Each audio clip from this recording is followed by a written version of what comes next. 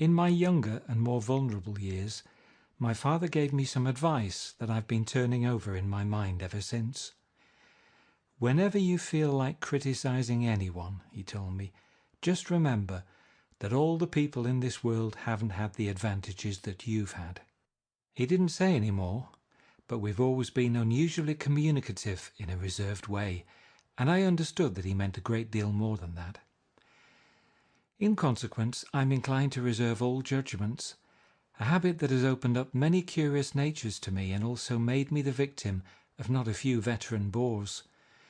The abnormal mind is quick to detect and attach itself to this quality when it appears in a normal person, and so it came about that in college I was unjustly accused of being a politician, because I was privy to the secret griefs of wild unknown men. Most of the confidences were unsought. Frequently I have feigned sleep, preoccupation, or a hostile levity when I realized, by some unmistakable sign, that an intimate revelation was quivering on the horizon. For the intimate revelations of young men, or at least the terms in which they express them, are usually plagiaristic and marred by obvious suppressions. Reserving judgments is a matter of infinite hope. I am still a little afraid of missing something if I forget that, as my father snobbishly suggested, and I snobbishly repeat, a sense of the fundamental decencies is parcelled out unequally at birth. And after boasting this way of my tolerance, I come to the admission that it has a limit. Conduct may be founded on the hard rock or the wet marshes, but after a certain point I don't care what it's founded on. When I came back from the East last autumn, I felt that I wanted the world to be in uniform and at a sort of moral attention forever. I wanted no more riotous excursions with privileged glimpses into the human heart. Only Gatsby, the man who gives his name to this book, was exempt from my reaction. Gatsby, who represented everything for which I have an unaffected scorn. If personality is an unbroken series of successful gestures, then there was something gorgeous about him, some heightened sensitivity to the promises of life, as if he were related to one of those intricate machines that register earthquakes 10,000 miles away. This responsiveness had nothing to do with that flabby impressionability, which is dignified under the name of the creative temperament. It was an extraordinary gift for hope, a romantic readiness such as I have never found in any other person, and which it is not likely I shall ever find again. No, Gatsby turned out all right at the end. It is what preyed on Gatsby, what foul dust floated in the wake of his dreams, that temporarily closed out my interest in the abortive sorrows and short-winded elations of men. My family have been prominent, well-to-do people in this Middle Western city for 3 generations. The Carraways are something of a clan, and we have a tradition that we're descended from the Dukes of Buccleuch, but the actual founder of my line was my grandfather's brother, who came here in '51, sent a substitute to the Civil War and started the wholesale hardware business that my father carries on today. I never saw this great-uncle, but I'm supposed to look like him, with special reference to the rather hard-boiled painting that hangs in father's office. I graduated from New Haven in 1915, just a quarter of a century after my father, and a little later I participated in that delayed Teutonic migration known as the Great War. I enjoyed the counter-raid so thoroughly that I came back restless. Instead of being the warm centre of the world, the Middle West now seemed like the ragged edge of the universe, so I decided to go east and learn the bond business. Everybody I knew was in the bond business, so I suppose it could support one more single man. All my aunts and uncles talked it over as if they were choosing a prep school for me, and finally said, "Why, yes," with very grave, hesitant faces. Father agreed to finance me for a year, and after various delays I came east permanently, I thought, in the spring of '22. The practical thing was to find rooms in the city, but it was a warm season, and I had just left a country of wide lawns and friendly trees, so when a young man at the office suggested that we take a house together in a commuting town, it sounded like a great idea. He found the house, a weather-beaten cardboard bungalow at $80 a month, but at the last minute the firm ordered him to Washington, and I went out to the country alone. I had a dog, at least I had him for a few days until he ran away, and an old Dodge, and a Finnish woman who made my bed and cooked breakfast and muttered Finnish wisdom to herself over the electric stove. It was lonely for a day or so, until one morning some man, more recently arrived than I, stopped me on the road. "How do you get to West Egg Village?" he asked helplessly. I told him, and as I walked on I was lonely no longer. I was a guide, a pathfinder, an original settler. He had casually conferred on me the freedom of the neighbourhood. And so, with the sunshine and the great bursts of leaves growing on the trees, just as things grow in fast movies, I had that familiar conviction that life was beginning over again with the summer. There was so much to read, for one thing, and so much fine health to be pulled down out of the young, breath-giving air. I bought a dozen volumes on banking and credit and investment securities, and they stood on my shelf in red and gold like new money from the mint, promising to unfold the shining secrets that only Midas and Morgan and Maecenas knew. And I had the high intention of reading many other books besides. I was rather literary in college. One year I wrote a series of very solemn and obvious editorials for the Yale News, and now I was going back to bring back all such things into my life and become again that most limited of all specialists, the well-rounded man. This isn't just an epigram. Life is much more successfully looked at from a single window after all. It was a matter of chance that I should have rented a house in one of the strangest communities in North America. It was on that slender, riotous island which extends itself due east of New York, and where there are, among other natural curiosities, two unusual formations of land, 20 miles from the city, a pair of enormous eggs, identical in contour and separated only by a courtesy bay, jut out into the most domesticated body of salt water in the Western Hemisphere. The great wet barnyard of Long Island Sound. They are not perfect ovals, like the egg in the Columbus story. They are both crushed flat at the contact end, but their physical resemblance must be a source of perpetual confusion to the gulls that fly overhead. To the wingless, a more arresting phenomenon is their dissimilarity in every particular, except shape and size. I lived at West Egg, the less fashionable of the two, though this is a most superficial tag to express the bizarre and not a little sinister contrast between them. My house was at the very tip of the egg, only 50 yards from the Sound, and squeezed between two huge places that rented for 12 or 15,000 a season. The one on my right was a colossal affair by any standard. It was a factual imitation of some Hotel de Ville in Normandy, with a tower on one side, spanking new under a thin beard of raw ivy, and a marble swimming pool, and more than 40 acres of lawn and garden. It was Gatsby's mansion, or rather, as I didn't know Mr. Gatsby, it was a mansion inhabited by a gentleman of that name. My own house was an eyesore, but it was a small eyesore, and it had been overlooked, so I had a view of the water, a partial view of my neighbour's lawn, and the consoling proximity of millionaires, all for $80 a month. Across the courtesy bay, the white palaces of fashionable East Egg glittered along the water, and the history of the summer really begins on the evening I drove over there to have dinner with the Tom Buchanans. Daisy was my second cousin once removed, and I'd known Tom in college, and just after the war I spent 2 days with them in Chicago. Her husband, among various physical accomplishments, had been one of the most powerful ends that ever played football at New Haven.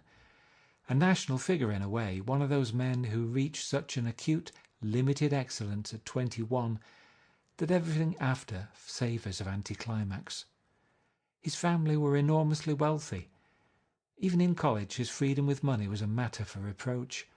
But now he'd left Chicago and come east, in a fashion that rather took your breath away. For instance, he'd brought down a string of polo ponies from Lake Forest. It was hard to realize that a man in my own generation was wealthy enough to do that. Why they came east I don't know.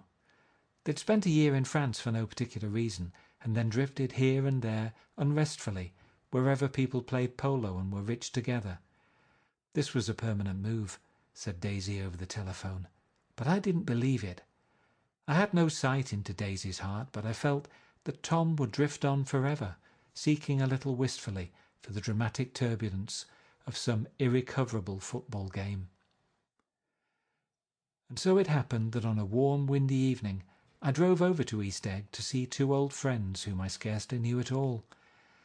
Their house was even more elaborate than I expected, a cheerful red and white Georgian colonial mansion overlooking the bay. The lawn started at the beach and ran towards the front door for a quarter of a mile, jumping over sundials and brick walks and burning gardens. Finally, when it reached the house, drifting up the side in bright vines, as though from the momentum of its run. The front was broken by a line of French windows, glowing now with reflected gold and wide open to the warm, windy afternoon, and Tom Buchanan in riding clothes was standing, with his legs apart, on the front porch. He had changed since his New Haven years. Now he was a sturdy, straw-haired man of 30, with a rather hard mouth and a supercilious manner. Two shining, arrogant eyes had established dominance over his face and gave him the appearance of always leaning aggressively forward. Not even the effeminate swank of his riding clothes could hide the enormous power of that body. He seemed to fill those glistening boots until he strained the top lacing, and you could see a great pack of muscle shifting when his shoulder moved under his thin coat. It was a body capable of enormous leverage, a cruel body. His speaking voice, a gruff, husky tenor, added to the impression of fractiousness he conveyed. There was a touch of paternal contempt in it, even toward people he liked, and there were men at New Haven who had hated his guts. "Now, don't think my opinion on these matters is final," he seemed to say, "just because I'm stronger and more of a man than you are." We were in the same senior society, and while we were never intimate, I always had the impression that he approved of me and wanted me to like him with some harsh, defiant wistfulness of his own. We talked for a few minutes on the sunny porch. "I've got a nice place here," he said, his eyes flashing about restlessly. Turning me around by one arm, he moved a broad flat hand along the front vista, including in its sweep a sunken Italian garden, a half-acre of deep pungent roses, and a snub-nosed motorboat that bumped the tide offshore. It belonged to Domain, the oil man. He turned me round again, politely and abruptly. "We'll go inside." We walked through a high hallway into a bright, rosy-coloured space, fragilely bound into the house by French windows at either end. The windows were ajar and gleaming white against the fresh grass outside that seemed to grow a little way into the house. A breeze blew through the room, blew curtains in at one end and out the other like pale flags, twisting them up toward the frosted wedding cake of the ceiling, and then rippled over the wine-coloured rug, making a shadow on it as wind does on the sea. The only completely stationary object in the room was an enormous couch on which two young women were buoyed up, as though upon an anchored balloon. They were both in white, and their dresses were rippling and fluttering, as if they'd just been blown back in after a short flight around the house. I must have stood for a few moments listening to the whip and snap of the curtains, and the groan of a picture on the wall. Then there was a boom as Tom Buchanan shut the rear windows, and the court wind died out about the room, and the curtains and the rugs and the two young women ballooned slowly to the floor. The younger of the two was a stranger to me. She was extended full length at her end of the divan, completely motionless and with her chin raised a little, as if she were balancing something on it which was quite likely to fall. If she saw me out of the corner of her eyes, she gave no hint of it. Indeed, I was almost surprised into murmuring an apology for having disturbed her by coming in. The other girl, Daisy, made an attempt to rise. She leaned slightly forward with a conscientious expression. Then she laughed an absurd, charming little laugh, and I laughed too and came forward into the room. "I'm paralysed with happiness." She laughed again as if she said something very witty, and held my hand for a moment, looking up into my face. promising that there was no one in the world she so much wanted to see. That was a way she had. She hinted in a murmur that the surname of the balancing girl was Baker. I've heard it said that Daisy's murmur was only to make people lean toward her, an irrelevant criticism that made it no less charming. At any rate, Miss Baker's lips fluttered. She nodded at me almost imperceptibly and then quickly tipped her head back again. The object she was balancing had obviously tottered a little and given her something of a fright. Again a sort of apology arose to my lips. Almost any exhibition of complete self-sufficiency draws a stunned tribute from me. I looked back at my cousin, who began to ask me questions in her low, thrilling voice. It was the kind of voice that the ear follows up and down as if each speech is an arrangement of notes that will never be played again. Her face was sad and lovely, with bright things in it, bright eyes and a bright, passionate mouth. But there was an excitement in her voice that men who had cared for her found difficult to forget. A singing compulsion, a whispered "listen," a promise that she had done gay, exciting things just a while since, and that there were gay, exciting things hovering in the next hour. I told her how I had stopped off in Chicago for a day on my way east, and how a dozen people had sent their love through me. "Do they miss me?" she cried ecstatically. "The whole town is desolate. All the cars have the left rear wheel painted black as a mourning wreath, and there's a persistent wail all night along the North Shore." "How gorgeous! Let's go back, Tom, tomorrow." Then she added irrelevantly, "You ought to see the baby." "I'd like to. She's asleep. She's 3 years old. Haven't you ever seen her?" "Never." "Well, you ought to see her. She's—" Tom Buchanan, who had been hovering restlessly about the room, stopped and rested his hand on my shoulder. "What you doing, Nick?" "I'm a bondman." "Who with?" I told him. "Never heard of them," he remarked decisively. This annoyed me. "You will," I answered shortly. "You will if you stay in the East." "Oh, I'll stay in the East, don't you worry," he said, glancing at Daisy and then back at me, as if he were alert for something more. I'd be a goddamned fool to live anywhere else. At this point Miss Baker said, "Absolutely," with such suddenness that I started. It was the first word she'd uttered since I came into the room. Evidently it surprised her as much as it did me, for she yawned and with a series of rapid, deft movements stood up into the room.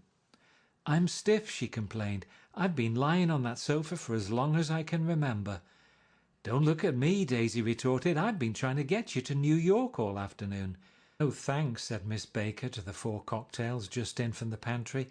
"I'm absolutely in training." Her host looked at her incredulously. "You are!" He took down his drink as if it were a drop in the bottom of a glass. "How you ever get anything done is beyond me." I looked at Miss Baker, wondering what it was she got done. I enjoyed looking at her. She was a slender, small-breasted girl with an erect carriage, which she accentuated by throwing her body backward at the shoulders, like a young cadet. Her grey, sun-strained eyes looked back at me with polite, reciprocal curiosity out of a wan, charming, discontented face. It occurred to me now that I had seen her, or a picture of her, somewhere before. "You live in West Egg," she remarked contemptuously. "I know somebody there." "I don't know a single—" "You must know Gatsby." "Gatsby?" demanded Daisy. "What Gatsby?" Before I could reply that he was my neighbour, dinner was announced. Wedging his tense arm imperatively under mine, Tom Buchanan compelled me from the room as though we were moving a checker to another square. Slenderly, languidly, their hands set lightly on their hips, the 2 young women preceded us out onto a rosy-coloured porch open towards the sunset, where 4 candles flickered on the table in the diminished wind. "Why candles?" objected Daisy, frowning. She snapped them out with her fingers. "In 2 weeks it'll be the longest day in the year." She looked at us all radiantly. "Do you always watch for the longest day of the year and then miss it?" "I always watch for the longest day in the year and then miss it." "We ought to plan something," yawned Miss Baker, sitting down at the table as if she were getting into bed. "All right," said Daisy. "What'll we plan?" She turned to me helplessly. "What do people plan?" Before I could answer, her eyes fastened with an awed expression on her little finger. "Look," she complained. "I hurt it." We all looked. The knuckle was black and blue. "You did it, Tom," she said accusingly. "I know you didn't mean to, but you did do it. That's what I get for marrying a brute of a man, a great big, hulking, physical specimen of a—" "I hate that word, hulking," objected Tom crossly, "even in kidding." "Hulking," insisted Daisy. Sometimes she and Miss Baker talked at once, unobtrusively, and with a bantering inconsequence that was never quite chatter, that was as cool as their white dresses and their impersonal eyes in the absence of all desire. They were here, and they accepted Tom and me, making only a polite, pleasant effort to entertain or to be entertained. They knew that presently dinner would be over, and a little later the evening too would be over, and casually put away. It was sharply different from the West, where an evening was hurried from phase to phase towards its close, in a continually disappointed anticipation, or else in sheer nervous dread of the moment itself. "You make me feel uncivilized, Daisy," I confessed on my second glass of corky but rather impressive claret. "Can't you talk about crops or something?" I meant nothing in particular by this remark, but it was taken up in an unexpected way. "Civilization's going to pieces," broke out Tom violently. "I've gotten to be a terrible pessimist about things. Have you read The Rise of the Coloured Empires by this man Goddard?" "Why, no," I answered, rather surprised by his tone. "Well, it's a fine book and everybody ought to read it. The idea is, if we don't look out, the white race will be utterly submerged. It's all scientific stuff. It's been proved." "Tom's getting very profound," said Daisy with an expression of unthoughtful sadness. "He reads deep books with long words in them. What was that word we—" "Well, these books are all scientific," insisted Tom, glancing at her impatiently. "This fellow has worked out the whole thing. It's up to us, who are the dominant race, to watch out, or these other races will have control of things." "We've got to beat them down," whispered Daisy, winking ferociously towards the fervent sun. "You ought to live in California," began Miss Baker, but Tom interrupted her by shifting heavily in his chair. "This idea is that we're Nordics. I am, and you are, and—" After an infinitesimal hesitation, he included Daisy with a slight nod, and she winked at me again. "And we've produced all the things that go to make civilization. Oh, science and art and all that. Do you see?" There was something pathetic in his concentration, as if his complacency, more acute than of old, was not enough to him any more. When almost immediately the telephone rang inside and the butler left the porch, Daisy seized upon the momentary interruption and leaned towards me. "I'll tell you a family secret," she whispered enthusiastically. "It's about the butler's nose. Do you want to hear about the butler's nose?" "That's why I came over tonight." "Well, he wasn't always a butler. He used to be the silver polisher for some people in New York that had a silver service for 200 people. He had to polish it from morning till night until finally it began to affect his nose." "Things went from bad to worse," suggested Miss Baker. "Yes, things went from bad to worse until finally he had to give up his position." For a moment the last sunshine fell with romantic affection upon her glowing face. Her voice compelled me forward breathlessly as I listened.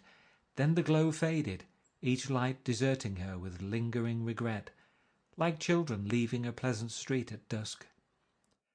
The butler came back and murmured something close to Tom's ear, whereupon Tom frowned, pushed back his chair, and without a word went inside. As if his absence quickened something within her, Daisy leaned forward again, her voice glowing and singing. "I love to see you at my table, Nick.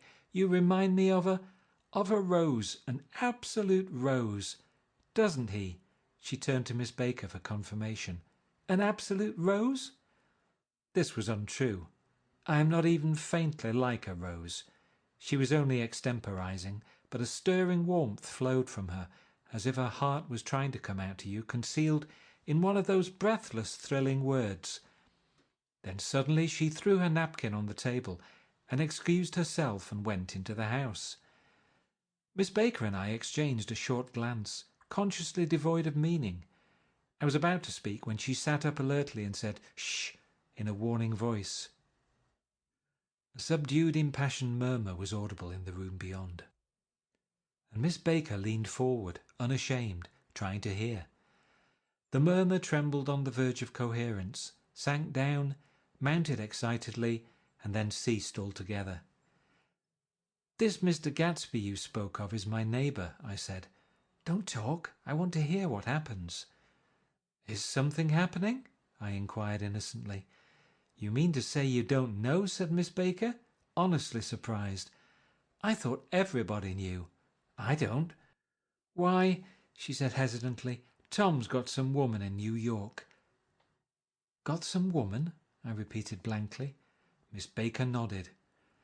"She might have the decency not to telephone him at dinner time, don't you think?"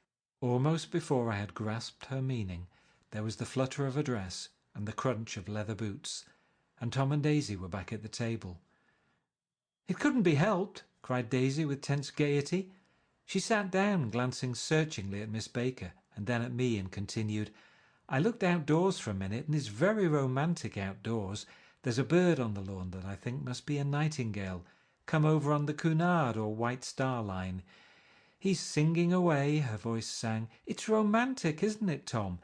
"Very romantic," he said, and then miserably to me, "If it's light enough after dinner, I want to take you down to the stables." The telephone rang inside, startlingly, and as Daisy shook her head decisively at Tom, the subject of the stables, in fact all subjects, vanished into air.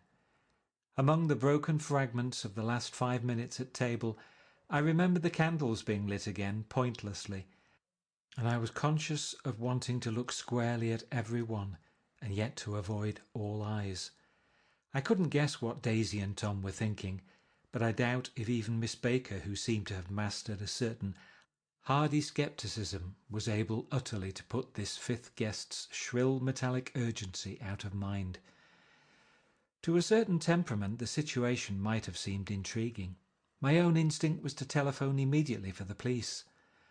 The horses, needless to say, were not mentioned again.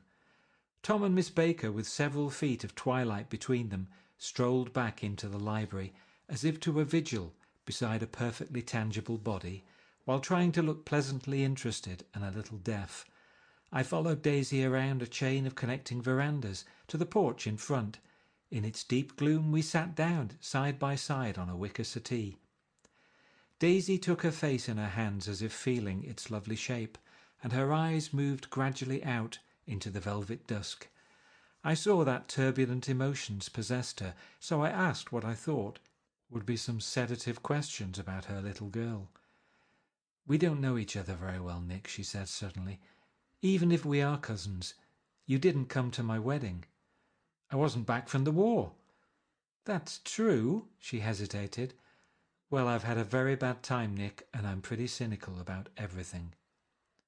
Evidently she had reason to be. I waited, but she didn't say any more, and after a moment I returned rather feebly to the subject of her daughter. "I suppose she talks and eats and everything?" "Oh, yes." She looked at me absently. "Listen, Nick, let me tell you what I said when she was born. Would you like to hear?" "Very much." "It'll show you how I've gotten to feel about things. Well, she was less than an hour old, and Tom was God knows where. I woke up out of the ether with an utterly abandoned feeling, and asked the nurse right away if it was a boy or a girl. She told me it was a girl, and so I turned my head away and wept. "All right," I said. "I'm glad it's a girl, and I hope she'll be a fool. That's the best thing a girl can be in this world, a beautiful little fool." "You see, I think everything's terrible anyhow," she went on in a convinced way. "Everybody thinks so, the most advanced people, and I know.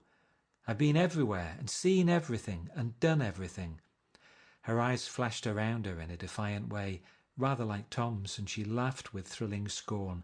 "Sophisticated! God, I'm sophisticated!" The instant her voice broke off, ceasing to compel my attention, my belief, I felt the basic insincerity of what she had said.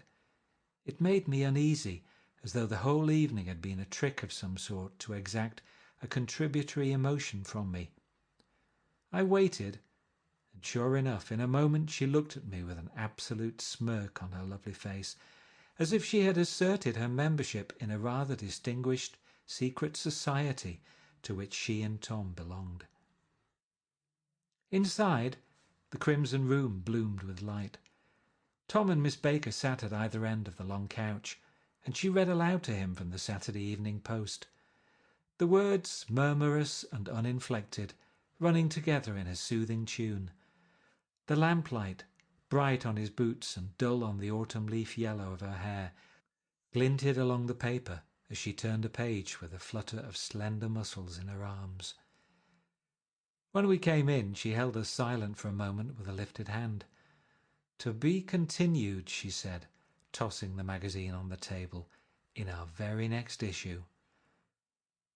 Her body asserted itself with a restless movement of her knee, and she stood up. 10 o'clock, she remarked, apparently finding the time on the ceiling. Time for this good girl to go to bed. "Jordan's going to play in the tournament tomorrow," explained Daisy, "over at Westchester." "Oh, you're Jordan Baker." I knew now why her face was familiar.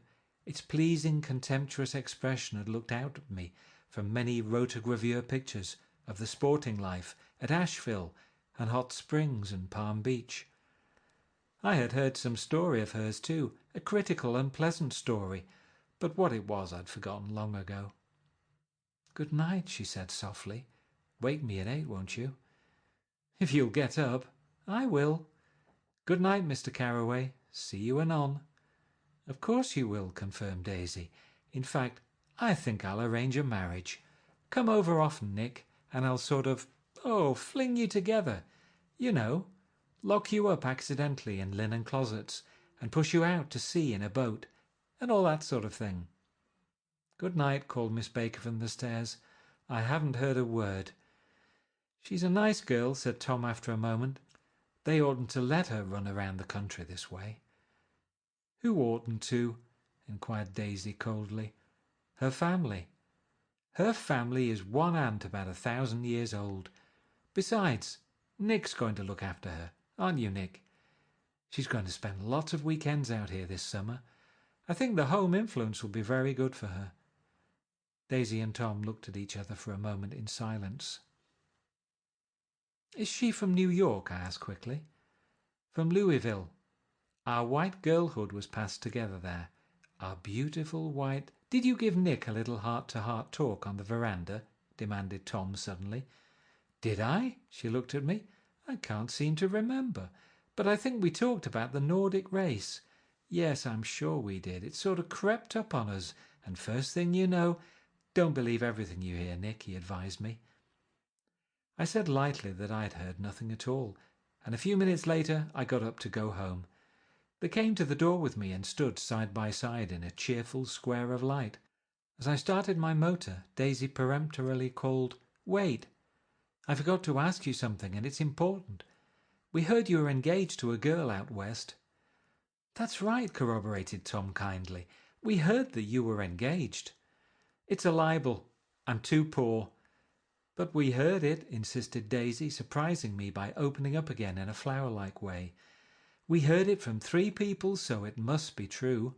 Of course I knew what they were referring to, but I wasn't even vaguely engaged. The fact that gossip had published the banns was one of the reasons I had come east. You can't stop going with an old friend on account of rumours, and on the other hand I had no intention of being rumoured into marriage. Their interest rather touched me and made them less remotely rich. Nevertheless, I was confused and a little disgusted as I drove away. It seemed to me that the thing for Daisy to do was to rush out of the house, child in arms, but apparently there were no such intentions in her head.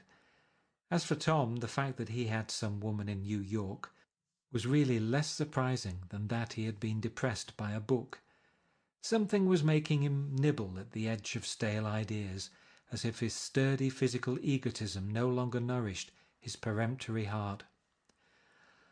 Already it was deep summer on roadhouse roofs and in front of wayside garages, when new red gas pumps set out in pools of light, and when I reached my estate at West Egg, I ran the car under its shed and sat for a while on an abandoned grass roller in the yard. The wind had blown off, leaving a loud, bright night with wings beating in the trees, and a persistent organ sound as the full bellows of the earth blew the frogs full of life. The silhouette of a moving cat wavered across the moonlight, and turning my head to watch it, I saw that I was not alone.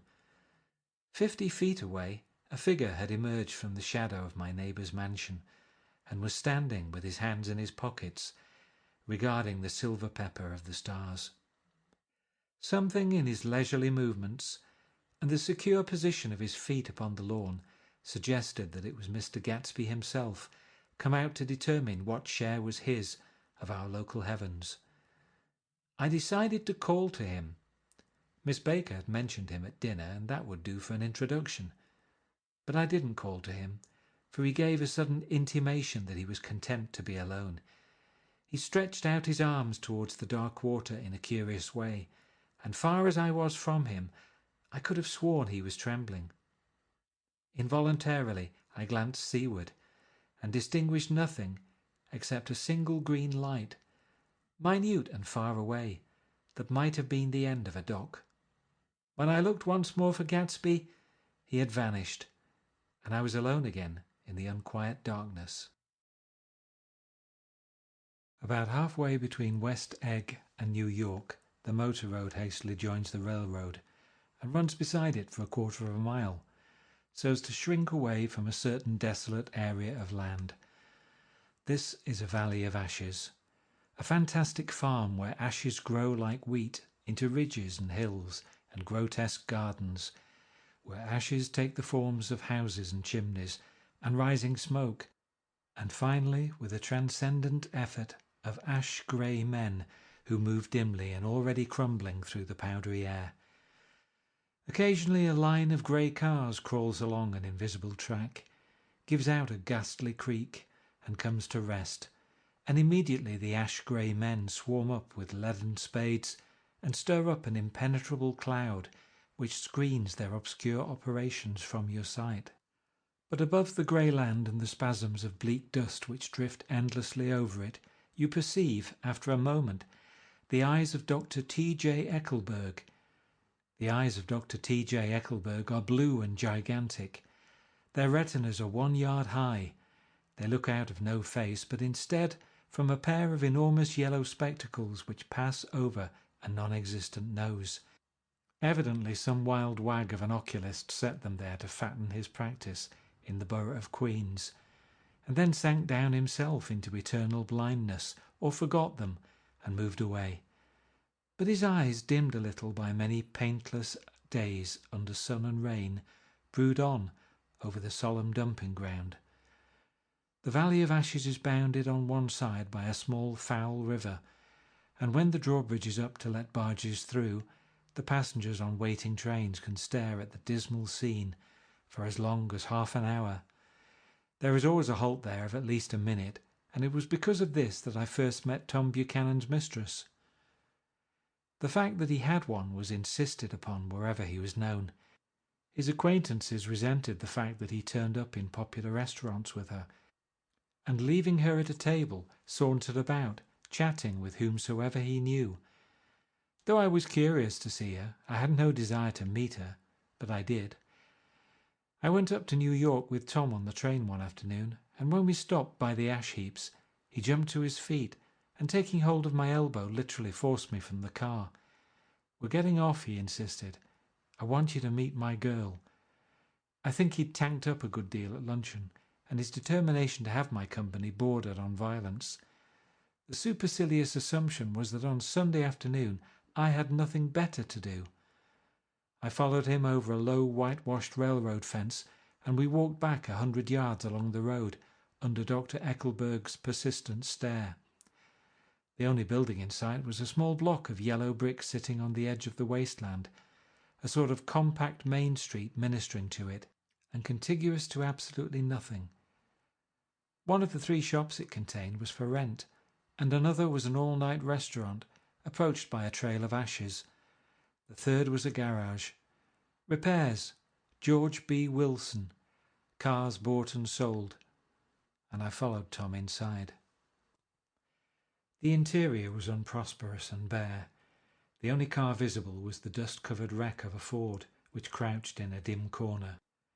It had occurred to me that this shadow of a garage must be a blind, and that sumptuous and romantic apartments were concealed overhead, when the proprietor himself appeared in the door of an office, wiping his hands on a piece of waste. He was a blond, spiritless man, anemic and faintly handsome. When he saw us, a damp gleam of hope sprang into his light blue eyes. "Hello, Wilson, old man," said Tom, slapping him jovially on the shoulder. "How's business?"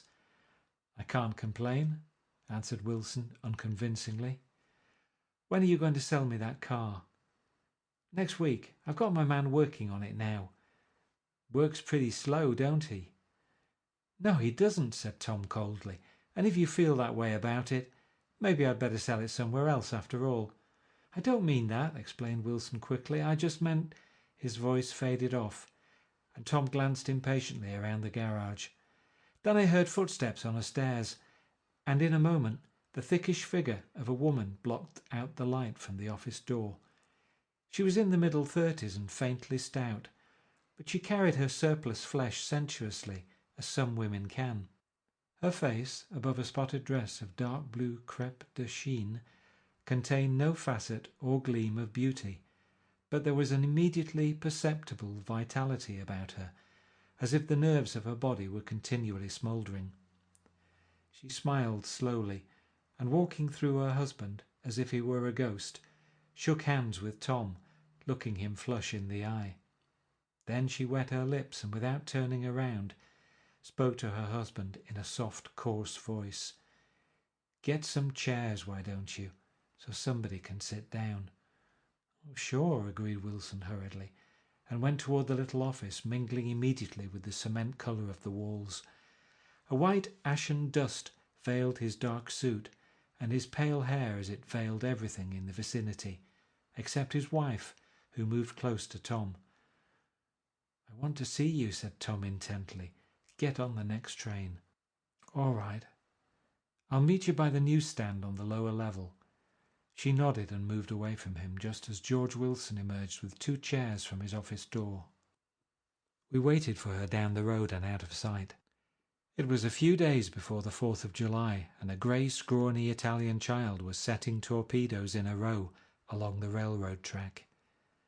"Terrible place, isn't it?" said Tom, exchanging a frown with Dr. Eckelberg. "Awful. It does her good to get away." "Doesn't her husband object?" "Wilson?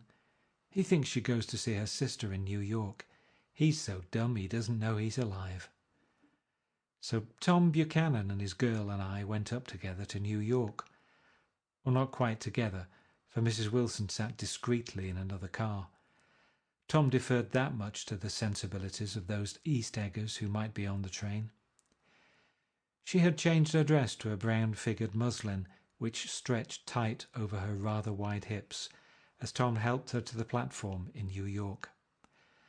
At the newsstand she bought a copy of Town Tattle and a moving picture magazine, and in the station drugstore some cold cream and a small flask of perfume. Upstairs in the solemn, echoing drive, she let 4 taxicabs drive away before she selected a new one, lavender-coloured with grey upholstery, and in this we slid out from the mass of the station into the glowing sunshine. But immediately she turned sharply from the window and, leaning forward, tapped on the front glass. "I want to get one of those dogs," she said earnestly. "I want to get one for the apartment. They're nice to have, a dog." We backed up to a grey old man who bore an absurd resemblance to John D. Rockefeller.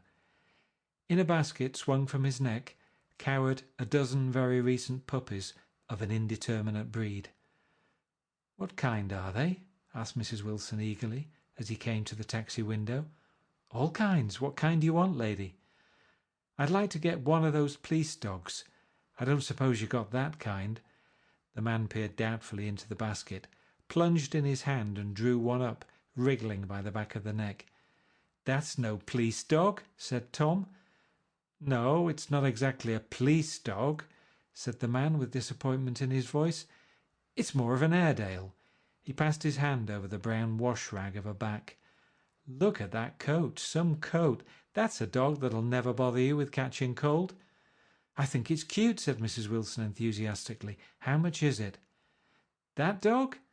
He looked at it admiringly. "That dog will cost you $10. The Airedale?" Undoubtedly there was an Airedale concerned in it somewhere, though its feet were startlingly white, changed hands, and settled down into Mrs. Wilson's lap, where she fondled the weatherproof coat with rapture. "Is it a boy or a girl?" she asked delicately. "That dog? That dog's a boy." "It's a bitch," said Tom decisively. "Here's your money. Go and buy 10 more dogs with it." We drove over to Fifth Avenue, so warm and soft, almost pastoral on the summer Sunday afternoon that I wouldn't have been surprised to see a great flock of white sheep turn the corner. "Hold on," I said. "I have to leave you here." "No, you don't," interposed Tom quickly. "Myrtle'll be hurt if you don't come up to the apartment. Won't you, Myrtle?" "Come on," she urged. "I'll telephone my sister, Catherine. She's said to be very beautiful by people who ought to know." "Well, I'd like to, but—" We went on, cutting back again over the park toward the West Hundreds. At 158th Street the cab stopped at one slice in a long white cake of apartment houses. Throwing a regal homecoming glance around the neighbourhood, Mrs. Wilson gathered up her dog and her other purchases and went haughtily in.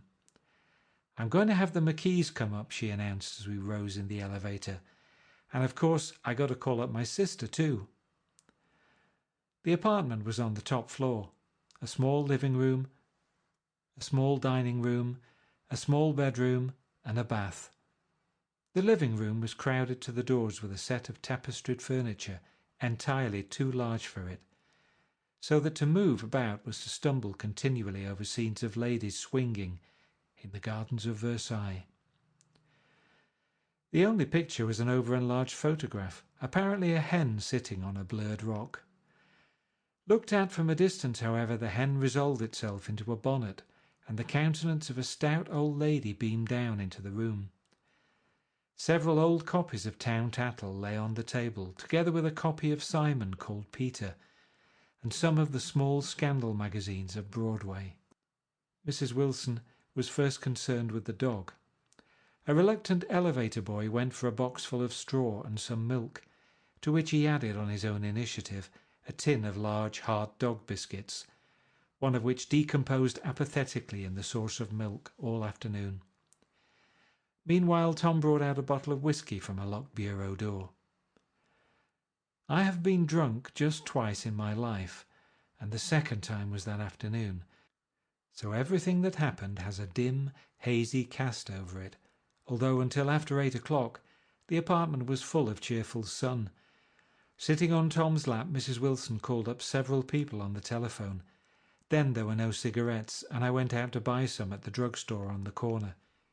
When I came back they had disappeared, so I sat down discreetly in the living room and read a chapter of Simon Called Peter. Either it was terrible stuff or the whisky distorted things, because it didn't make any sense to me. Just as Tom and Myrtle, after the first drink Mrs. Wilson and I called each other by our first names, reappeared, company commenced to arrive at the apartment door. The sister, Catherine, was a slender, worldly girl of about 30, with a solid, sticky bob of red hair and a complexion powdered milky white. Her eyebrows had been plucked and then drawn on again at a more rakish angle, but the efforts of nature towards the restoration of the old alignment gave a blurred air to her face. When she moved about there was an incessant clicking as innumerable pottery bracelets jingled up and down upon her arms. She came in with such a proprietary haste and looked around so possessively at the furniture that I wondered if she lived here. But when I asked her, she laughed immoderately, repeated my question aloud, and told me she lived with a girlfriend at a hotel. Mr. McKee was a pale, feminine man from the flat below. He had just shaved, for there was a white spot of lather on his cheekbone, and he was most respectful in his greeting to everyone in the room. He informed me that he was in the artistic game, and I gathered later that he was a photographer and had made the dim enlargement of Mrs. Wilson's mother, which hovered like an ectoplasm on the wall. His wife was shrill, languid, handsome, and horrible. She told me with pride that her husband had photographed her 127 times since they'd been married. Mrs. Wilson had changed her costume some time before, and was now attired in an elaborate afternoon dress of cream-coloured chiffon, which gave out a continual rustle as she swept about the room. With the influence of the dress, her personality had also undergone a change. The intense vitality that had been so remarkable in the garage was converted into impressive hauteur. Her laughter, her gestures, her assertions became more violently affected moment by moment, and as she expanded, the room grew smaller around her until she seemed to be revolving on a noisy, creaking pivot through the smoky air. "My dear," she told her sister in a high, mincing shout, "most of these fellas will cheat you every time. All they think of is money. I had a woman up here last week to look at my feet, and when she gave me the bill, you'd have thought she'd had my appendicitis out." "What was the name of the woman?" asked Mrs. McKee. "Mrs. Eberhardt. She goes around looking at people's feet in their own homes." "I like your dress," remarked Mrs. McKee. "I think it's adorable." Mrs. Wilson rejected the compliment by raising her eyebrow in disdain. "It's just a crazy old thing," she said. "I just slip it on sometimes when I don't care what I look like." "But it looks wonderful on you, if you know what I mean," pursued Mrs. McKee. "If Chester could only get you in that pose, I think he could make something of it." We all looked in silence at Mrs. Wilson, who removed a strand of hair from over her eyes and looked back at us with her brilliant smile. Mr. McKee regarded her intently with his head on one side, and then moved his hand back and forth slowly in front of his face. "I should change the light," he said after a moment. "I'd like to bring out the modelling of the features, and I'd try to get hold of all the back hair." "I wouldn't think of changing the light," cried Mrs. McKee. "I think it's—" Her husband said "shh," and we all looked at the subject again, whereupon Tom Buchanan yawned audibly and got to his feet. "You McKees have something to drink," he said.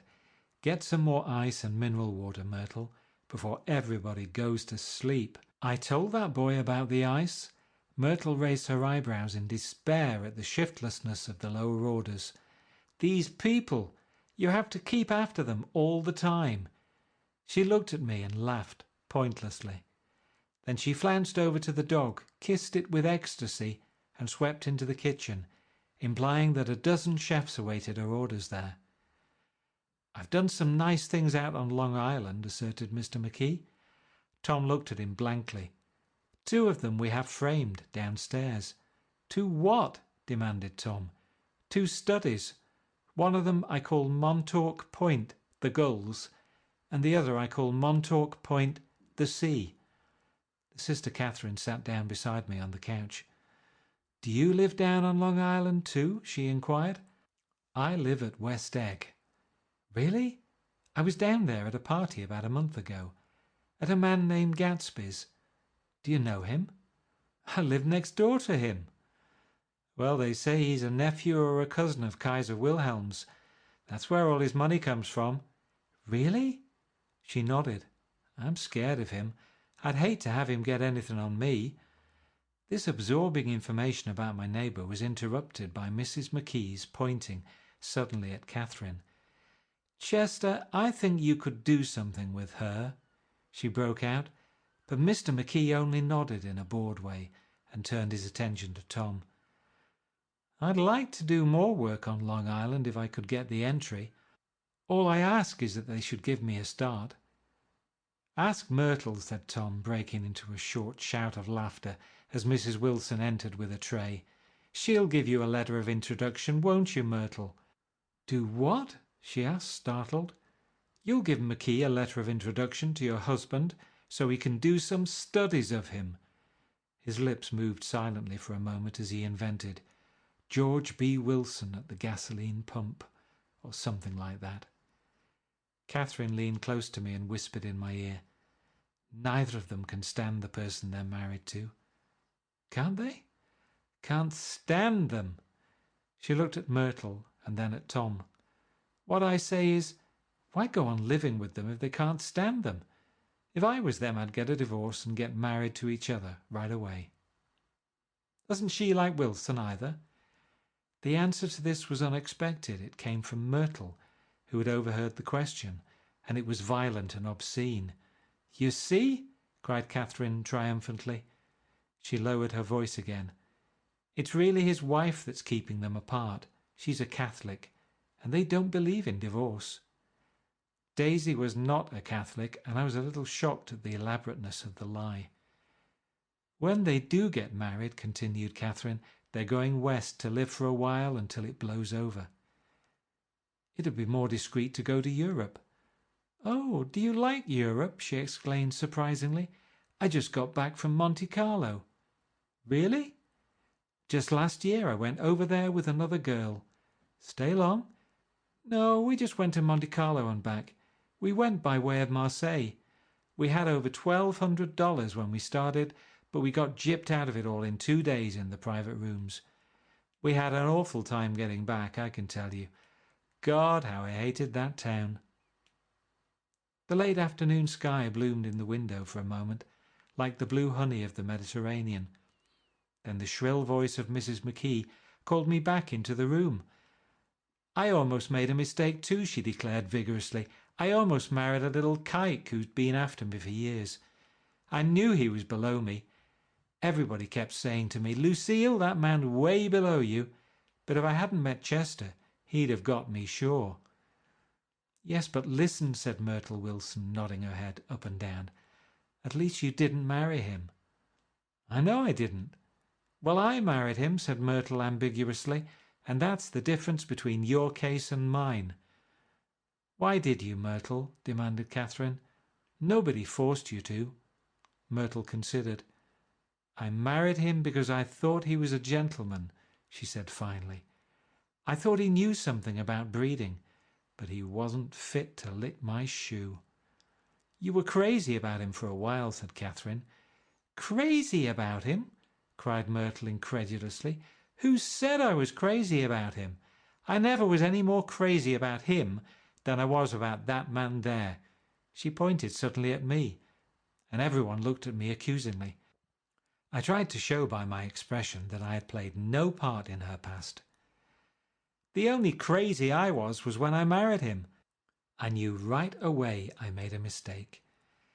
He borrowed somebody's best suit to get married in, and never even told me about it. And the man came after it one day when he was out." She looked around to see who was listening. "Oh, is that your suit?" I said. "This is the first I ever heard about it. But I gave it to him, and then I lay down and cried to beat the band all afternoon." "She really ought to get away from him," resumed Catherine to me. "They've been living over that garage for 11 years, and Tom's the first sweetie she ever had." The bottle of whiskey, a second one, was now in constant demand by all present, excepting Catherine, who felt just as good on nothing at all. Tom rang for the janitor and sent him for some celebrated sandwiches, which were a complete supper in themselves. I wanted to get out and walk eastward toward the park through the soft twilight, but each time I tried to go I became entangled in some wild, strident argument which pulled me back, as if with ropes, into my chair. Yet, high over the city, our line of yellow windows must have contributed their share of human secrecy to the casual watcher in the darkening streets. And I was him too, looking up and wondering. I was within and without, simultaneously enchanted and repelled by the inexhaustible variety of life. Myrtle pulled her chair close to mine, and suddenly her warm breath poured over me the story of her first meeting with Tom. It was on the 2 little seats facing each other that are always the last ones left on the train. I was going up to New York to see my sister and spend the night. He had on a dress suit and patent leather shoes, and I couldn't keep my eyes off him. but every time he looked at me, I had to pretend to be looking at the advertisement over his head. When we came into the station, he was next to me, and his white shirt front pressed against my arm, and so I told him I'd have to call policemen. But he knew I lied. I was so excited that when I got into a taxi with him, I didn't hardly know I wasn't getting into a subway train. All I kept thinking about over and over was, "You can't live forever. You can't live forever." She turned to Mrs. McKee, and the room rang full of her artificial laughter. "My dear," she cried, "I'm going to give you this dress as soon as I'm through with it. I've got to get another one tomorrow. I'm going to make a list of all the things I've got to get. A massage and a wave and a collar for the dog, and one of those cute little ashtrays where you touch a spring, and a wreath with a black silk bow for Mother's grave that'll last all summer. I got to write down a list so I won't forget all the things I got to do." It was 9 o'clock. Almost immediately afterward I looked at my watch and found it was 10. Mr. McKee was asleep on a chair with his fists clenched in his lap, like a photograph of a man of action.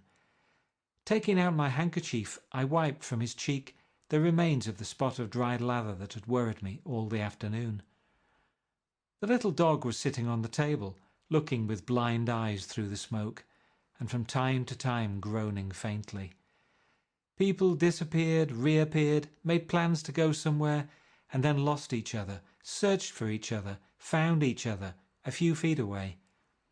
Sometime toward midnight, Tom Buchanan and Mrs. Wilson stood face to face, discussing in impassioned voices whether Mrs. Wilson had any right to mention Daisy's name.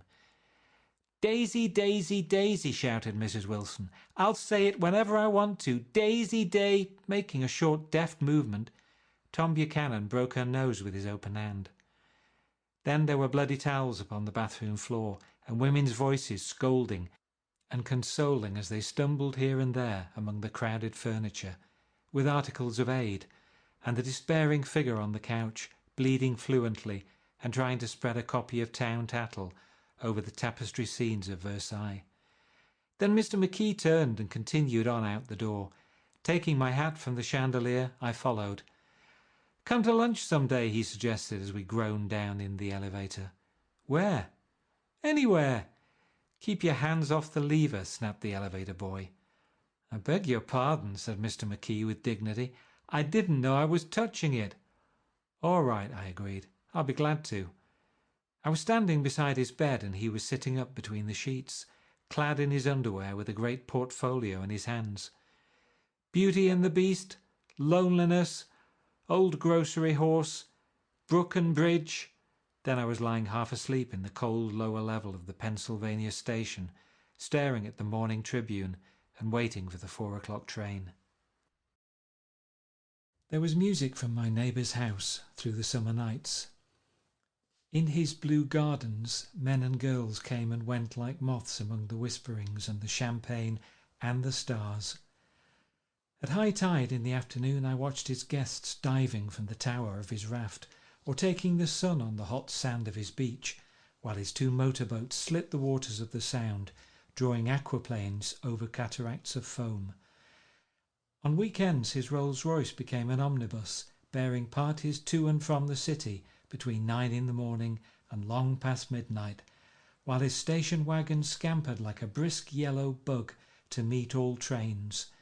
And on Mondays 8 servants, including an extra gardener, toiled all day with mops and scrubbing brushes and hammers and garden shears, repairing the ravages of the night before. Every Friday 5 crates of oranges and lemons arrived from a fruiterer in New York.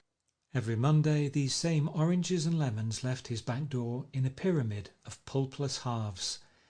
There was a machine in the kitchen which could extract the juice of 200 oranges in half an hour if a little button was pressed 200 times by a butler's thumb.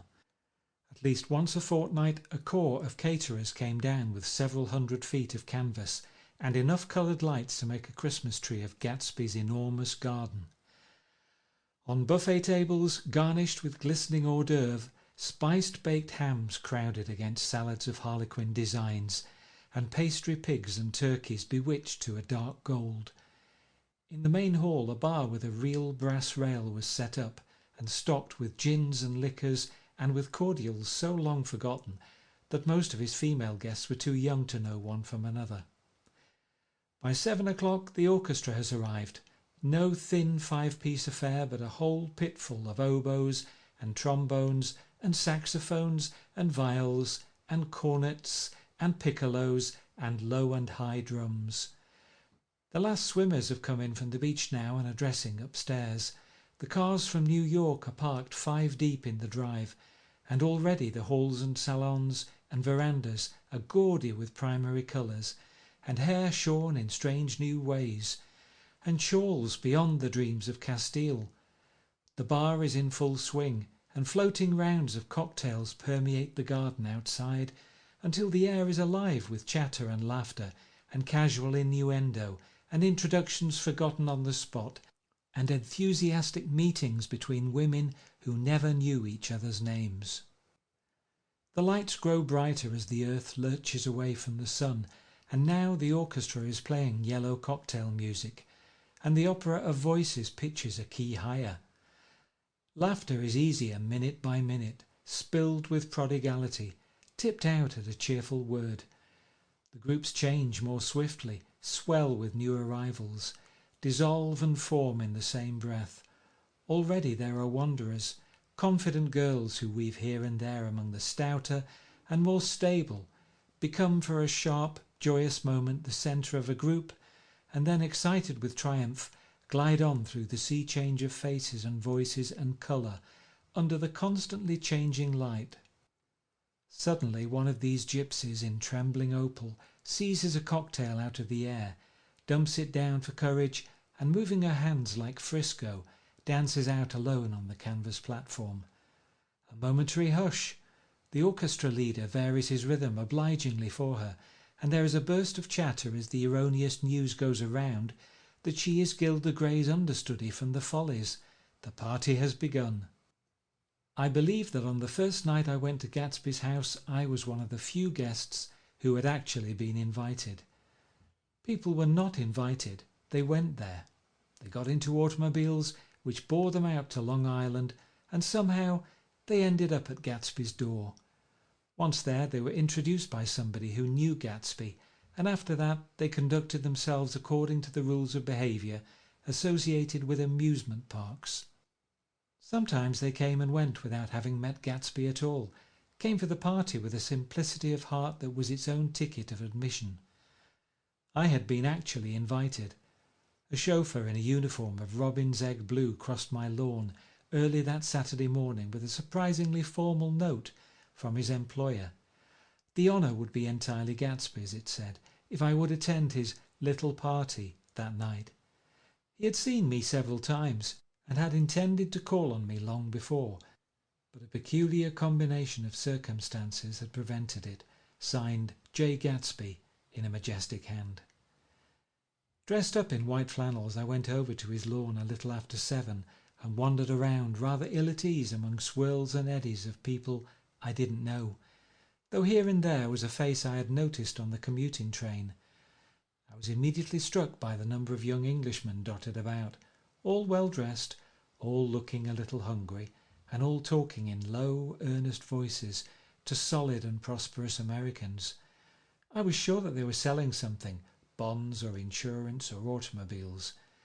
They were at least agonizingly aware of the easy money in the vicinity and convinced that it was theirs for a few words in the right key.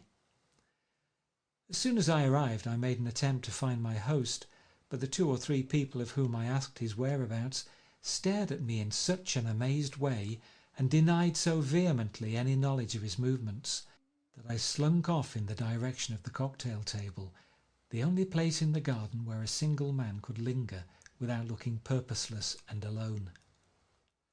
I was on my way to get roaring drunk from sheer embarrassment when Jordan Baker came out of the house and stood at the head of the marble steps, leaning a little backward and looking with contemptuous interest down into the garden.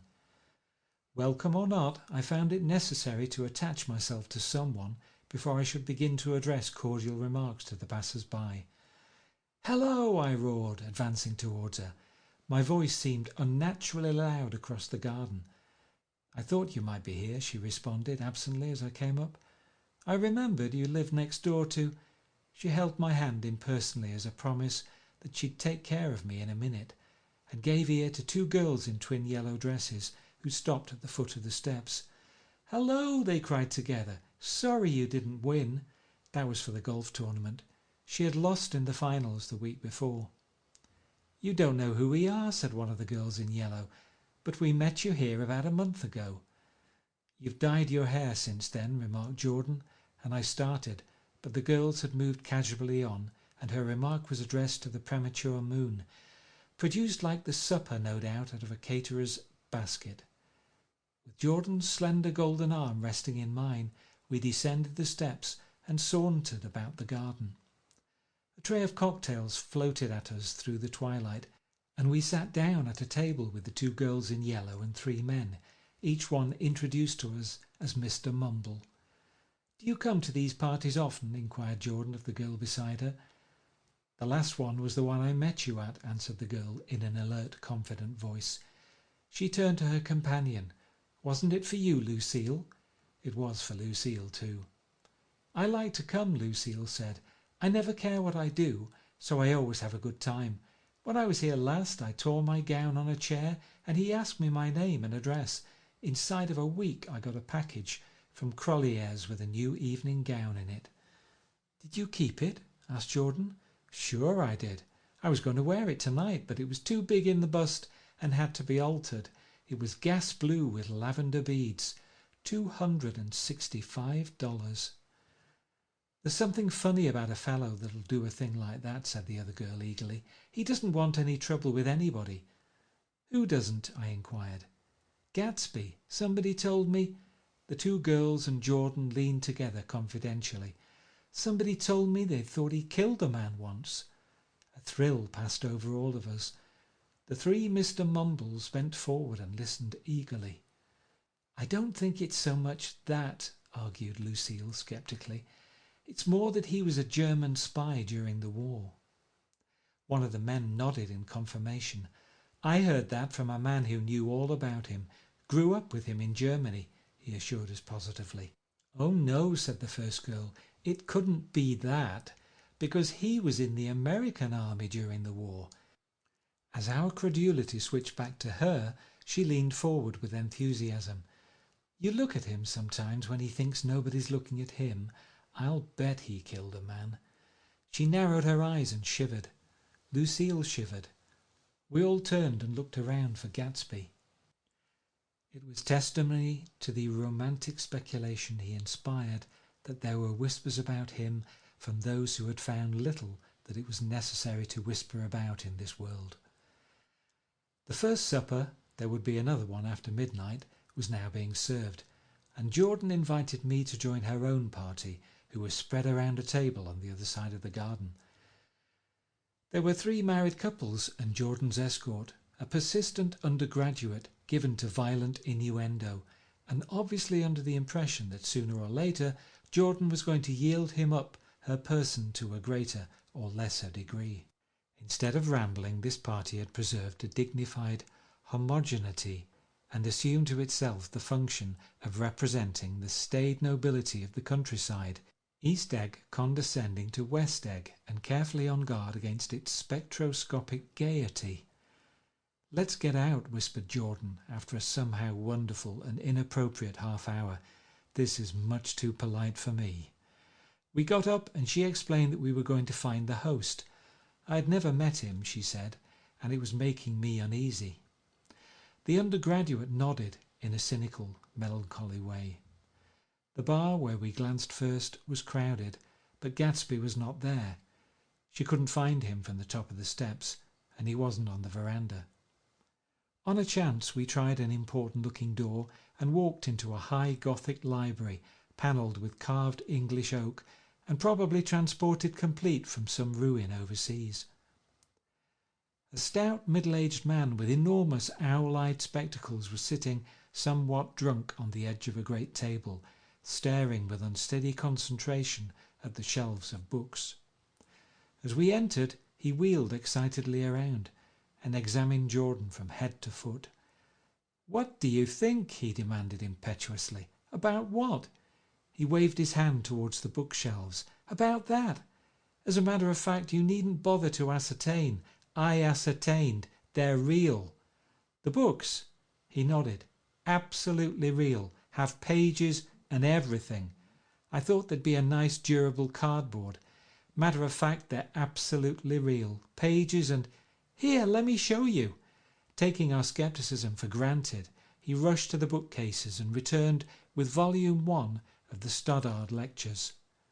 "See," he cried triumphantly, "it's a bona fide piece of printed matter. It fooled me.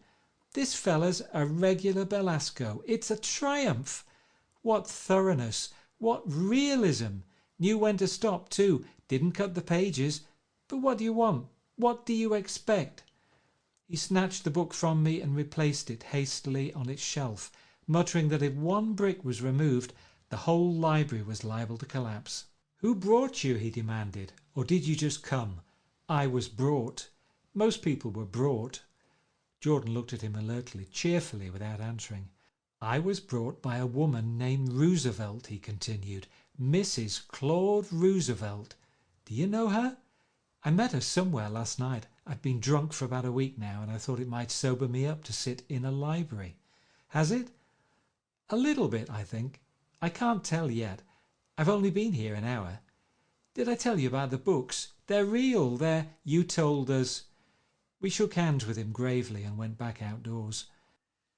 There was dancing now on the canvas in the garden, old men pushing young girls backward in eternal graceless circles, superior couples holding each other tortuously, fashionably, and keeping in the corners, and a great number of single girls dancing individualistically, or relieving the orchestra for a moment of the burden of the banjo or the traps.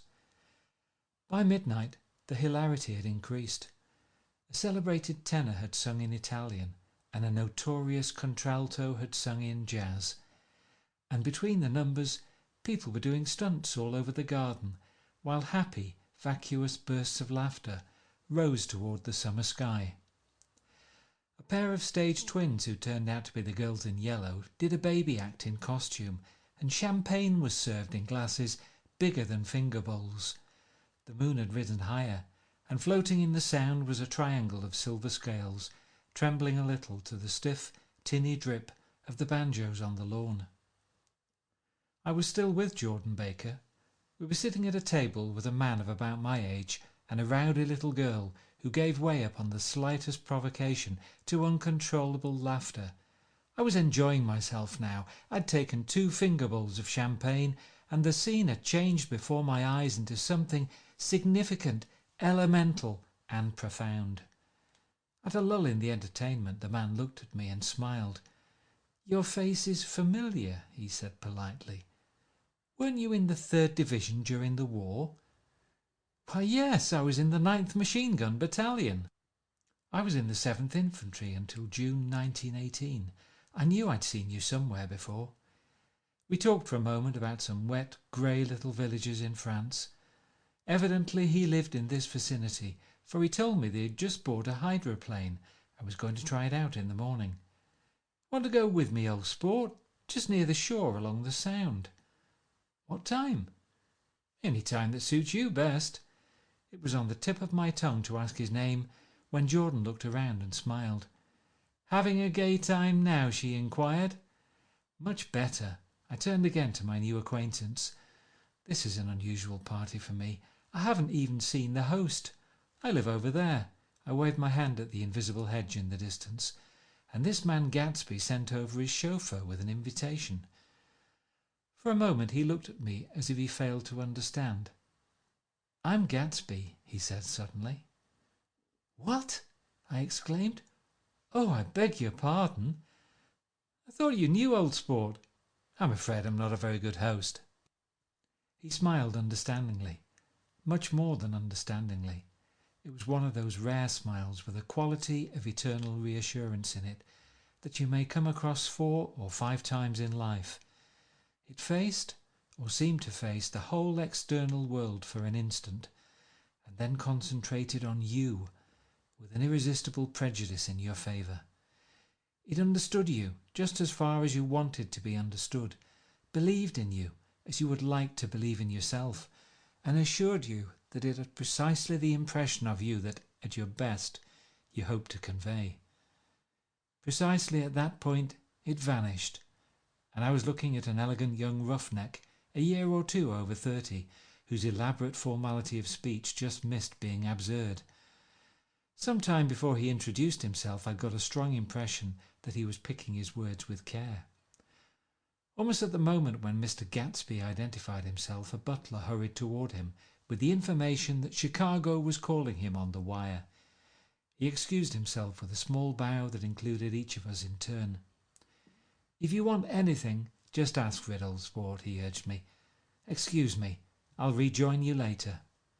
When he was gone, I turned immediately to Jordan, constrained to assure her of my surprise.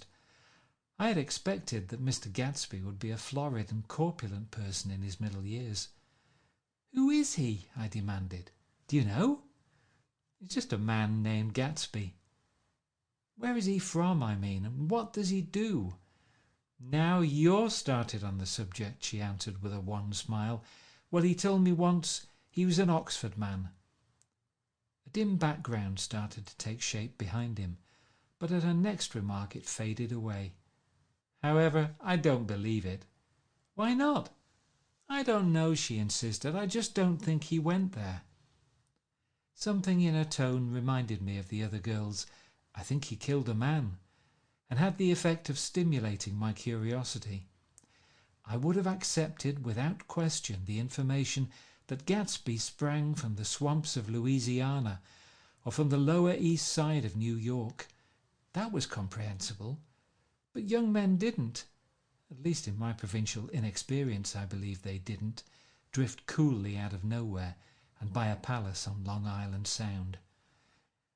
"Anyhow, he gives large parties," said Jordan, changing the subject with an urban distaste for the concrete. "And I like large parties. They're so intimate. At small parties there isn't any privacy." There was the boom of a bass drum, and the voice of the orchestra leader rang out suddenly above the echolalia of the garden. "Ladies and gentlemen," he cried, "at the request of Mr. Gatsby, we are going to play for you Mr. Vladimir Tostov's latest work, which attracted so much attention at Carnegie Hall last May. If you read the papers, you know there was a big sensation." He smiled with jovial condescension and added, "Some sensation," whereupon everybody laughed. "The piece is known," he concluded lustily, "as Vladimir Tostov's Jazz History of the World." The nature of Mr. Tostov's composition eluded me, because just as it began, my eyes fell on Gatsby, standing alone on the marble steps and looking from one group to another with approving eyes. His tanned skin was drawn attractively tight on his face, and his short hair looked as though it were trimmed every day. I could see nothing sinister about him. I wondered if the fact that he was not drinking helped to set him off from his guests, for it seemed to me that he grew more correct as the fraternal hilarity increased. When the Jazz History of the World was over, girls were putting their heads on men's shoulders in a puppyish convivial way. Girls were swooning backward playfully into men's arms, even into groups, knowing that someone would arrest their falls.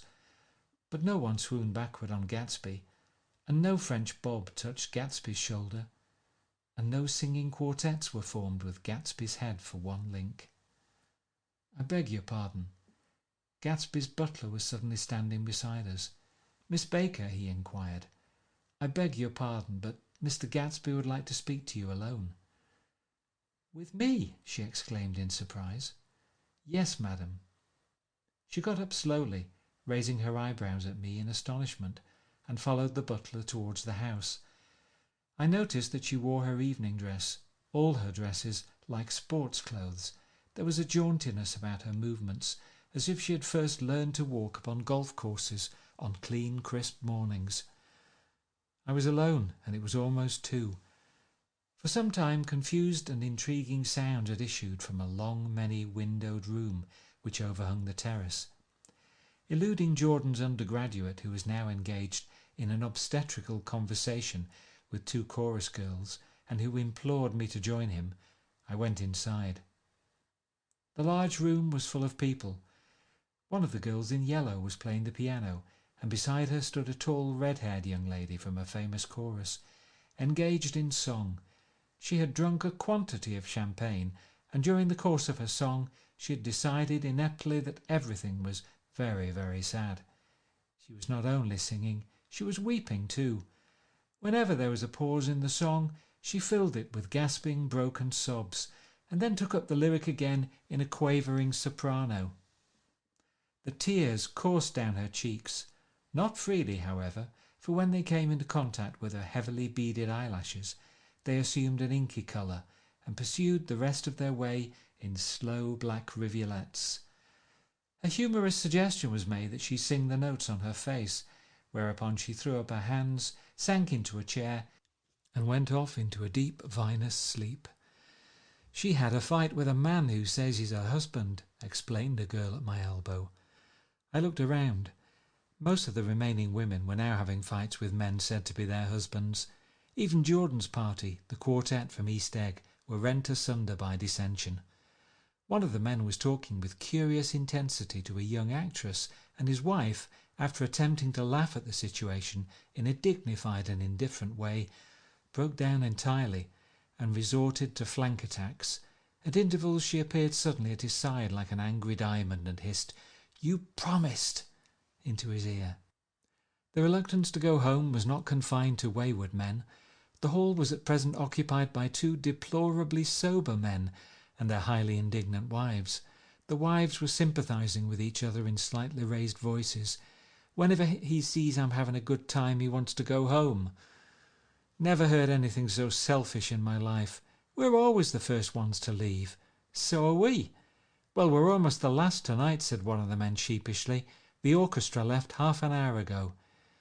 In spite of this wives' agreement that such malevolence was beyond credibility, the dispute ended in a short struggle, and both wives were lifted, kicking, into the night. As I waited for my hat in the hall, the door of the library opened, and Jordan Baker and Gatsby came out together. He was saying some last word to her, but the eagerness in his manner tightened abruptly into formality as several people approached him to say goodbye. Jordan's party were calling impatiently to her from the porch, but she lingered for a moment to shake hands. "I've just heard the most amazing thing," she whispered. "How long were we in there?" "Why, about an hour. It was simply amazing," she repeated abstractedly, "but I swore I wouldn't tell it, and here I am tantalizing you." She yawned gracefully in my face. "Please come and see me. Phone book. Under the name of Mrs. Sigourney Howard, my aunt." She was hurrying off as she talked. Her brown hand waved a jaunty salute as she melted into her party at the door. Rather ashamed that on my first appearance I had stayed so late, I joined the last of Gatsby's guests who were clustered around him. I wanted to explain that I'd hunted for him early in the evening and to apologize for not having known him in the garden. "Don't mention it," he enjoined me eagerly. "Don't give it another thought, old sport." The familiar expression held no more familiarity than the hand which reassuringly brushed my shoulder. "And don't forget, we're going up in the hydroplane tomorrow morning at 9 o'clock. Then the butler behind his shoulder, "Philadelphia wants you on the phone, sir." "All right, in a minute. Tell them I'll be right there. Good night." "Good night." "Good night." He smiled, and suddenly there seemed to be a pleasant significance in having been among the last to go, as if he had desired it all the time. "Good night, old sport. Good night." But as I walked down the steps I saw that the evening was not quite over. 50 feet from the door, a dozen headlights illuminated a bizarre and tumultuous scene. In the ditch beside the road, right side up, but violently shorn of one wheel, rested a new coupe which had left Gatsby's drive not 2 minutes before. The sharp jut of a wall accounted for the detachment of the wheel, which was now getting considerable attention from half a dozen curious chauffeurs. However, as they had left their cars blocking the road, a harsh, discordant din from those in the rear had been audible for some time, and added to the already violent confusion of the scene. A man in a long duster had dismounted from the wreck, and now stood in the middle of the road, looking from the car to the tyre and from the tire to the observers in a pleasant, puzzled way. "See," he explained, "it went in the ditch." The fact was infinitely astonishing to him, and I recognized first the unusual quality of wonder, and then the man. It was the late patron of Gatsby's library. "How did it happen?" He shrugged his shoulders. "I know nothing whatever about mechanics," he said decisively. "But how did it happen? Did you run into the wall?" "Don't ask me," said Owl Eyes, washing his hands of the whole matter. "I know very little about driving, next to nothing. It happened, and that's all I know." "Well, if you're a poor driver, you oughtn't to try driving at night." "But I wasn't even trying," he explained indignantly. "I wasn't even trying." An awed hush fell upon the bystanders. "Do you want to commit suicide? You're lucky it was just a wheel, a bad driver, and not even trying." "You don't understand," explained the criminal. "I wasn't driving. There's another man in the car." The shock that followed this declaration found voice in a sustained "Ah!" as the door of the coupe swung slowly open. The crowd, it was now a crowd, stepped back involuntarily, and when the door had opened wide, there was a ghostly pause. Then very gradually, part by part, a pale dangling individual stepped out of the wreck, pawing tentatively at the ground with a large uncertain dancing shoe. Blinded by the glare of the headlights and confused by the incessant groaning of the horns, the apparition stood swaying for a moment before he perceived the man in the duster. "What's matter?" he inquired calmly. "Did we run out of gas? Look." Half a dozen fingers pointed at the amputated wheel. He stared at it for a moment, and then looked upward as though he suspected that it had dropped from the sky. "It came off," someone explained. He nodded. "At first I didn't notice we stopped." A pause. Then, taking a long breath and straightening his shoulders, he remarked in a determined voice, "Wonder if tell me where there's a gasoline station." At least a dozen men, some of them a little better off than he was, explained to him that wheel and car were no longer joined by any physical bond. "Back out," he suggested after a moment. "Put her in reverse." "But the wheel's off." He hesitated. "No harm in trying," he said. The caterwauling horns had reached a crescendo, and I turned away and cut across the lawn toward home. I glanced back once. A wafer of a moon was shining over Gatsby's house, making the night fine as before, and surviving the laughter and the sound of his still glowing garden. A sudden emptiness seemed to flow now from the windows and the great doors, endowing with complete isolation the figure of the host, who stood on the porch, his hand up in a formal gesture of farewell. Reading over what I have written so far, I see I have given the impression that the events of 3 nights several weeks apart were all that absorbed me. On the contrary, they were merely casual events in a crowded summer, and until much later they absorbed me infinitely less than my personal affairs. Most of the time I worked. In the early morning the sun threw my shadow westward as I hurried down the white chasms of lower New York to the Probity Trust. I knew the other clerks and young bond salesmen by their first names, and lunched with them in dark crowded restaurants on little pig sausages and mashed potatoes and coffee. I even had a short affair with a girl who lived in Jersey City and worked in the accounting department. But her brother began throwing mean looks in my direction, so when she went on her vacation in July, I let it blow quietly away. I took dinner usually at the Yale Club. For some reason it was the gloomiest event of my day, and then I went upstairs to the library and studied investments and securities for a conscientious hour. There were generally a few rioters around, but they never came into the library, so it was a good place to work. After that, if the night was mellow, I strolled down Madison Avenue past the old Murray Hill Hotel and over 33rd Street to the Pennsylvania Station. I began to like New York, the racy, adventurous feel of it at night, and the satisfaction that the constant flicker of men and women and machines gives to the restless eye.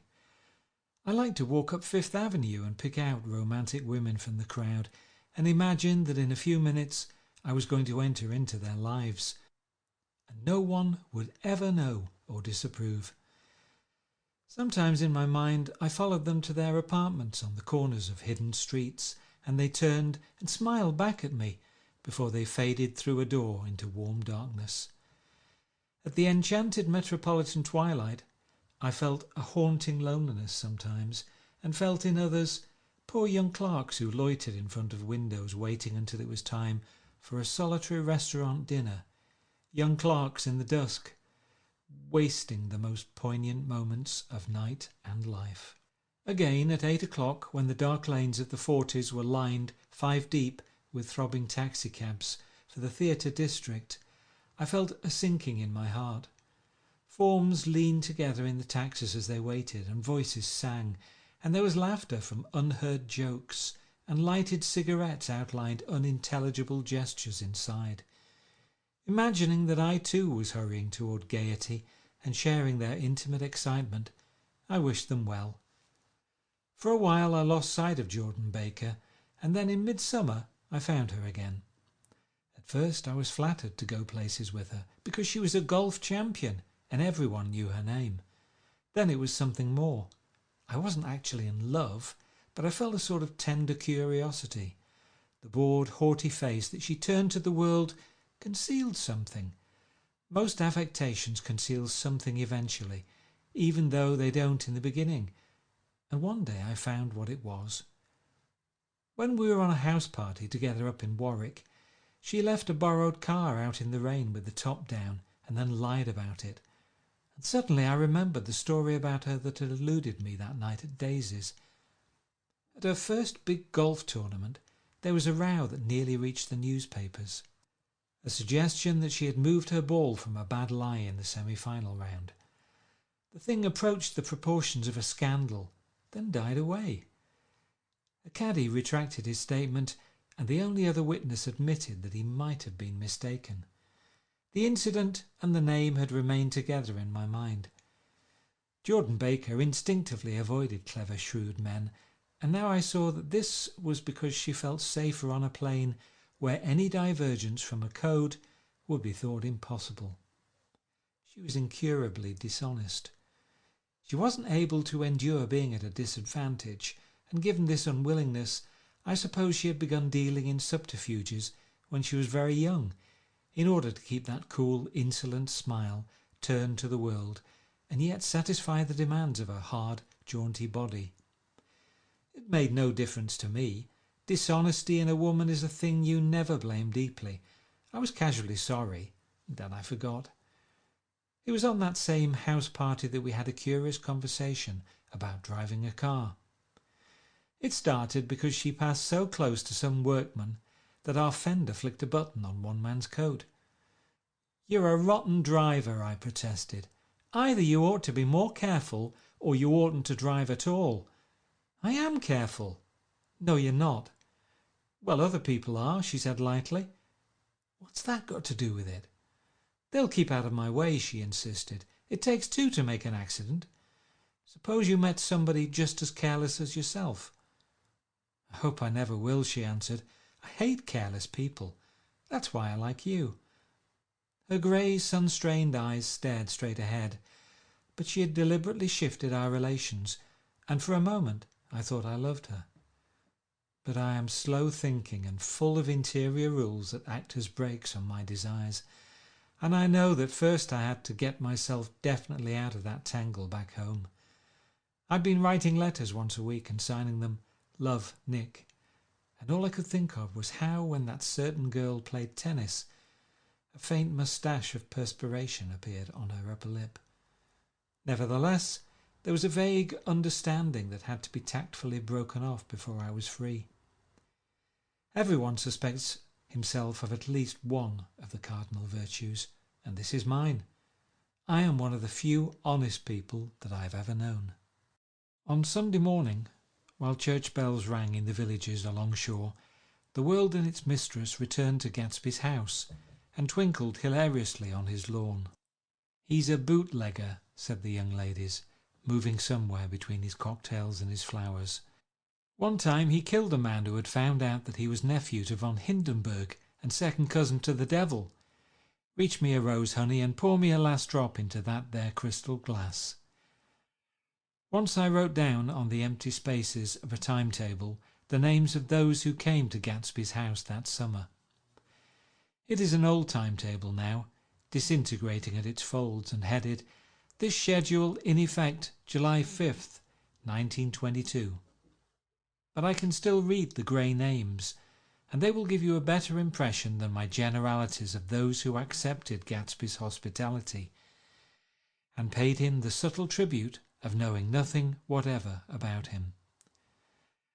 From East Egg, then, came the Chester Beckers and the Leaches, and a man named Bunsen, whom I knew at Yale, and Dr. Webster Sivert, who was drowned last summer up in Maine, and the Hornbeams, and the Willie Voltaires, and a whole clan named Blackbuck, who always gathered in a corner and flipped up their noses like goats at whosoever came near, and the Ismays, and the Christies, or rather Hubert Auerbach and Mr. Christie's wife, and Edgar Beaver, whose hair, they say, turned cotton white one winter afternoon, for no good reason at all.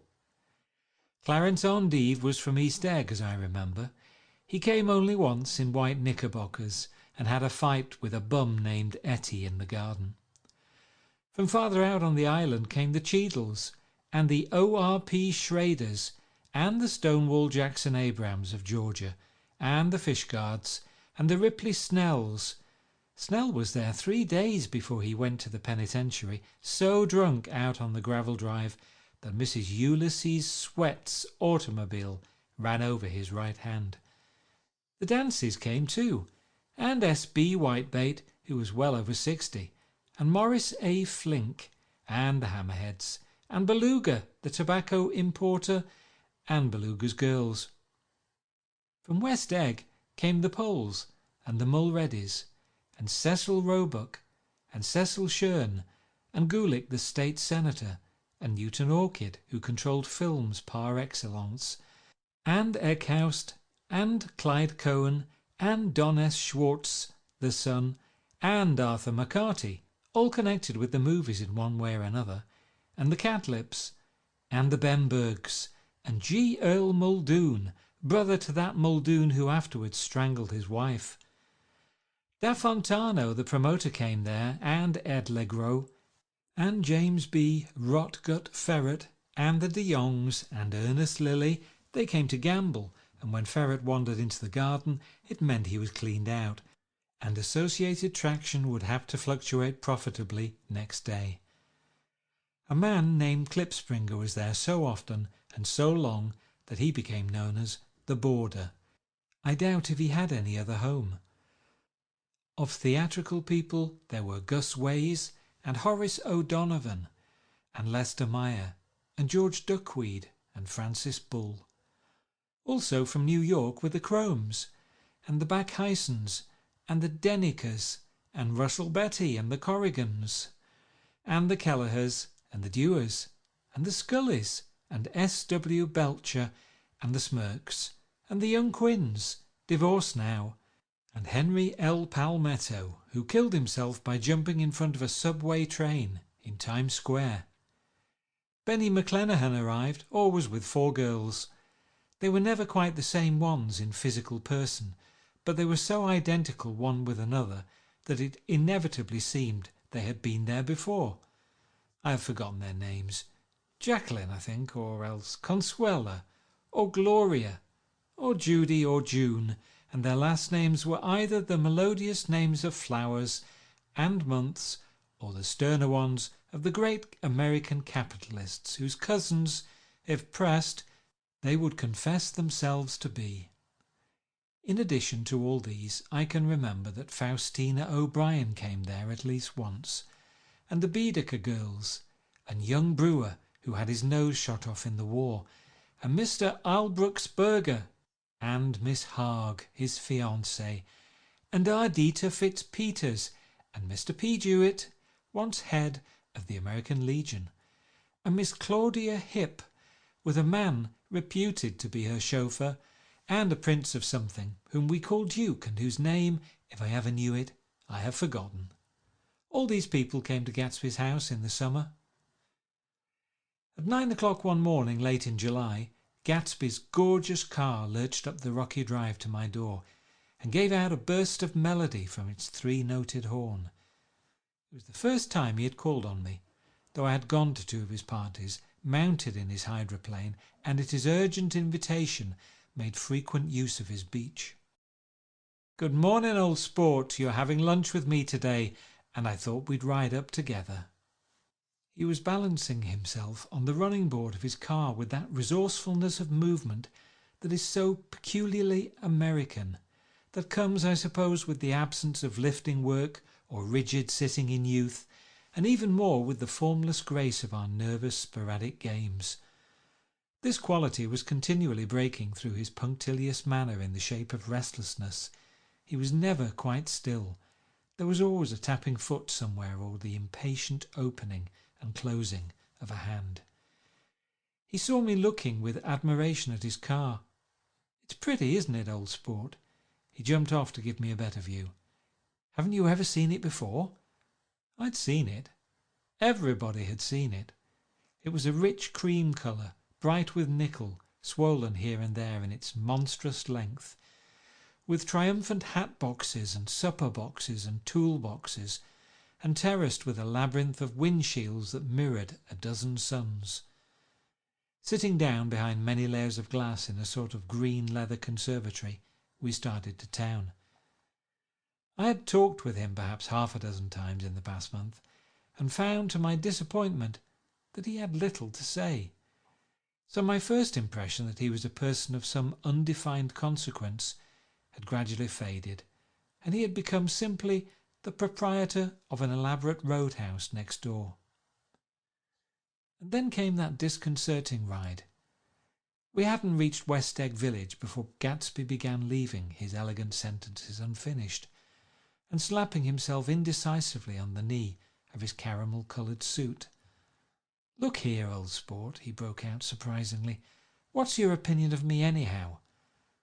A little overwhelmed, I began the generalised evasions which that question deserves. "Well, I'm going to tell you something about my life," he interrupted. "I don't want you to get a wrong idea of me from all these stories you hear." So he was aware of the bizarre accusations that flavoured conversation in his halls. "I'll tell you God's truth."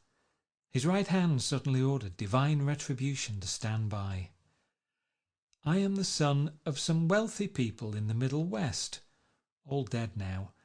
I was brought up in America but educated at Oxford, because all my ancestors have been educated there for many years. It is a family tradition." He looked at me sideways, and I knew why Jordan Becker had believed he was lying. He hurried the phrase "educated at Oxford," or swallowed it, or choked on it, as though it had bothered him before. And with this doubt his whole statement fell to pieces, and I wondered if there wasn't something a little sinister about him, after all. "What part of the Middle West?" I inquired casually. "San Francisco." "I see. My family all died, and I came into a good deal of money."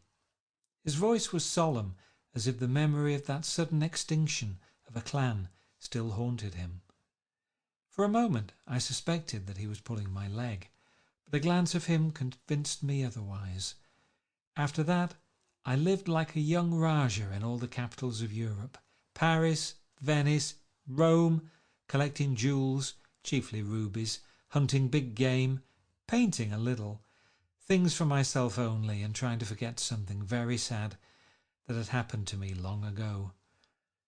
With an effort I managed to restrain my incredulous laughter. The very phrases were worn so threadbare that they evoked no image except that of a turbaned character leaking sawdust at every pore as he pursued a tiger through the Bois de Boulogne. Then came the war, old sport. It was a great relief, and I tried very hard to die, but I seemed to bear an enchanted life. I accepted a commission as first lieutenant when it began.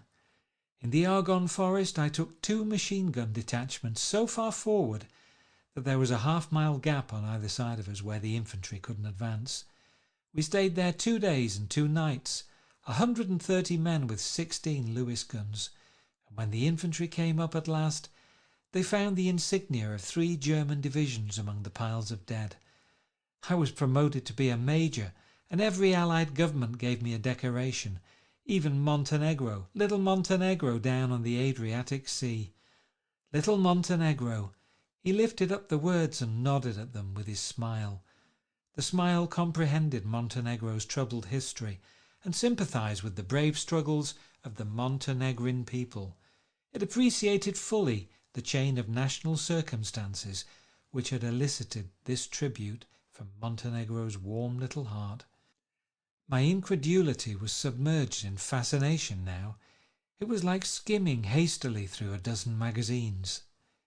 He reached in his pocket, and a piece of metal slung on a ribbon fell into my palm. That's the one from Montenegro. To my astonishment, the thing had an authentic look. Orderi di Danilo, ran the circular legend. Montenegro, Nicholas Rex. Turn it.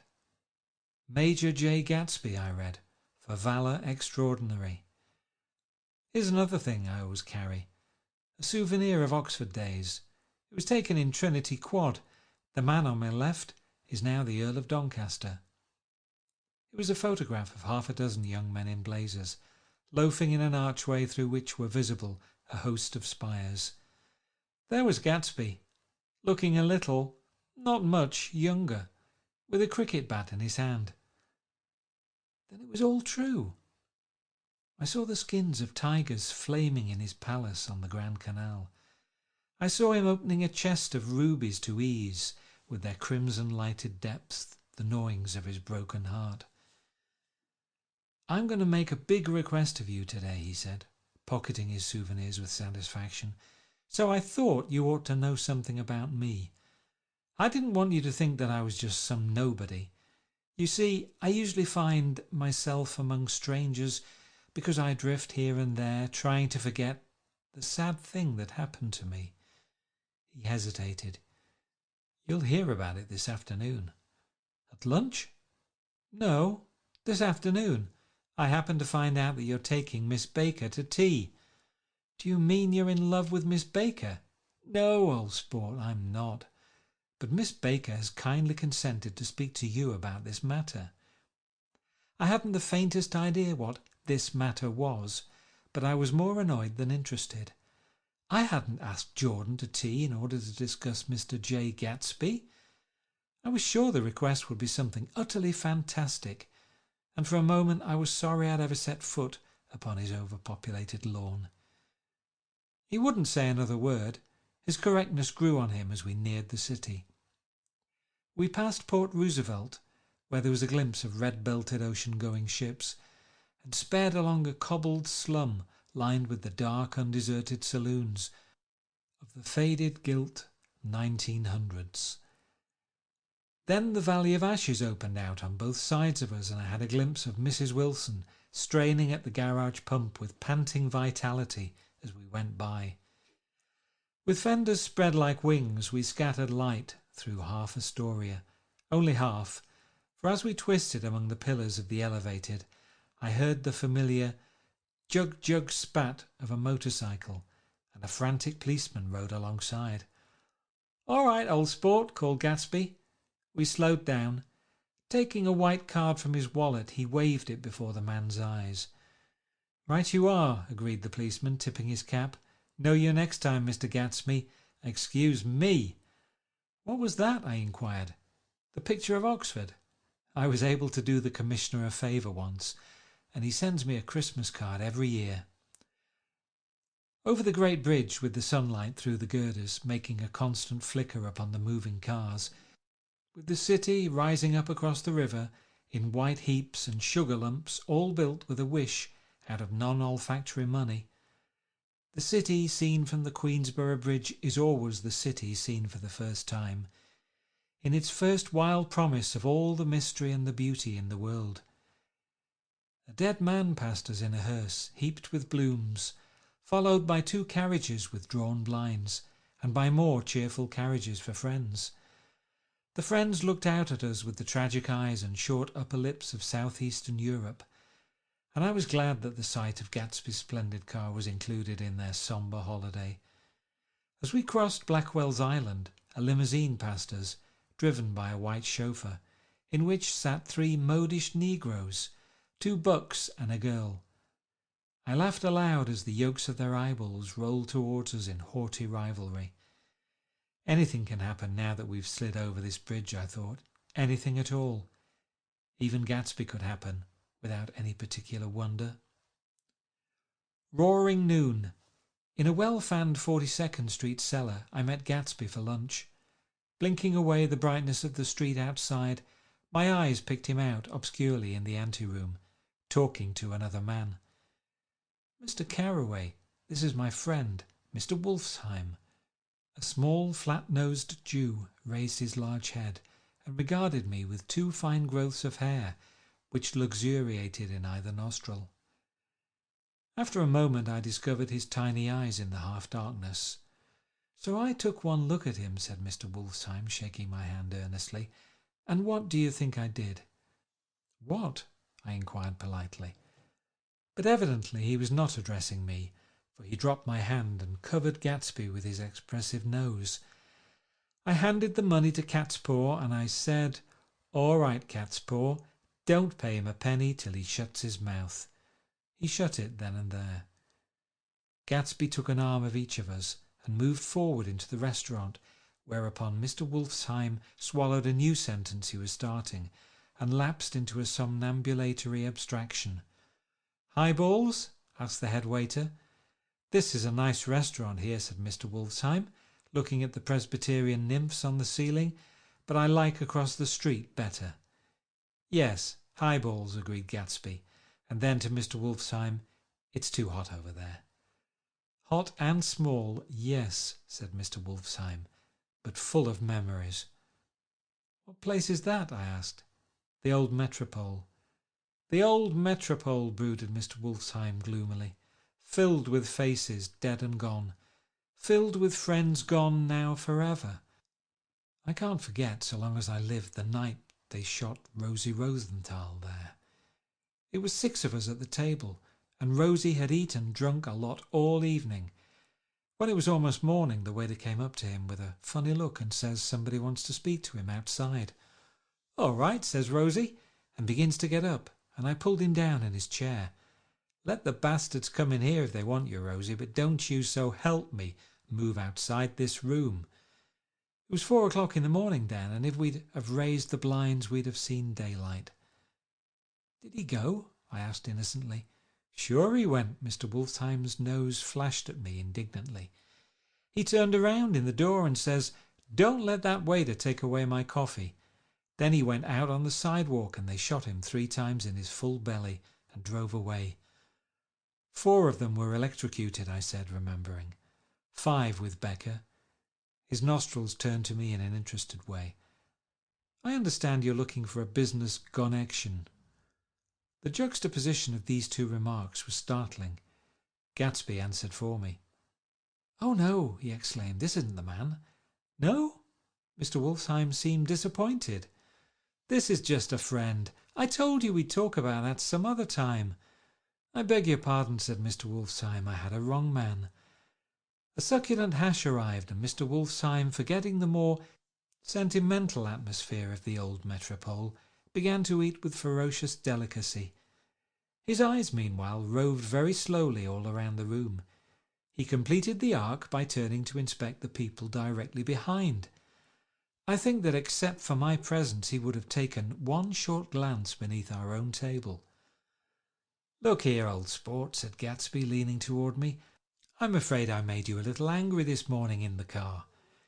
There was the smile again, but this time I held out against it. "I don't like mysteries," I answered, "and I don't understand why you won't come out frankly and tell me what you want.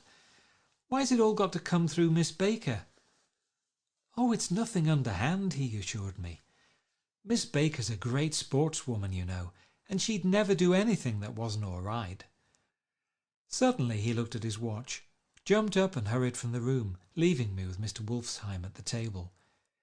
"He has to telephone," said Mr. Wolfsheim, following him with his eyes. "Fine fellow, isn't he? Handsome to look at and a perfect gentleman." "Yes." "He's an Oxford man." "Oh?" "He went to Oxford College in England. You know Oxford College?" "I've heard of it. It's one of the most famous colleges in the world." "Have you known Gatsby for a long time?" I inquired. "Several years," he answered in a gratified way. "I made the pleasure of his acquaintance just after the war, but I knew I had discovered a man of fine breeding after I talked with him an hour. I said to myself, there's the kind of man you'd like to take home and introduce to your mother and sister." He paused. "I see you're looking at my cuff buttons." I hadn't been looking at them, but I did now. They were composed of oddly familiar pieces of ivory. "Finest specimens of human molars," he informed me. "Well," I inspected them, "that's a very interesting idea." "Yeah." He flipped his sleeves up under his coat. "Yeah, Gatsby's very careful about women. He would never so much look at a friend's wife." When the subject of this instinctive trust returned to the table and sat down, Mr. Wolfsheim drank his coffee with a jerk and got to his feet. "I have enjoyed my lunch," he said, "and I'm going to run off from you two young men before I outstay my welcome." "Don't hurry, Mayor," said Gatsby, without enthusiasm. Mr. Wolfsheim raised his hand in a sort of benediction. "You're very polite, but I belong to another generation," he announced solemnly. "You sit here and discuss your sports and your young ladies and your—" He supplied an imaginary noun with another wave of his hand. "As for me, I am 50 years old, and I won't impose myself on you any longer." As he shook hands and turned away, his tragic nose was trembling. I wondered if I had said anything to offend him. "He becomes very sentimental sometimes," explained Gatsby. "This is one of his sentimental days. He's quite a character around New York, a denizen of Broadway." "Who is he, anyhow? An actor?" "No." "A dentist? Mayor Wolfsheim?" "No, he's a gambler." Gatsby hesitated, then added coolly, "He's the man who fixed the World Series back in 1919. "Fixed the World Series?" I repeated. The idea staggered me. I remembered, of course, that the World Series had been fixed in 1919, but if I had thought of it at all, I would have thought of it as a thing that merely happened, the end of some inevitable chain. It never occurred to me that one man could start to play with the faith of 50 million people with the single-mindedness of a burglar blowing a safe. "How did he happen to do that?" I asked after a minute. "He just saw the opportunity." "Why isn't he in jail?" "They can't get him, old sport. He's a smart man." I insisted on paying the cheque. As the waiter brought my change, I caught sight of Tom Buchanan across the crowded room. "Come along with me for a minute," I said. "I've got to say hello to someone." When he saw us, Tom jumped up and took half a dozen steps in our direction. "Where have you been?" he demanded eagerly. "Daisy's furious because you haven't called up." "This is Mr. Gatsby, Mr. Buchanan." They shook hands briefly, and a strained, unfamiliar look of embarrassment came over Gatsby's face. "Have you been anyhow?" demanded Tom of me. "How do you happen to come up this far to eat?" "I've been having lunch with Mr. Gatsby." I turned toward Mr. Gatsby, but he was no longer there. "One October day in 1917, said Jordan Baker that afternoon, sitting up very straight on a straight chair in the tea garden at the Plaza Hotel, "I was walking along from one place to another, half on the sidewalks and half on the lawns. I was happier on the lawns because I had on shoes from England with rubber knobs on the soles that bit into the soft ground. I had on a new plaid skirt also that blew a little in the wind, and whenever this happened, the red, white and blue banners in front of all the houses stretched out stiff and said, 'Tut, tut, tut, tut,' in a disapproving way. The largest of the banners and the largest of the lawns belonged to Daisy Faye's house. She was just 18, 2 years older than me, and by far the most popular of all the young girls in Louisville. She dressed in white and had a little white roadster and all day long the telephone rang in her house, and excited young officers from Camp Taylor demanded the privilege of monopolizing her that night. Anyways, for an hour. When I came opposite her house that morning, her white roadster was beside the curb, and she was sitting in it with a lieutenant I had never seen before. They were so engrossed in each other that she didn't see me until I was 5 feet away. "Hello, Jordan," she called unexpectedly. "Please come here." I was flattered that she wanted to speak to me, because of all the older girls I admired her most. She asked me if I was going to the Red Cross and make bandages. I was. Well then, would I tell them that she couldn't come that day? The officer looked at Daisy while she was speaking, in a way that every young girl wants to be looked at sometime, and because it seemed romantic to me, I've remembered the incident ever since. His name was Jay Gatsby, and I didn't lay eyes on him again for over 4 years. Even after I'd met him on Long Island, I didn't realize it was the same man. That was 1917. By the next year I had a few beaux myself, and I began to play in tournaments, so I didn't see Daisy very often. She went with a slightly older crowd, when she went with anyone at all. Wild rumours were circulating about her, how her mother had found her packing her bag one winter night to go to New York and say goodbye to a soldier who was going overseas. She was effectually prevented, but she wasn't on speaking terms with her family for several weeks. After that she didn't play around with the soldiers anymore, but only with a few flat-footed, short-sighted young men in town who couldn't get into the army at all. By the next autumn she was gay again, gay as ever. She had a debut after the armistice, and in February she was presumably engaged to a man from New Orleans. In June she married Tom Buchanan of Chicago, with more pomp and circumstance than Louisville ever knew before. He came down with 100 people in 4 private cars and hired a whole floor of the Muleback Hotel, and the day before the wedding he gave her a string of pearls valued at $350,000. I was a bridesmaid. I came into her room half an hour before the bridal dinner and found her lying on her bed, as lovely as the June night in her flowered dress, and as drunk as a monkey. She had a bottle of Sauterne in one hand and a letter in the other. "Gratulate me," she muttered. "Never had a drink before, but oh, how I do enjoy it." "What's the matter, Daisy?"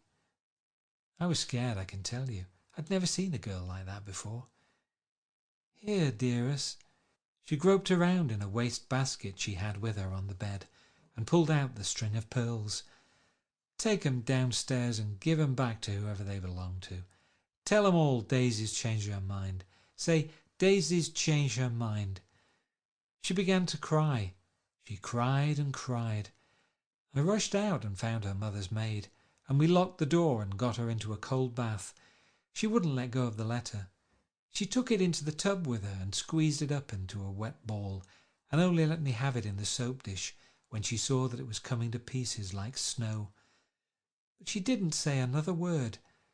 We gave her spirits of ammonia and put ice on her forehead and hooked her back into her dress, and half an hour later, when we walked out of the room, the pearls were around her neck and the incident was over.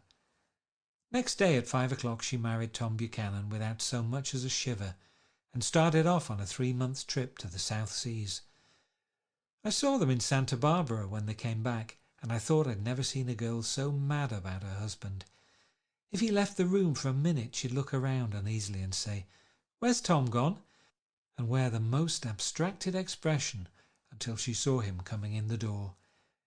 She used to sit on the sand with his head in her lap by the hour, rubbing her fingers over his eyes and looking at him with unfathomable delight. It was touching to see them together. It made you laugh in a hushed, fascinated way. That was in August. A week after I left Santa Barbara, Tom ran into a wagon on the Ventura Road one night and ripped a front wheel off his car. The girl who was with him got into the papers too because her arm was broken. She was one of the chambermaids in the Santa Barbara Hotel. The next April, Daisy had her little girl, and they went to France for a year. I saw them one spring in Cannes and later in Deauville, and then they came back to Chicago to settle down. Daisy was popular in Chicago, as you know. They moved with a fast crowd, all of them young and rich and wild, but she came out with an absolutely perfect reputation. Perhaps because she doesn't drink. It's a great advantage not to drink among hard-drinking people. You can hold your tongue, and moreover, you can time any little irregularity of your own so that everybody else is so blind that they don't see or care. Perhaps Daisy never went in for amour at all, and yet there's something in that voice of hers. Well, about 6 weeks ago she heard the name Gatsby for the first time in years. It was when I asked you, do you remember, if you knew Gatsby in West Egg? After you had gone home, she came into my room and woke me up and said, "What Gatsby?" And when I described him, I was half asleep. She said in the strangest voice that it must be the man she used to know. It wasn't until then that I connected this Gatsby with the officer in her white car. When Jordan Baker had finished telling all this, we had left the plaza for half an hour and were driving in a Victoria through Central Park. The sun had gone down behind the tall apartments of the movie stars in the West 50s, and the clear voices of little girls, already gathered like crickets on the grass, rose through the hot twilight. "I'm the Sheik of Araby, your love belongs to me. At night when you're asleep into your tent I'll creep." It was a strange coincidence, I said. But it wasn't a coincidence at all. Why not? Gatsby bought that house so that Daisy would be just across the bay. Then it had not been merely the stars to which he had aspired on that June night. He came alive to me, delivered suddenly from the womb of his purposeless splendour. "He wants to know," continued Jordan, "if you'll invite Daisy to your house some afternoon, and then let him come over." The modesty of the demand shook me. He had waited 5 years and bought a mansion where he dispensed starlight to casual moths so that he could come over some afternoon in a stranger's garden. Did I have to know all this before he could ask such a little thing? "He's afraid. He's waited so long, he thought you might be offended. You see, he's a regular tough underneath it all." Something worried me. "Why didn't he ask you to arrange a meeting?" "He wants her to see his house," she explained, "and your house is right next door." "Oh!" "I think he half expected her to wander into one of his parties some night," went on Jordan, "but she never did. Then he began asking people casually if they knew her, and I was the first one he found. It was that night he sent for me at his dance, and you should have heard the elaborate way he worked up to it. Of course, I immediately suggested a luncheon in New York, and I thought he'd go mad. 'I don't want to do anything out of the way,' he kept saying. 'I want to see her right next door.' When I said you were a particular friend of Tom's, he started to abandon the whole idea. He doesn't know very much about Tom, though he says he's read a Chicago paper for years, just on the chance of catching a glimpse of Daisy's name." It was dark now, and as we dipped under a little bridge, I put my arm around Jordan's golden shoulder and drew her toward me and asked her to dinner. Suddenly I wasn't thinking of Daisy and Gatsby any more, but of this clean, hard, limited person who dealt in universal skepticism and who leaned back jauntily just within the circle of my arm. A phrase began to beat in my ears with a sort of heady excitement. "There are only the pursued, the pursuing, the busy, and the tired." "And Daisy ought to have something in her life," murmured Jordan to me. "Does she want to see Gatsby?" "She's not to know about it. Gatsby doesn't want her to know. You're just supposed to invite her to tea." We passed a barrier of dark trees, and then the facade of 59th Street. A block of delicate pale light beamed down into the park. Unlike Gatsby and Tom Buchanan, I had no girl whose disembodied face floated along the dark cornices and blinding signs. And so I drew up the girl beside me, tightening my arms. Her one scornful mouth smiled, and so I drew her up again, closer this time to my face. When I came home to West Egg that night, I was afraid for a moment that my house was on fire. 2 o'clock and the whole corner of the peninsula was blazing with light, which fell unreal on the shrubbery and made thin elongating glints upon the roadside wires. Turning a corner, I saw that it was Gatsby's house, lit from tower to cellar. At first I thought it was another party, a wild rout that had resolved itself into hide-and-go-seek, or sardines in the box, with all the house thrown open to the game. But there wasn't a sound, only wind in the trees, which blew the wires and made the lights go off and on again as if the house had winked into the darkness. As my taxi groaned away, I saw Gatsby walking toward me across his lawn. "Your place looks like the World's Fair," I said. "Does it?" He turned his eye towards it absently. "I have been glancing into some of the rooms. Let's go to Coney Island, old sport, in my car. It's too late. Well, suppose we take a plunge in the swimming pool. I haven't made use of it all summer. I've got to go to bed." "All right." He waited, looking at me with suppressed eagerness. "I talked with Miss Baker," I said, after a moment. "I'm going to call up Daisy tomorrow and invite her over to tea." "Oh, that's all right," he said carelessly. "I don't want to put you to any trouble. What day would suit you?" "What day would suit you?" he corrected me quickly. "I don't want to put you to any trouble, you see." "How about the day after tomorrow?" He considered for a moment, then with reluctance. "I want to get the grass cut," he said. We both looked at the grass. There was a sharp line where my ragged lawn ended, and the darker, well-kept expanse of his began. I suspected that he meant my grass. "There's another little thing," he said uncertainly, and hesitated. "Would you rather put it off for a few days?" I asked. "Oh, it isn't about that. At least—" He fumbled with a series of beginnings. "Why, I thought— Why, look here, old sport, you don't make much money, do you?" "Not very much." This seemed to reassure him, and he continued more confidently. "I thought you didn't. If you'll pardon my— You see, I carry on a little business on the side, a sort of sideline, you understand, and I thought that if you don't make very much— You're selling bonds, aren't you, old sport?" "Trying to." "Well, this would interest you. It wouldn't take up much of your time, and you might pick up a nice bit of money. It happens to be a rather confidential sort of thing." I realize now that under different circumstances that conversation might have been one of the crises of my life. But because the offer was obviously and tactlessly for a service to be rendered, I had no choice except to cut him off there. "I've got my hands full," I said. "I'm much obliged, but I couldn't take on any more work." "You wouldn't have to do any business with Wolfsheim." Evidently he thought that I was shying away from the connection mentioned at lunch, but I assured him he was wrong. He waited a moment longer, hoping I'd begin a conversation, but I was too absorbed to be responsive, so he went unwillingly home. The evening had made me light-headed and happy. I think I walked into a deep sleep as I entered my front door. So I don't know whether or not Gatsby went to Coney Island, or for how many hours he glanced into rooms while his house blazed gaudily on. I called up Daisy from the office next morning and invited her to come to tea. "Don't bring Tom," I warned her. "What?" "Don't bring Tom." "Who is Tom?" she asked innocently.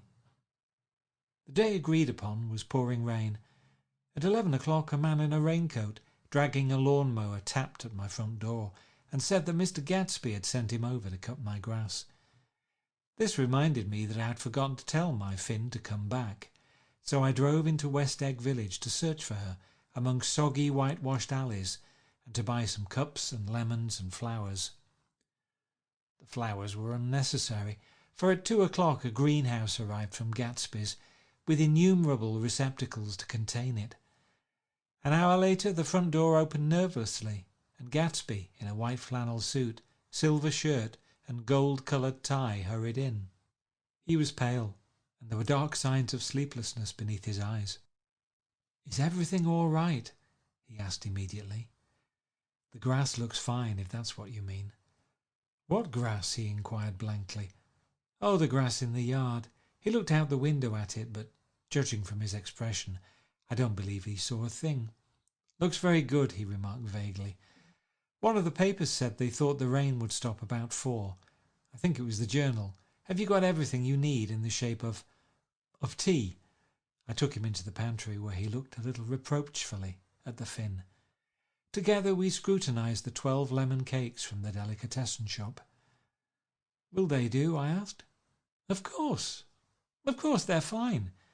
And he added hollowly, "Old sport." The rain cooled about 3:30 to a damp mist, through which occasional thin drops swam like dew.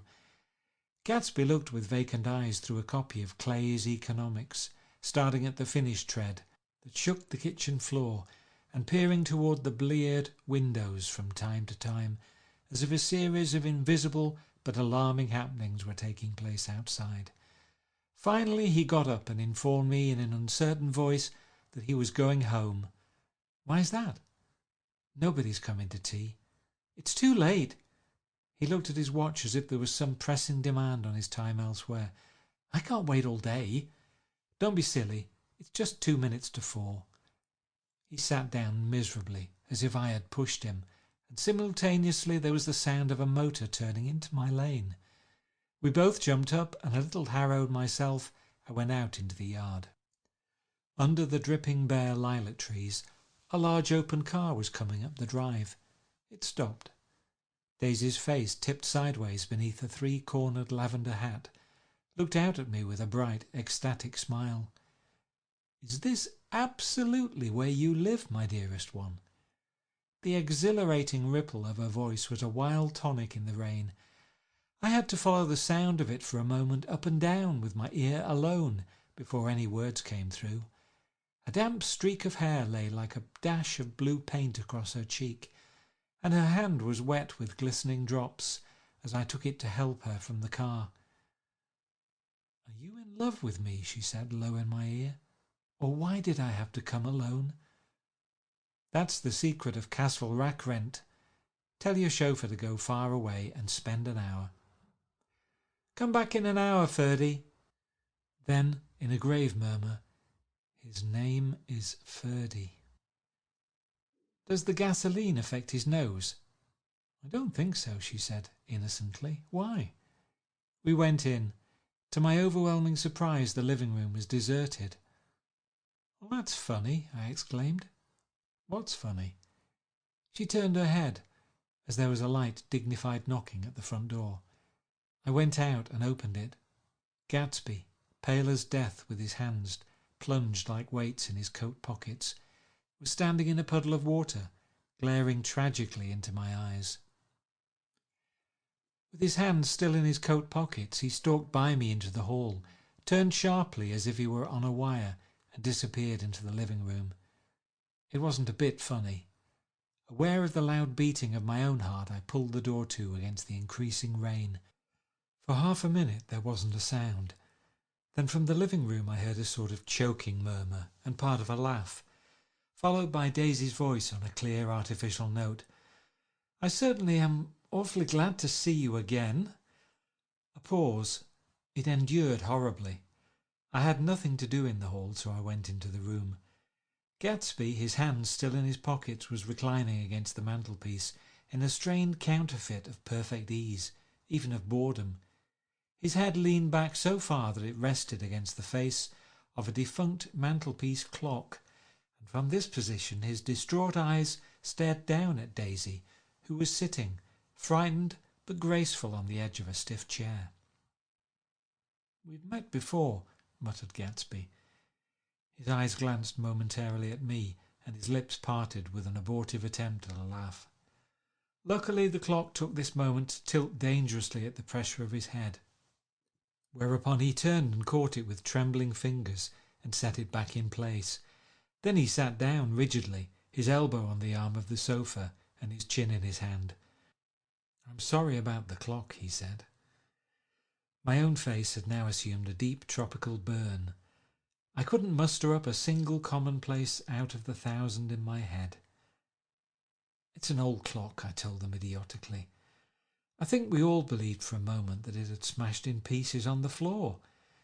"We haven't met for many years," said Daisy, her voice as matter-of-fact as it could ever be. 5 years next November. The automatic quality of Gatsby's answer set us all back at least another minute. I had them both on their feet with the desperate suggestion that they help me make tea in the kitchen when the demoniac Finn brought it in on a tray.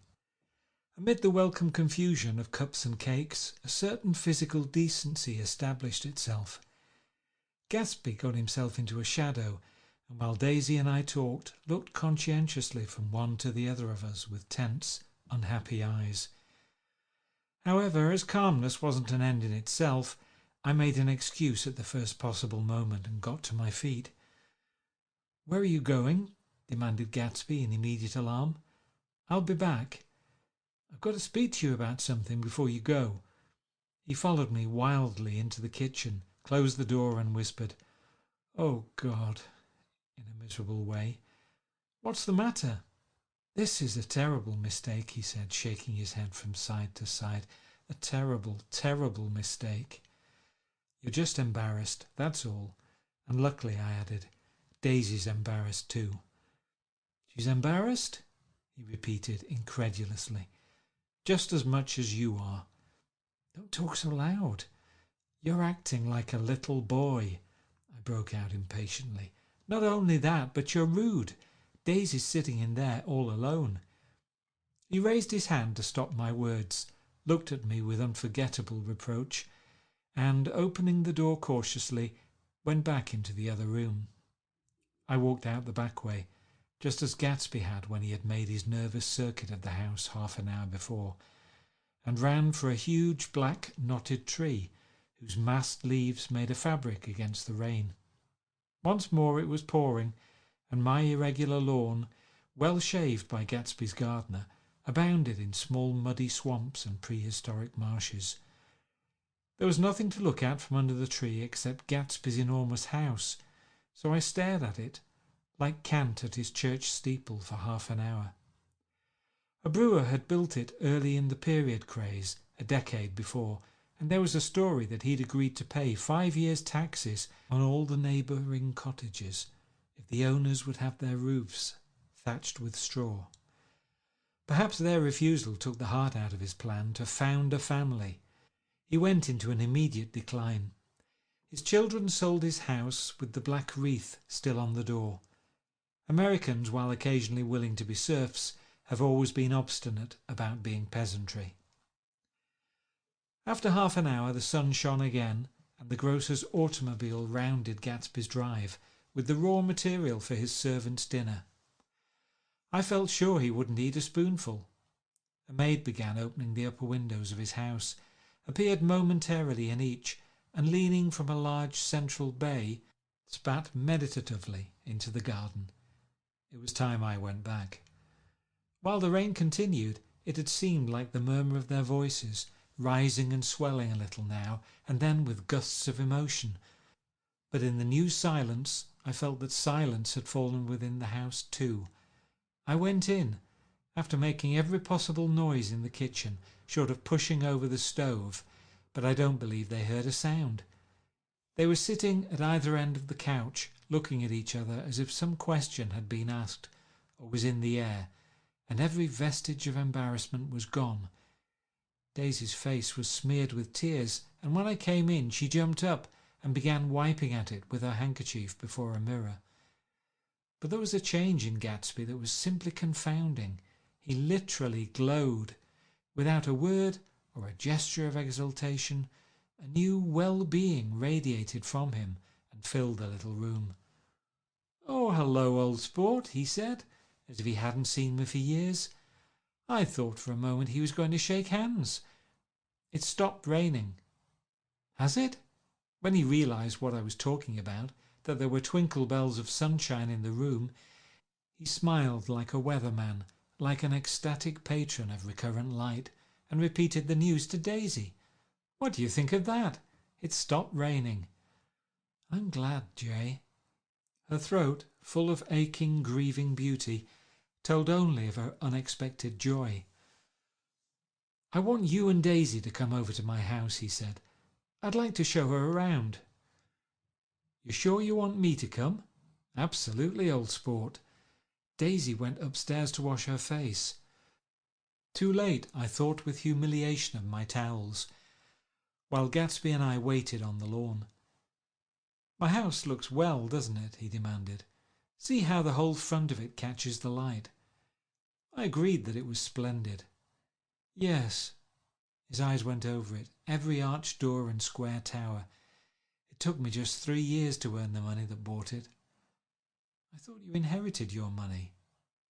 I did, old sport, he said automatically, but I lost most of it in the big panic, the panic of the war. I think he hardly knew what he was saying, for when I asked him what business he was in, he answered, "That's my affair," before he realized that it wasn't an appropriate reply. "Oh, I've been in several things," he corrected himself. "I was in the drug business, and then I was in the oil business, but I'm not in either one now." He looked at me with more attention. "Do you mean you've been thinking over what I proposed the other night?" Before I could answer, Daisy came out of the house, and 2 rows of brass buttons on her dress gleamed in the sunlight. "That huge place there?" she cried, pointing. "Do you like it?" "I love it. But I don't see how you live there all alone." "I keep it always full of interesting people, night and day. People who do interesting things, celebrated people." Instead of taking the short cut along the Sound, we went down to the road and entered by the big postern.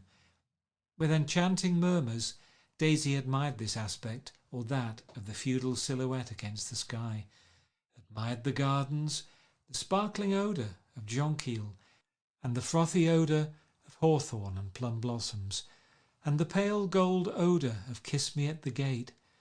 It was strange to reach the marble steps and find no stir of bright dresses in and out of the door, and hear no sound but bird voices in the trees. And inside, as we wandered through Marie Antoinette music rooms and restoration salons, I felt that there were guests concealed behind every couch and table, under orders to be breathlessly silent until we had passed through. As Gatsby closed the door of the Merton College Library, I could have sworn I heard the owl-eyed man break into ghostly laughter. We went upstairs through period bedrooms swathed in rose and lavender silk, and vivid with new flowers, through dressing rooms and pool rooms and bathrooms with sunken baths intruding into one chamber where a dishevelled man in pyjamas was doing liver exercises on the floor. It was Mr. Klipspringer, the boarder. I had seen him wandering hungrily about the beach that morning. Finally we came to Gatsby's own apartment, a bedroom and a bath, and an Adams study, where we sat down and drank a glass of some chartreuse he took from a cupboard in the wall. He hadn't once ceased looking at Daisy, and I think he revalued everything in his house according to the measure of response it drew from her well-loved eyes. Sometimes, too, he stared around at his possessions in a dazed way, as though in her actual and astounding presence none of it was any longer real. Once he nearly toppled down a flight of stairs. His bedroom was the simplest of all, except where the dresser was garnished with a toilet set of pure dull gold. Daisy took the brush with delight and smoothed her hair, whereupon Gatsby sat down and shaded his eyes and began to laugh. "It's the funniest thing, old sport," he said hilariously. "I can't, when I try to—" He had passed visibly through 2 states and was entering upon a third. After his embarrassment and his unreasoning joy, he was consumed with wonder at her presence. He had been full of the idea so long, dreamed it right through to the end, waited with his teeth set, so to speak, at an inconceivable pitch of intensity. Now in the reaction he was running down like an overwound clock. Recovering himself in a minute, he opened for us 2 hulking patent cabinets, which held his massed suits, and dressing gowns and ties, and his shirts piled like bricks in stacks a dozen high. "I've got a man in England who buys me clothes. He sends over a selection of things at the beginning of each season, spring and fall." He took out a pile of shirts and began throwing them one by one before us, shirts of sheer linen and thick silk and fine flannel, which lost their folds as they fell and covered the table in many-coloured disarray. While we admired, he brought more, and the soft rich heap mounted higher, shirts with stripes and scrolls and plaids in coral and apple green and lavender and faint orange, with monograms of Indian blue. Suddenly, with a strained sound, Daisy bent her head into the shirts and began to cry stormily. "They're such beautiful shirts," she sobbed, her voice muffled in the thick folds. "It makes me sad because I've never seen such beautiful shirts before." After the house, we were to see the grounds and the swimming pool, and the hydroplane, and the midsummer flowers. But outside Gatsby's window it began to rain again, so we stood in a row, looking at the corrugated surface of the Sound. "If it wasn't for the mist, we could see your home across the bay," said Gatsby. "You always have a green light that burns all night at the end of your dock." Daisy put her arm through his abruptly, but he seemed absorbed in what he had just said. Possibly it had occurred to him that the colossal significance of that light had now vanished forever.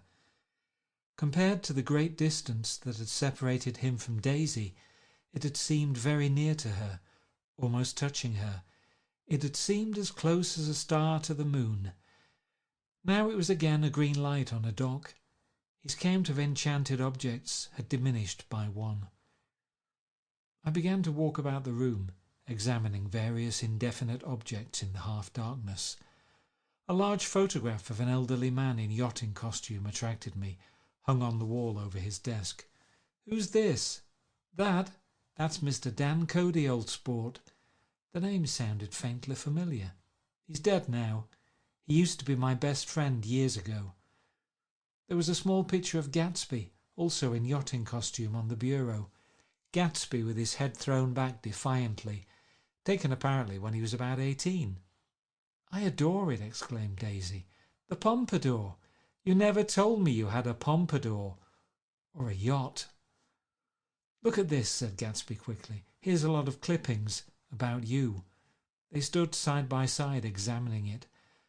I was going to ask to see the rubies when the phone rang, and Gatsby took up the receiver. "Yes, but I can't talk now." "I can't talk now, old sport. I said a small town." He must know what a small town is. Well, he's no use to us if Detroit is his idea of a small town. He rang off. "Come here, quick!" cried Daisy at the window. The rain was still falling, but the darkness had parted in the west, and there was a pink and golden billow of foamy clouds above the sea. "Look at that!" she whispered. And then, after a moment, "I'd like to just get one of those pink clouds and put you in it and push you around."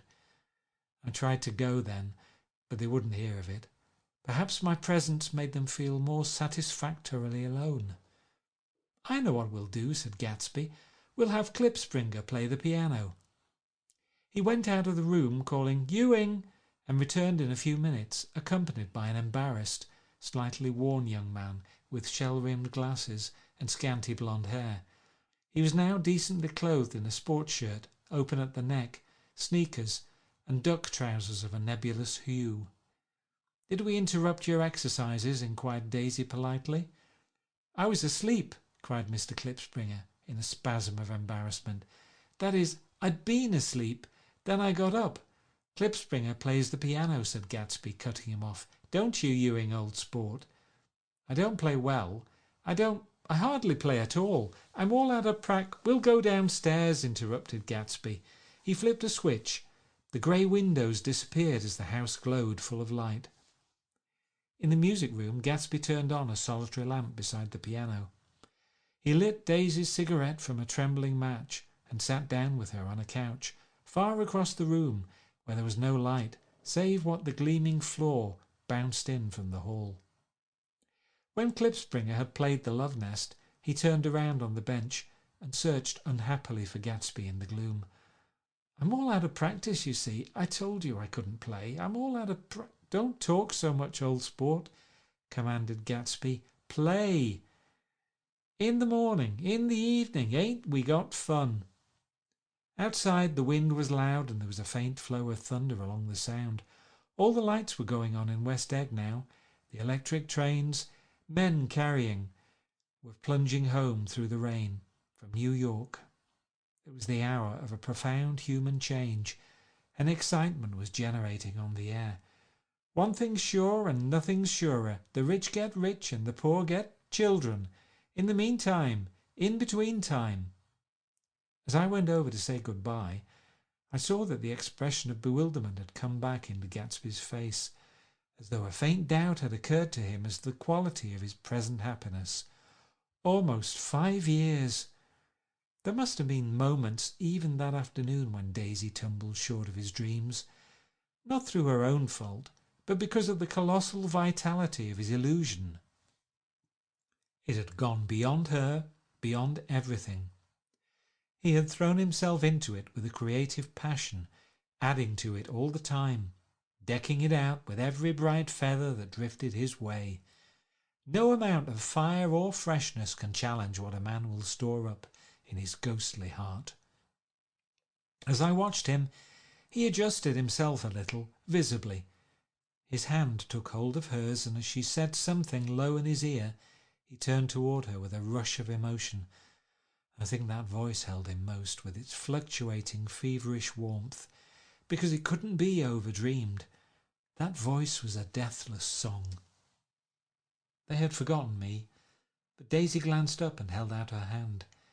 Gatsby didn't know me now at all. I looked once more at them, and they looked back at me, remotely, possessed by intense life. Then I went out of the room and down the marble steps into the rain, leaving them there, together. About this time, an ambitious young reporter from New York arrived one morning at Gatsby's door and asked him if he had anything to say. "Anything to say about what?" inquired Gatsby politely. "Why, any statement to give out." It transpired after a confused 5 minutes that the man had heard Gatsby's name around his office in a connection which he either wouldn't reveal or didn't fully understand. This was his day off, and with laudable initiative he had hurried out to see. It was a random shot, and yet the reporter's instinct was right. Gatsby's notoriety, spread about by the hundreds who had accepted his hospitality and so become authorities upon his past, had increased all summer until he fell just short of being news. Contemporary legends, such as the underground pipeline to Canada, attached themselves to him, and there was one persistent story that he didn't live in a house at all, but in a boat that looked like a house and was moved secretly up and down the Long Island shore. Just why these inventions were a source of satisfaction to James Gatz of North Dakota isn't easy to say. James Gatz, that was really, or at least legally, his name. He had changed it at the age of 17, and at the specific moment that he witnessed the beginning of his career, when he saw Dan Cody's yacht drop anchor over the most insidious flat on Lake Superior. It was James Gatz who had been loafing along the beach that afternoon in a torn green jersey and a pair of canvas pants, but it was already Jay Gatsby who borrowed a rowboat, pulled out to the Tuolumne, and informed Cody that a wind might catch him and break him up in half an hour. I suppose he'd had the name ready for a long time, even then. His parents were shiftless and unsuccessful farm people. His imagination had never really accepted them as his parents at all. The truth was that Jay Gatsby of West Egg, Long Island, sprang from his platonic conception of himself. He was a son of God, a phrase which, if it means anything, means just that, and he must be about his father's business, the service of a vast, vulgar, and meretricious beauty. So he invented just the sort of Jay Gatsby that a 17-year-old boy would be likely to invent, and to this conception he was faithful to the end. For over a year he had been beating his way along the south shore of Lake Superior as a clam digger and a salmon fisher, or in any other capacity that brought him food and bed. His brown, hardening body lived naturally through the half-fierce, half-lazy work of the bracing days. He knew women early, and since they spoiled him, he became contemptuous of them, of young virgins because they were ignorant, of the others because they were hysterical about things which, in his overwhelming self-absorption, he took for granted. But his heart was in a constant turbulent riot. The most grotesque and fantastic conceits haunted him in his bed at night. A universe of ineffable gaudiness spun itself out in his brain while the clock ticked on the washstand and the moon soaked with wet light his tangled clothes upon the floor. Each night he added to the pattern of his fancies until drowsiness closed down upon some vivid scene with an oblivious embrace. For a while these reveries provided an outlet for his imagination. They were a satisfactory hint of the unreality of reality, a promise that the rock of the world was founded securely on a fairy's wing. An instinct toward his future glory had led him some months before to the small Lutheran college of St. Olaf in southern Minnesota. He stayed there 2 weeks, dismayed at its ferocious indifference to the drums of his destiny, to destiny itself, and despising the janitor's work with which he was to pay his way through. Then he drifted back to Lake Superior, and he was still searching for something to do on the day that Dan Cody's yacht dropped anchor in the shallows alongshore. Cody was 50 years old then, a product of the Nevada silver fields, of the Yukon, of every rush for metal since '75. The transactions in Montana copper that made him many times a millionaire found him physically robust, but on the verge of soft-mindedness, and suspecting this, an infinite number of women tried to separate him from his money. The none too savoury ramifications by which Ella Kay, the newspaper woman, played Madame de Maintenon to his weakness and sent him to sea in a yacht were common knowledge to the turgid sub-journalism of 1902. He had been coasting along all too hospitable shores for 5 years when he turned up as James Gatt's destiny in Little Girl Bay. To young Gatts, resting on his oars and looking up at the railed deck, that yacht represented all the beauty and glamour in the world. I suppose he smiled at Cody. He had probably discovered that people liked him when he smiled. At any rate, Cody asked him a few questions. One of them elicited the brand new name, and found that he was quick and extravagantly ambitious. A few days later he took him to Duluth and bought him a blue coat, 6 pairs of white duck trousers and a yachting cap. And when the Tuolumne left for the West Indies and the Barbary Coast, Gatsby left too. He was employed in a vague personal capacity.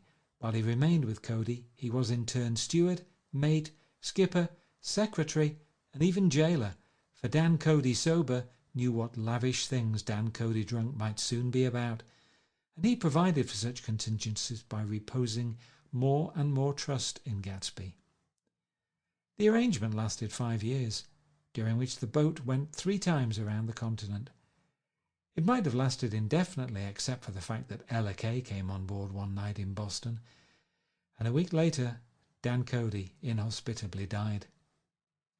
I remember the portrait of him up in Gatsby's bedroom, a grey, florid man with a hard, empty face, the pioneer debauchee who during one phase of American life brought back to the eastern seaboard the savage violence of the frontier brothel and saloon. It was indirectly due to Cody that Gatsby drank so little. Sometimes in the course of gay parties women used to rub champagne into his hair. For himself he formed the habit of letting liquor alone.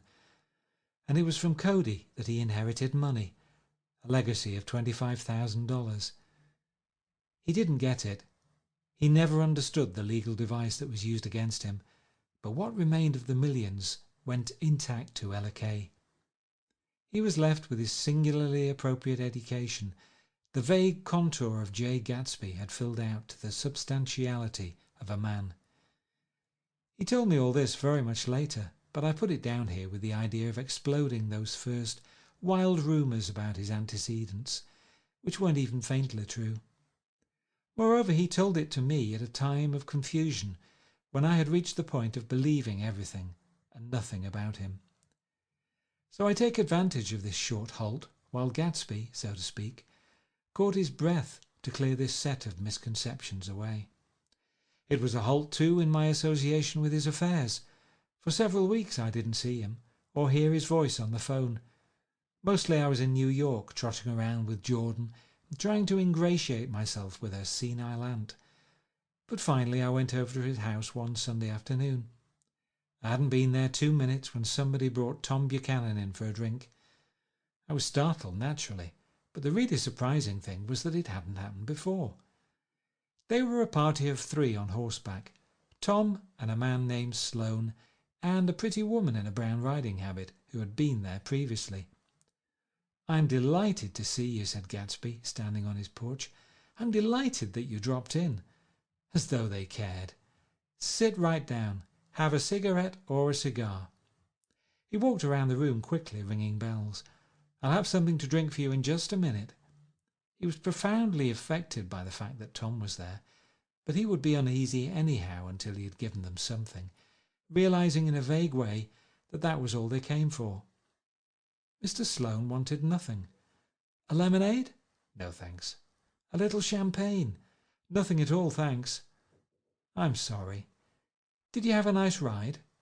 "Very good roads round here." "I suppose the automobiles—" "Yeah." Moved by an irresistible impulse, Gatsby turned to Tom, who had accepted the introduction as a stranger. "I believe we've met somewhere before, Mr. Buchanan." "Oh, yes," said Tom, gruffly polite, but obviously not remembering. "So we did. I remember very well. About 2 weeks ago. That's right, you were with Nick here." "I know your wife," continued Gatsby, almost aggressively. "That's so." Tom turned to me. "You live near here, Nick?" "Next door." "That's so." Mr. Sloane didn't enter into the conversation, but lounged back haughtily in his chair. The woman said nothing either, until, unexpectedly after 2 highballs, she became cordial. "We'll all come over to your next party, Mr. Gatsby," she suggested. "What do you say?" "Certainly, I'd be delighted to have you." "Be very nice," said Mr. Sloane without gratitude. "Well, think ought to be starting home." "Please don't hurry," Gatsby urged them. He had control of himself now, and he wanted to see more of Tom. Why don't you stay for supper? I wouldn't be surprised if some other people dropped in from New York." "You come to supper with me," said the lady enthusiastically. "Both of you." This included me. Mr. Sloane got to his feet. "Come along," he said, but to her only. "I mean it," she insisted. "I'd love to have you. Lots of room." Gatsby looked at me questioningly. He wanted to go, and he didn't see that Mr. Sloane had determined he shouldn't. "I'm afraid I won't be able to," I said. "Well, you come," she urged, concentrating on Gatsby. Mr. Sloane murmured something close to her ear. "We won't be late if we start now," she insisted aloud. "I haven't got a horse," said Gatsby. "I used to ride in the army, but I've never bought a horse. I'll have to follow you in my car. Excuse me for just a minute." The rest of us walked out onto the porch, where Sloane and the lady began an impassioned conversation aside. "My God, I believe the man's coming," said Tom. "Doesn't he know she doesn't want him?" "She says she does want him. She has a big dinner party, and he won't know a soul there." He frowned. "I wonder where in the devil he met Daisy. By God, I may be old-fashioned in my ideas, but women run around too much these days to suit me. They meet all kinds of crazy fish." Suddenly Mr. Sloane and the lady walked down the steps and mounted their horses. "Come on," said Mr. Sloane to Tom. "We're late." "We've got to go." And then to me, "Tell him we couldn't wait, will you?" Tom and I shook hands. The rest of us exchanged a cool nod, and they trotted quickly down the drive, disappearing under the August foliage, just as Gatsby, with hat and light overcoat in hand, came out the front door. Tom was evidently perturbed at Daisy's running around alone, for on the following Saturday night he came with her to Gatsby's party. Perhaps his presence gave the evening its peculiar quality of oppressiveness. It stands out in my memory from Gatsby's other parties that summer. They were the same people, or at least the same sort of people, the same profusion of champagne, the same many-coloured, many-keyed commotion, but I felt an unpleasantness in the air, a pervading harshness that hadn't been there before. Or perhaps I had merely grown used to it, grown to accept West Egg as a world complete in itself, with its own standards and its own great figures, second to nothing because it had no consciousness of being so. And now I was looking at it again, through Daisy's eyes. It is invariably saddening to look through new eyes at things upon which you have expended your own powers of adjustment. They arrived at twilight, and as we strolled out among the sparkling hundreds, Daisy's voice was playing murmurous tricks in her throat. "These things excite me so," she whispered. "If you want to kiss me any time during the evening, Nick, just let me know and I'll be glad to arrange it for you. Just mention my name, or present a green card. I'm giving out green—" "Look around," suggested Gatsby. "I'm looking around. I'm having a marvellous—" "You must see the faces of many people you've heard about." Tom's arrogant eyes roamed the crowd. "We don't go around very much," he said. "In fact, I was just thinking I don't know a soul here." "Perhaps you know that lady," Gatsby indicated, a gorgeous, scarcely human orchid of a woman, who sat in state under a white plum tree. Tom and Daisy stared with that peculiarly unreal feeling that accompanies the recognition of a hitherto ghostly celebrity of the movies. "She's lovely," said Daisy. "The man bending over her is her director." He took them ceremoniously from group to group. "Mrs. Buchanan and Mr. Buchanan." After an instant's hesitation he added, "The polo player." "Oh no," objected Tom quickly, "not me." But evidently the sound of it pleased Gatsby, for Tom remained the polo player for the rest of the evening. "I've never met so many celebrities," Daisy exclaimed. "I like that man. What was his name? With the sort of blue nose?" Gatsby identified him, adding that he was a small producer. "Well, I liked him anyhow." "I'd a little rather not be the polo player," said Tom pleasantly. "I'd rather look at all these famous people in oblivion." Daisy and Gatsby danced. I remember being surprised by his graceful conservative foxtrot. I'd never seen him dance before. Then they sauntered over to my house and sat on the steps for half an hour, while at her request I remained watchfully in the garden. "In case there's a fire or a flood," she explained, "or any act of God." Tom appeared from his oblivion as we were sitting down to supper together. "Do you mind if I eat with some people over here?" he said. "A fellow's getting off some funny stuff." "Go ahead," answered Daisy genially, "and if you want to take down any addresses, here's my little gold pencil." She looked around after a moment and told me the girl was common but pretty, and I knew that except for the half hour she'd been alone with Gatsby, she wasn't having a good time. We were at a particularly tipsy table. That was my fault. Gatsby had been called to the phone, and I'd enjoyed these same people only 2 weeks before, but what had amused me then turned septic on the air now. "How do you feel, Miss Baedeker?"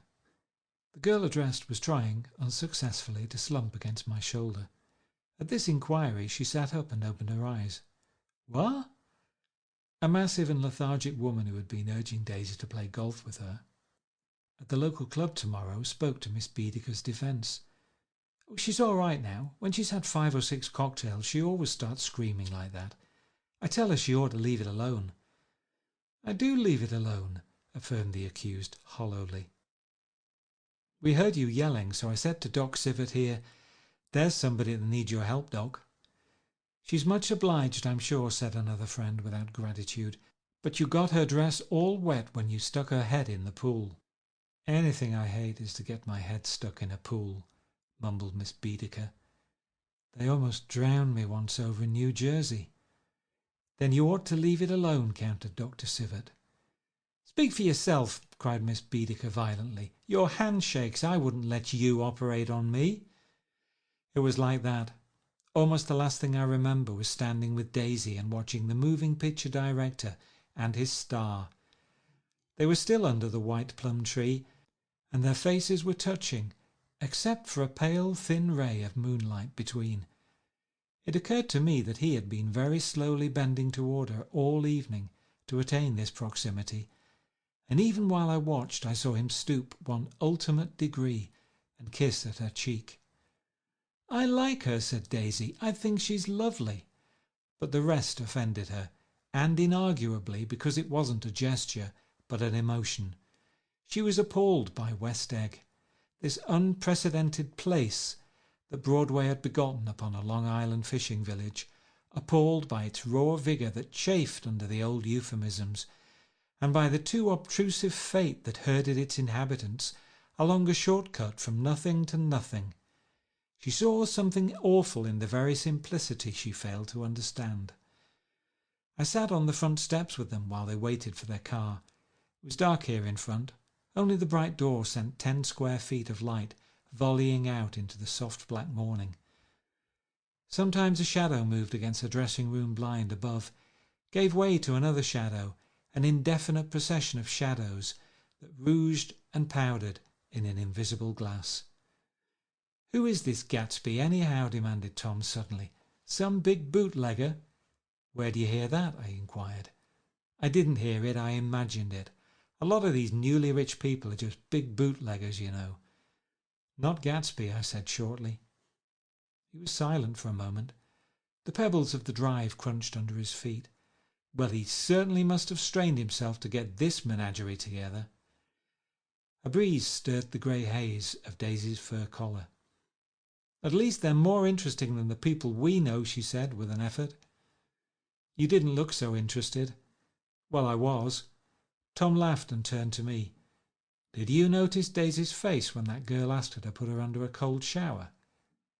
Daisy began to sing with the music in a husky, rhythmic whisper, bringing out a meaning in each word that it had never had before and would never have again. When the melody rose, her voice broke up sweetly, following it, in a way contralto voices have, and each change tipped out a little of her warm human magic upon the air. "Lots of people come who haven't been invited," she said suddenly. "That girl hadn't been invited. They simply forced their way in, and he's too polite to object." "I'd like to know who he is and what he does," insisted Tom, "and I think I'll make a point of finding out." "I can tell you right now," she answered. "He owns some drugstores, a lot of drugstores. He built them up himself." The dilatory limousine came rolling up the drive. "Good night, Nick," said Daisy. Her glance left me and sought the lighted top of the steps, where 3 o'clock in the morning, a neat, sad little waltz of that year, was drifting out the open door. After all, in the very casualness of Gatsby's party, there were romantic possibilities totally absent from her world. What was it up there in the song that seemed to be calling her back inside? What would happen now in the dim, incalculable hours? Perhaps some unbelievable guest would arrive, a person infinitely rare and to be marvelled at, some authentically radiant young girl who, with one fresh glance at Gatsby, one moment of magical encounter, would blot out those 5 years of unwavering devotion. I stayed late that night. Gatsby asked me to wait until he was free, and I lingered in the garden until the inevitable swimming party had run up, chilled and exalted from the black beach, until the lights were extinguished in the guest rooms overhead. He came down the steps at last. The tanned skin was drawn unusually tight on his face, and his eyes were bright and tired. "She didn't like it," he said immediately. "Of course she did. She didn't like it," he insisted. "She didn't have a good time." He was silent, and I guessed at his unutterable depression. "I feel far away from her," he said. "It's hard to make her understand." "You mean about the dance?" "The dance?" He dismissed all the dances he had given with a snap of his fingers. "Old sport, the dance is unimportant." He wanted nothing less of Daisy than that she should go to Tom and say, "I never loved you." After she had obliterated 4 years with that sentence, they could decide upon the more practical measures to be taken. One of them was that after she was free they were to go back to Louisville and be married from her house, just as if it were 5 years ago. "And she doesn't understand," he said. "She used to be able to understand. We'd sit for hours." He broke off and began to walk up and down a desolate path of fruit rinds and discarded favours and crushed flowers. "I wouldn't ask too much of her," I ventured. "You can't repeat the past." "Can't repeat the past?" he cried incredulously. "Why, of course you can." He looked around him wildly, as if the past were lurking here in the shadow of his house, just out of reach of his hand. "I'm going to fix everything just the way it was before," he said, nodding determinedly. "She'll see."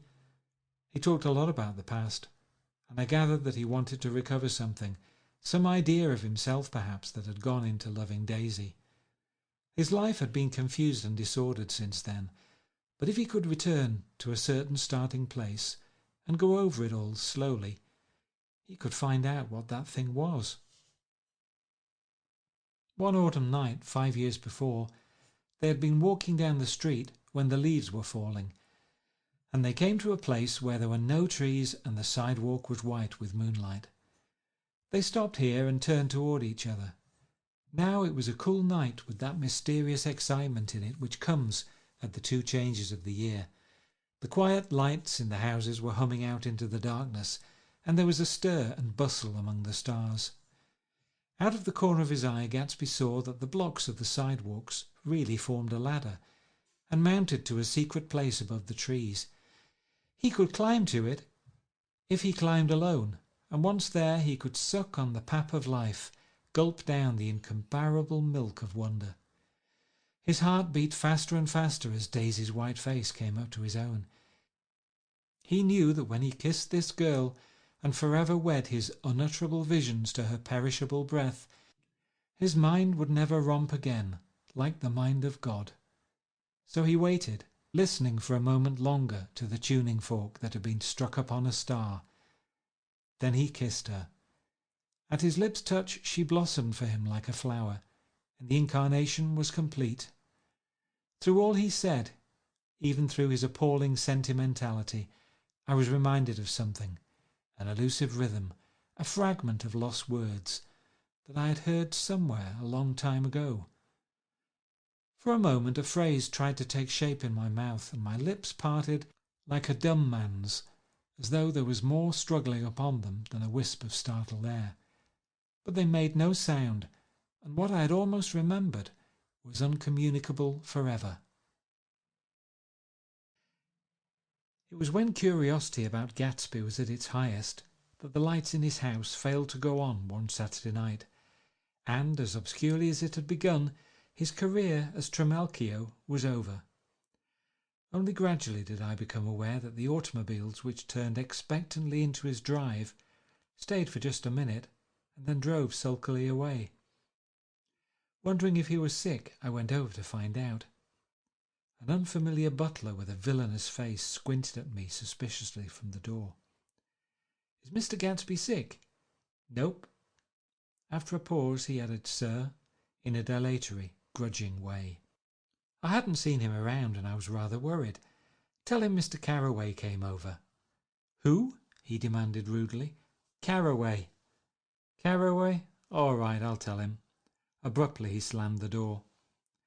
My Finn informed me that Gatsby had dismissed every servant in his house a week ago and replaced them with half a dozen others who never went into West Egg Village to be bribed by the tradesmen, but ordered moderate supplies over the telephone.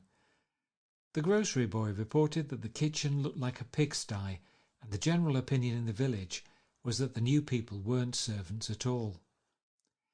Next day Gatsby called me on the phone. "Going away?" I inquired. "No, old sport." "I hear you fired all your servants."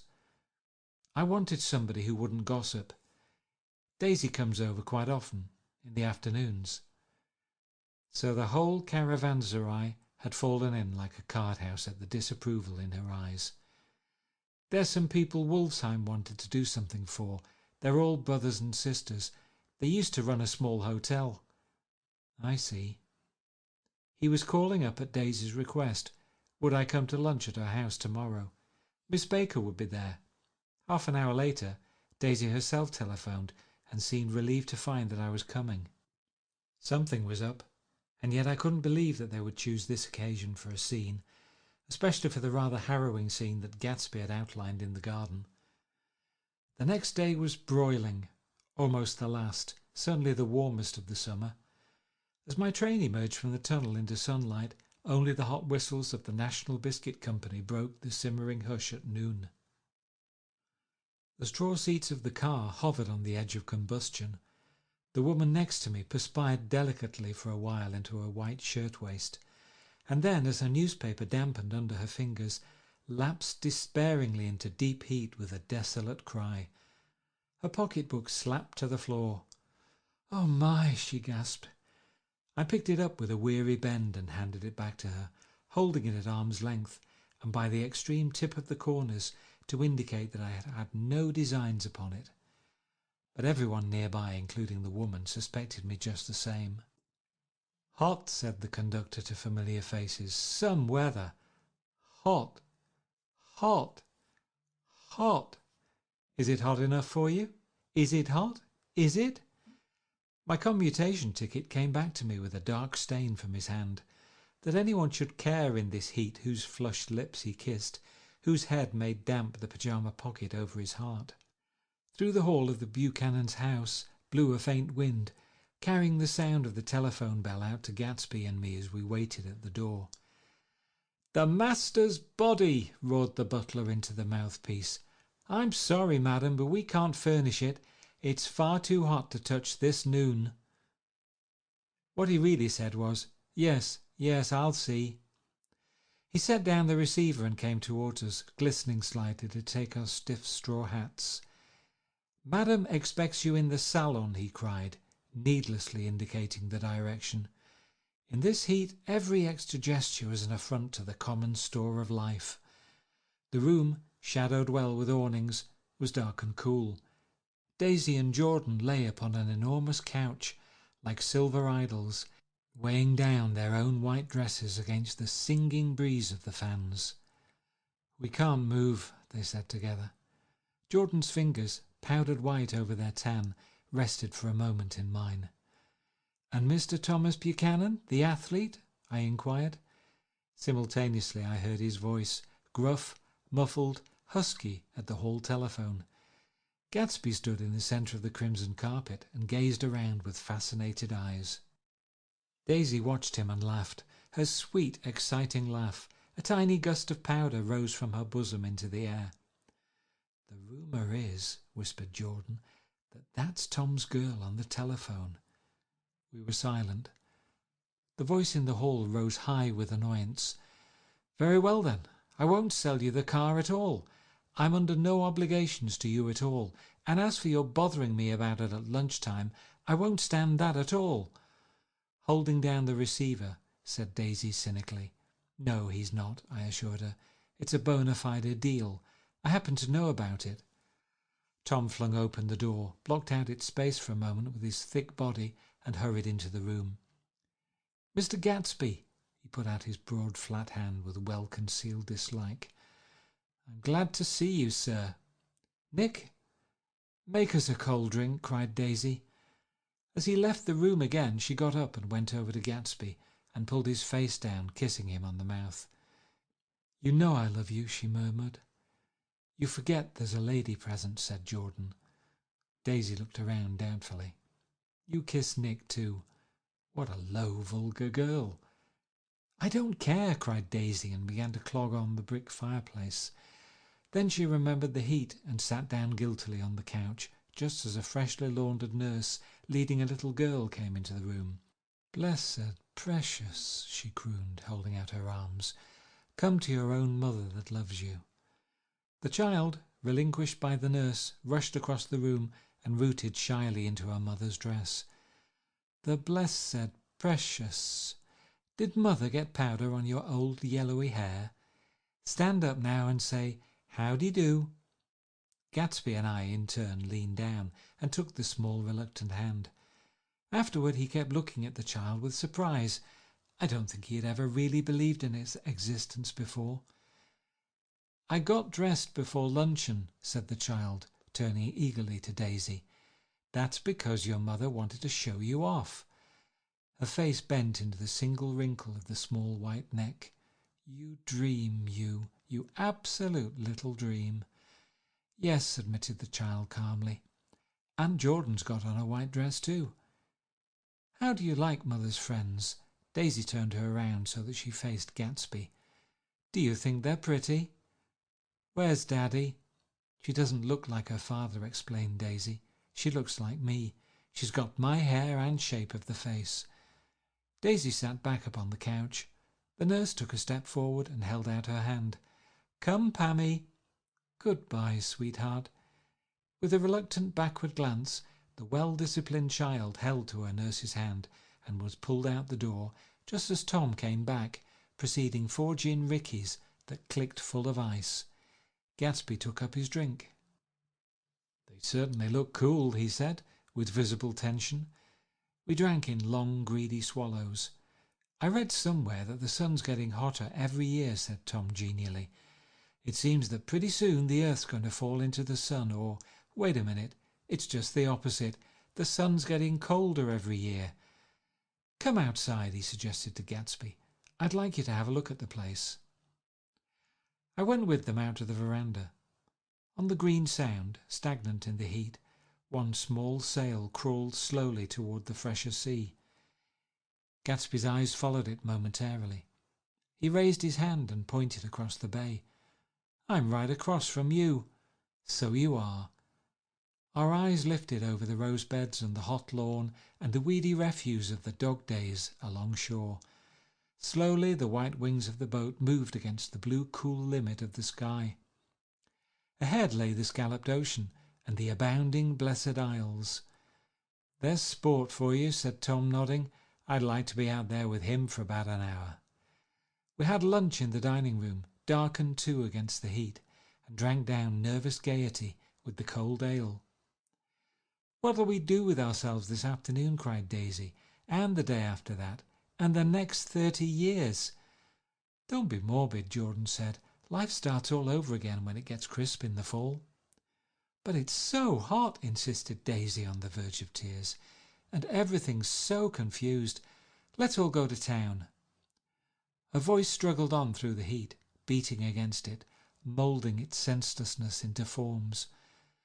"I've heard of making a garage out of a stable," Tom was saying to Gatsby, "but I'm the first man who ever made a stable out of a garage." "Who wants to go to town?" demanded Daisy insistently. Gatsby's eyes floated toward her. "Ah," she cried, "you look so cool." Their eyes met and they stared together at each other, alone in space. With an effort, she glanced down at the table. "You always look so cool," she repeated. She had told him that she loved him, and Tom Buchanan saw. He was astounded. His mouth opened a little and he looked at Gatsby, and then back at Daisy as if he had just recognized her as someone he knew a long time ago. "You resemble the advertisement of the Man," she went on innocently. "You know, the advertisement of the Man." "All right," broke in Tom quickly. "I'm perfectly willing to go to town. Come on, we're all going to town." He got up, his eyes still flashing between Gatsby and his wife. No one moved. "Come on," his temper cracked a little. "What's the matter anyhow? If we're going to town, let's start." His hand, trembling with his effort at self-control, bore to his lips the last of his glass of ale. Daisy's voice got us to our feet and out onto the blazing gravel drive. "Are we just going to go?" she objected. "Like this? Aren't we going to let anyone smoke a cigarette first?" Everybody smoked all through lunch. "Oh, let's have fun," she begged him. "It's too hot to fuss." He didn't answer. "Have it your own way," she said. "Come on, Jordan." They went upstairs to get ready while we 3 men stood there shuffling the hot pebbles with our feet. A silver curve of the moon hovered already in the western sky. Gatsby started to speak, changed his mind, but not before Tom wheeled and faced him expectantly. "Have you got your stables here?" asked Gatsby with an effort. "About 1/4 of a mile down the road." "Oh." A pause. "I don't see the idea of going to town," broke out Tom savagely. "Women get these notions in their heads." "Shall we take anything to drink?" called Daisy from an upper window. "I'll get some whiskey," answered Tom. He went inside. Gatsby turned to me rigidly. "I can't say anything in his house, old sport." "She's got an indiscreet voice," I remarked. "It's full of—" I hesitated. "Her voice is full of money," he said suddenly. That was it. I'd never understood before. It was full of money. That was the inexhaustible charm that rose and fell in it, the jingle of it, the cymbals' song of it. High in a white palace, the king's daughter, the golden girl. Tom came out of the house, wrapping a quart bottle in a towel, followed by Daisy and Jordan, wearing small tight hats of metallic cloth and carrying light capes over their arms. "Shall we all go in my car?" suggested Gatsby. He felt the hot green leather of the seat. I ought to have left it in the shade. Is it standard shift? Demanded Tom. Yes. Well, you take my coupe and let me drive your car to town. The suggestion was distasteful to Gatsby. I don't think there's much gas, he objected. Plenty of gas, said Tom boisterously. He looked at the gauge. And if it runs out, I can stop at a drugstore. You can buy anything at a drugstore nowadays. A pause followed this apparently pointless remark. Daisy looked at Tom, frowning, and an indefinable expression, at once definitely unfamiliar and vaguely recognizable, as if I had only heard it described in words, passed over Gatsby's face. "Come on, Daisy," said Tom, pressing her with his hand towards Gatsby's car. "I'll take you in this circus wagon." He opened the door, but she moved out from the circle of his arm. "You take Nick and Jordan. We'll follow you in the coupe." She walked close to Gatsby, touching his coat with her hand. Jordan and Tom and I got into the front seat of Gatsby's car.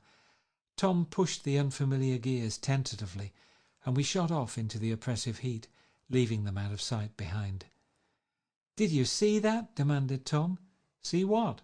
He looked at me keenly, realizing that Jordan and I must have known all along.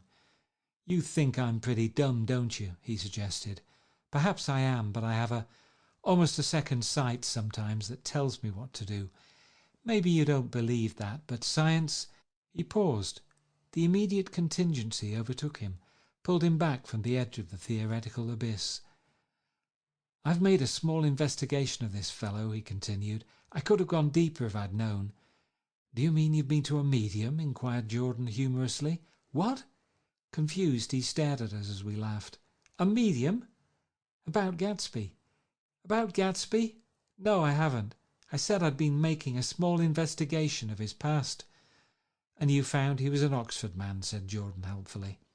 "An Oxford man?" He was incredulous. "Like hell he is. He wears a pink suit." "Nevertheless, he's an Oxford man." "Oxford, New Mexico," snorted Tom contemptuously, or something like that. "Listen, Tom, if you're such a snob, why did you invite him to lunch?"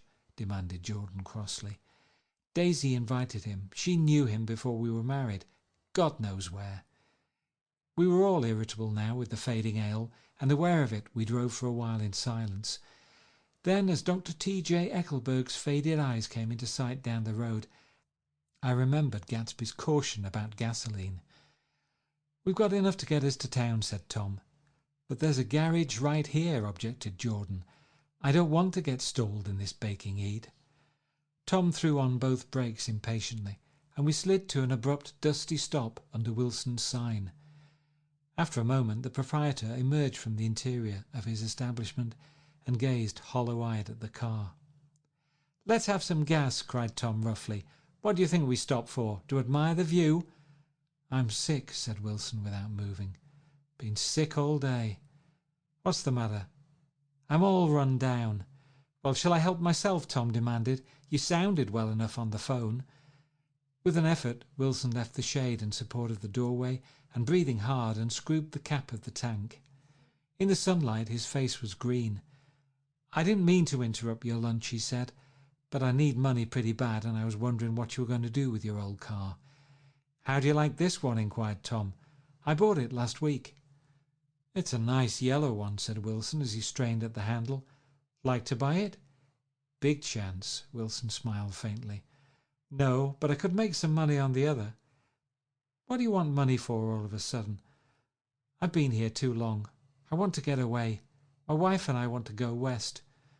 "Your wife does?" exclaimed Tom, startled. "She's been talking about it for 10 years. He rested for a moment against the pump, shading his eyes. "And now she's going whether she wants to or not. I'm going to get her away." The coupe flashed by us with a flurry of dust and the flash of a waving hand. "What do I owe you?" demanded Tom harshly. "I just got wised up to something funny the last 2 days," remarked Wilson. "That's why I want to get away. That's why I've been bothering you about the car." "What do I owe you?"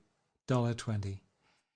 The relentless beating heat was beginning to confuse me, and I had a bad moment there before I realized that so far his suspicions hadn't alighted on Tom. He had discovered that Myrtle had some sort of life apart from him in another world, and the shock had made him physically sick. I stared at him and then at Tom, who had made a parallel discovery less than an hour before.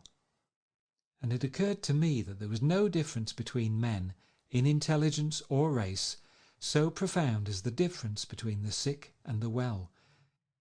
Wilson was so sick that he looked guilty, unforgivably guilty, as if he'd just got some poor girl with child. "I'll let you have that car," said Tom. "I'll send it over tomorrow afternoon."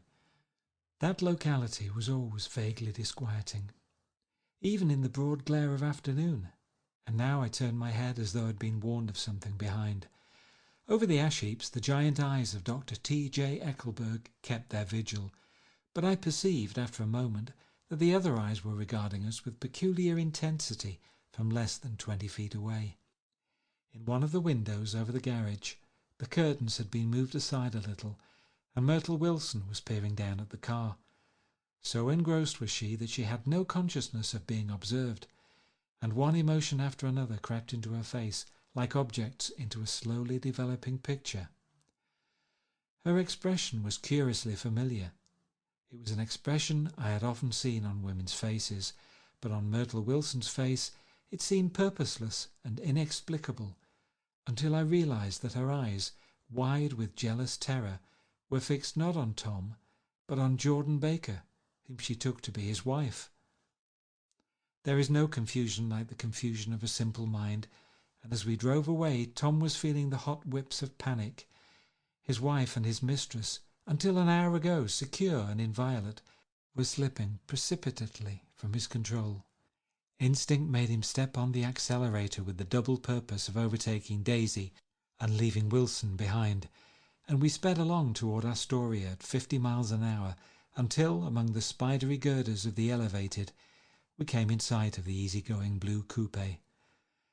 "Those big movies around 50th Street are cool," suggested Jordan. "I love New York on summer afternoons when everyone's away. There's something very sensuous about it, overripe, as if all sorts of funny fruits were going to fall into your hands." The word sensuous had the effect of further disquieting Tom. But before he could invent a protest, the coupe came to a stop, and Daisy signalled us to draw up alongside. "Where are we going?" she cried. "How about the movies?" "It's so hot," she complained. "You go. We'll ride around and meet you after." With an effort her wit rose faintly. "We'll meet you on some corner. I'll be the man smoking 2 cigarettes." "We can't argue about it here," Tom said impatiently, as the truck gave out a cursing whistle behind us. "You follow me to the south side of Central Park, in front of the plaza." Several times he turned his head and looked back for their car, and if the traffic delayed them, he slowed up until they came into sight. I think he was afraid they would dart down a side street and out of his life forever. But they didn't, and we all took the less explicable step of engaging the parlour of a suite in the Plaza Hotel. The prolonged and tumultuous argument that ended by herding us into that room eludes me, though I have a sharp physical memory that in the course of it my underwear kept climbing like a damp snake around my legs, and intermittent beads of sweat raced cool across my back.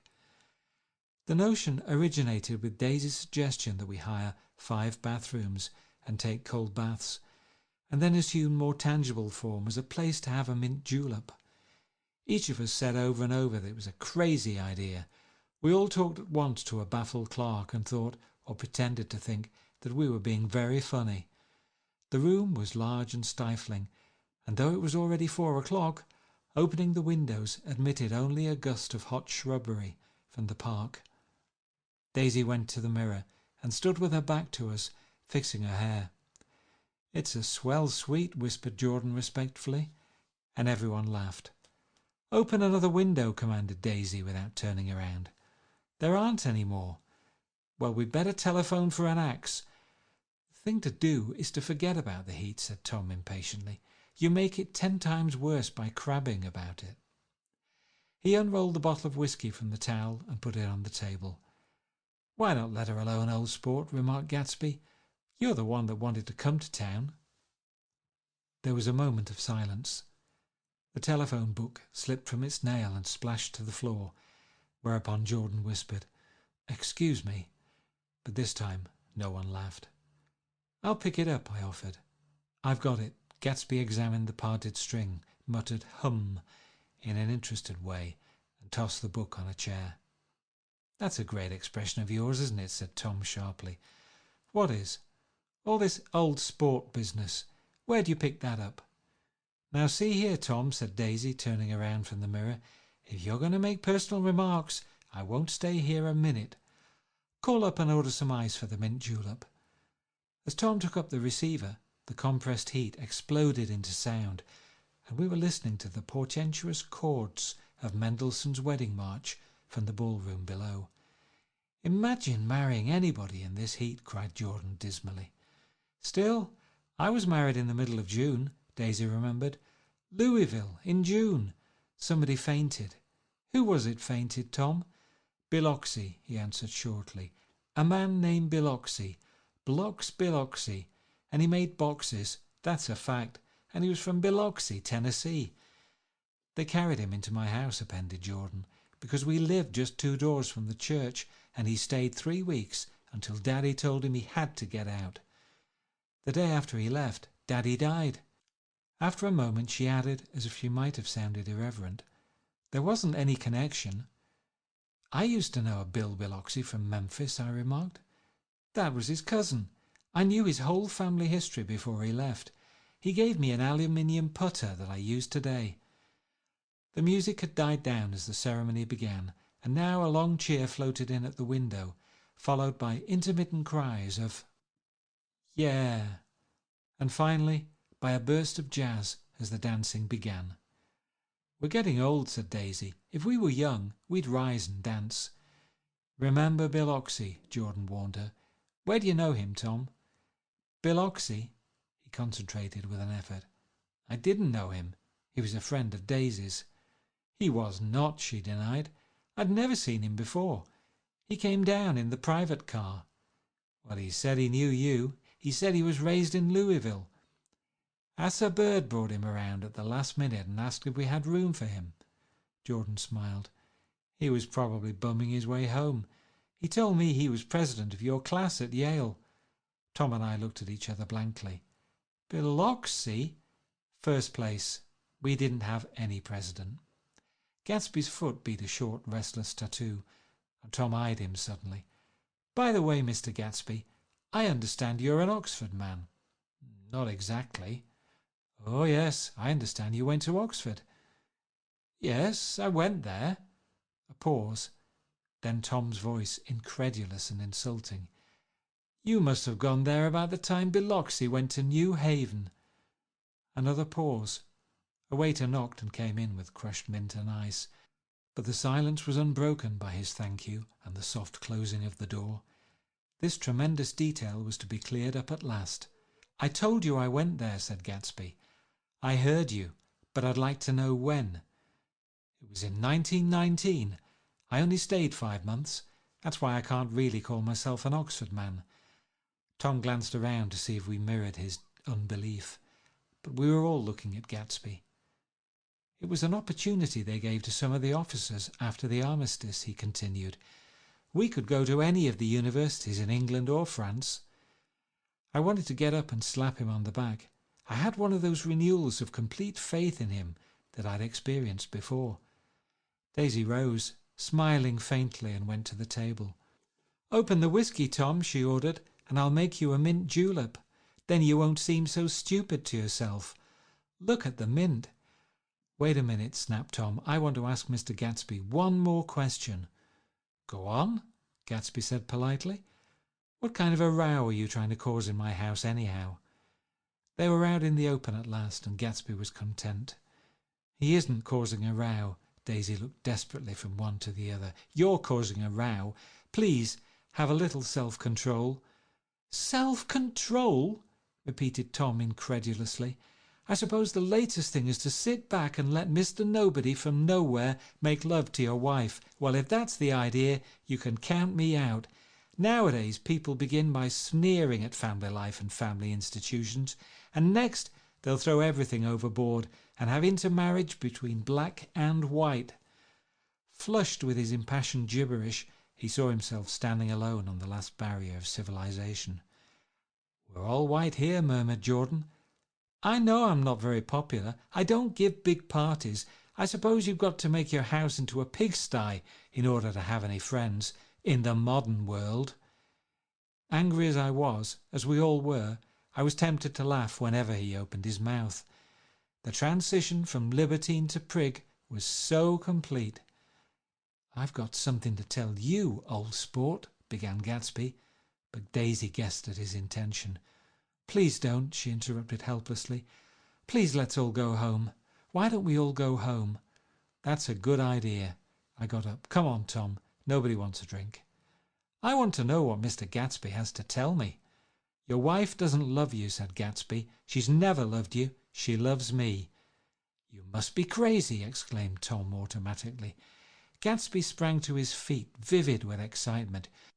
"She never loved you, do you hear?" he cried. "She only married you because I was poor and she was tired of waiting for me. It was a terrible mistake, but in her heart she never loved anyone except me." At this point Jordan and I tried to go, but Tom and Gatsby insisted with competitive firmness that we remain, as though neither of them had anything to conceal, and it would be a privilege to partake vicariously of their emotions. "Sit down, Daisy." Tom's voice groped unsuccessfully for the paternal note. "What's been going on? I want to hear all about it." "I told you what's been going on," said Gatsby. "Going on for 5 years, and you didn't know." Tom turned to Daisy sharply. "You've been seeing this fellow for 5 years?" "Not seeing," said Gatsby. "No, we couldn't meet, but both of us loved each other all that time, old sport, and you didn't know." I used to laugh sometimes, but there was no laughter in his eyes. "To think that you didn't know." "Oh, that's all." Tom tapped his thick fingers together like a clergyman and leaned back in his chair. "You're crazy," he exploded. "I can't speak about what happened 5 years ago because I didn't know Daisy then, and I'll be damned if I see how you got within a mile of her, unless you brought the groceries to the back door. But all the rest of that's a goddamn lie. Daisy loved me when she married me, and she loves me now." "No," said Gatsby, shaking his head. "She does, though. The trouble is that sometimes she gets foolish ideas in her head and doesn't know what she's doing." He nodded sagely. "And what's more, I love Daisy too. Once in a while I go off on a spree and make a fool of myself, but I always come back, and in my heart I love her all the time." "You're revolting," said Daisy. She turned to me, and her voice, dropping an octave lower, filled the room with thrilling scorn. "Do you know why we left Chicago? I'm surprised that they didn't treat you to the story of that little spree." Gatsby walked over and stood beside her. "Daisy, that's all over now," he said earnestly. "It doesn't matter any more. Just tell him the truth, that you never loved him, and it's all wiped out forever." She looked at him blindly. "Why? How could I love him? Possibly." "You never loved him." She hesitated. Her eyes fell on Jordan and me with a sort of appeal, as though she realized at last what she was doing, and as though she had never all along intended doing anything at all. But it was done now. It was too late. "I never loved him," she said with perceptible reluctance. "Not at Kapiolani?" demanded Tom suddenly. "No." From the ballroom beneath, muffled and suffocating chords were drifting up on hot waves of air. "Not that day I carried you down from the punch bowl to keep your shoes dry?" There was a husky tenderness in his tone. "Daisy? Please don't." Her voice was cold, but the rancour was gone from it. She looked at Gatsby. "There, Jay," she said. But her hand, as she tried to light a cigarette, was trembling. Suddenly she threw the cigarette and the burning match on the carpet. "Oh, you want too much," she cried to Gatsby. "I love you now. Isn't that enough? I can't help what's past." She began to sob helplessly. "I did love him once, but I loved you too." Gatsby's eyes opened and closed.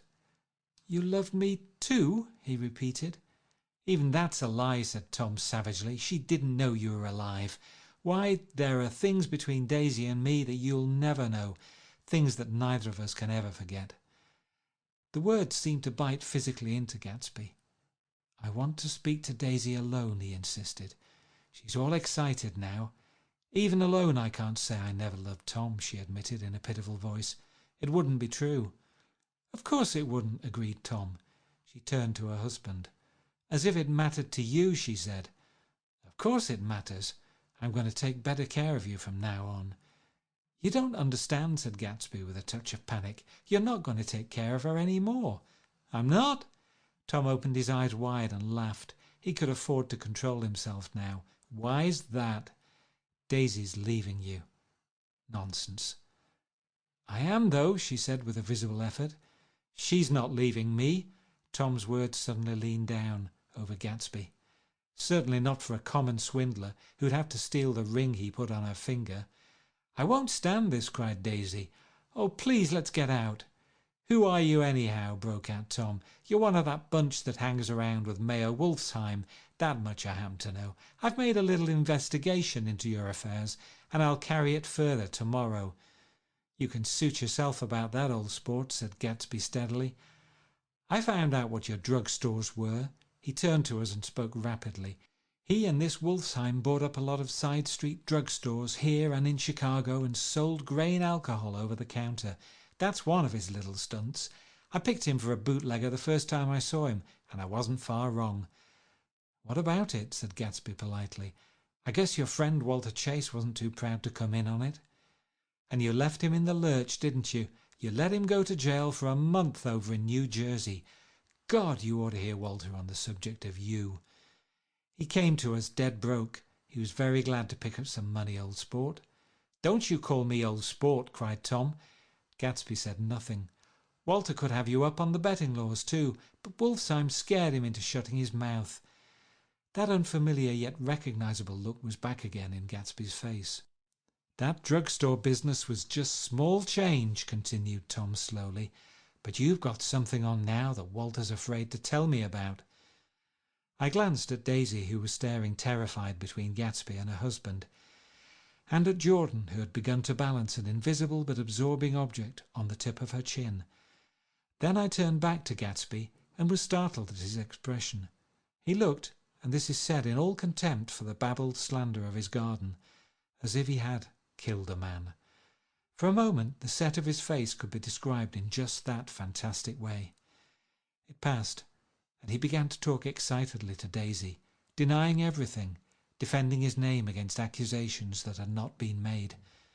But with every word she was drawing further and further into herself, so he gave that up, and only the dead dream fought on as the afternoon slipped away, trying to touch what was no longer tangible, struggling unhappily, undespairingly, toward that lost voice across the room.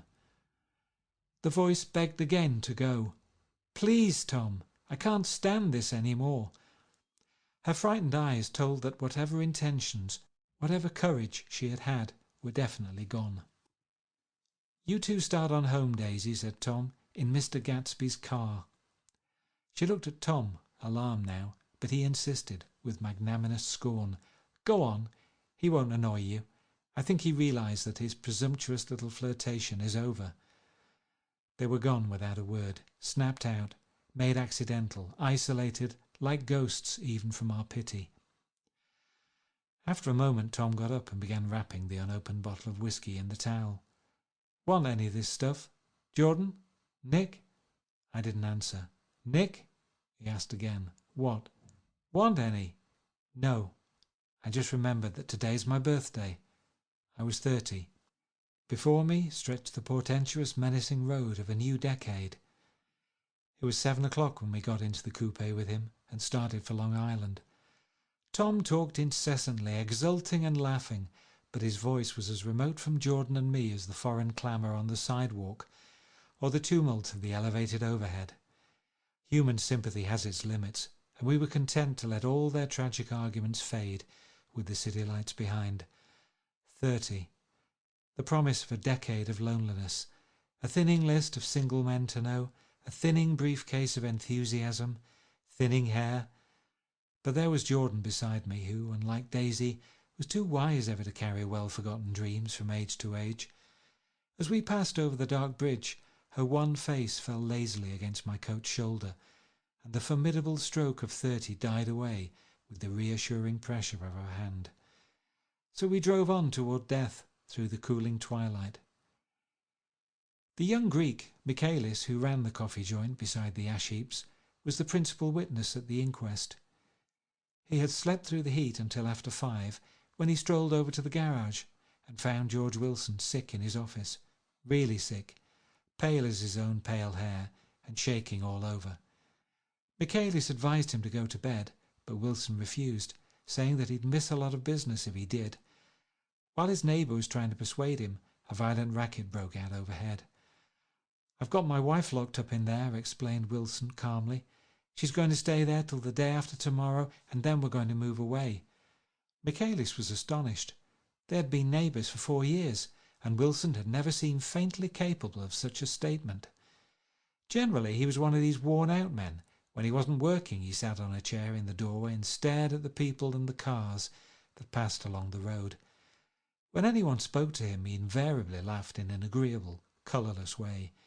He was his wife's man and not his own. So naturally Michaelis tried to find out what had happened, but Wilson wouldn't say a word. Instead, he began to throw curious, suspicious glances at his visitor and asked him what he'd been doing at certain times on certain days. Just as the latter was getting uneasy, some workmen came past the door, bound for his restaurant, and Michaelis took the opportunity to get away, intending to come back later. But he didn't. He supposed he forgot to, that's all. When he came outside again, a little after 7, he was reminded of the conversation because he heard Mrs. Wilson's voice, loud and scolding, downstairs in the garage. "Beat me," he heard her cry. "Throw me down and beat me, you dirty little coward." A moment later she rushed out into the dusk, waving her hands and shouting. Before he could move from his door, the business was over. The death car, as the newspapers called it, didn't stop. It came out of the gathering darkness, wavered tragically for a moment, and then disappeared around the next bend. Michaelis wasn't even sure of its colour. He told the first policeman that it was light green. The other car, the one going toward New York, came to rest 100 yards beyond, and its driver hurried back to where Myrtle Wilson, her life violently extinguished, knelt in the road and mingled her thick, dark blood with the dust. Michaelis and this man reached her first, but when they had torn open her shirtwaist, still damp with perspiration, they saw that her left breast was swinging loose like a flap, and there was no need to listen for the heart beneath. The mouth was wide open and ripped at the corners, as though she had choked a little in giving up the tremendous vitality she had stored for so long. We saw the 3 or 4 automobiles and the crowd when we were still some distance away. "Wreck," said Tom. "That's good. Wilson will have a little business at last." He slowed down, but still without any intention of stopping, until, as we came nearer, the hushed, intent faces of the people at the garage door made him automatically put on the brakes. "We'll take a look," he said doubtfully. "Just a look." I became aware now of a hollow wailing sound which issued incessantly from the garage. A sound which, as we got out of the coupe and walked toward the door, resolved itself into the words, "Oh my God," uttered over and over in a gasping moan. "There's some bad trouble here," said Tom excitedly. He reached up on tiptoes and peered over a circle of heads into the garage, which was lit only by a yellow light in a swinging wire basket overhead. Then he made a harsh sound in his throat, and with a violent thrusting movement of his powerful arms, pushed his way through. The circle closed up again with a running murmur of expostulation. It was a minute before I could see anything at all. The new arrivals deranged the line, and Jordan and I were pushed suddenly inside. Myrtle Wilson's body, wrapped in a blanket, and then in another blanket, as though she suffered from a chill in the hot night, lay on a work table by the wall, and Tom, with his back to us, was bending over it, motionless. Next to him stood a motorcycle policeman, taking down names with much sweat and correction in a little book.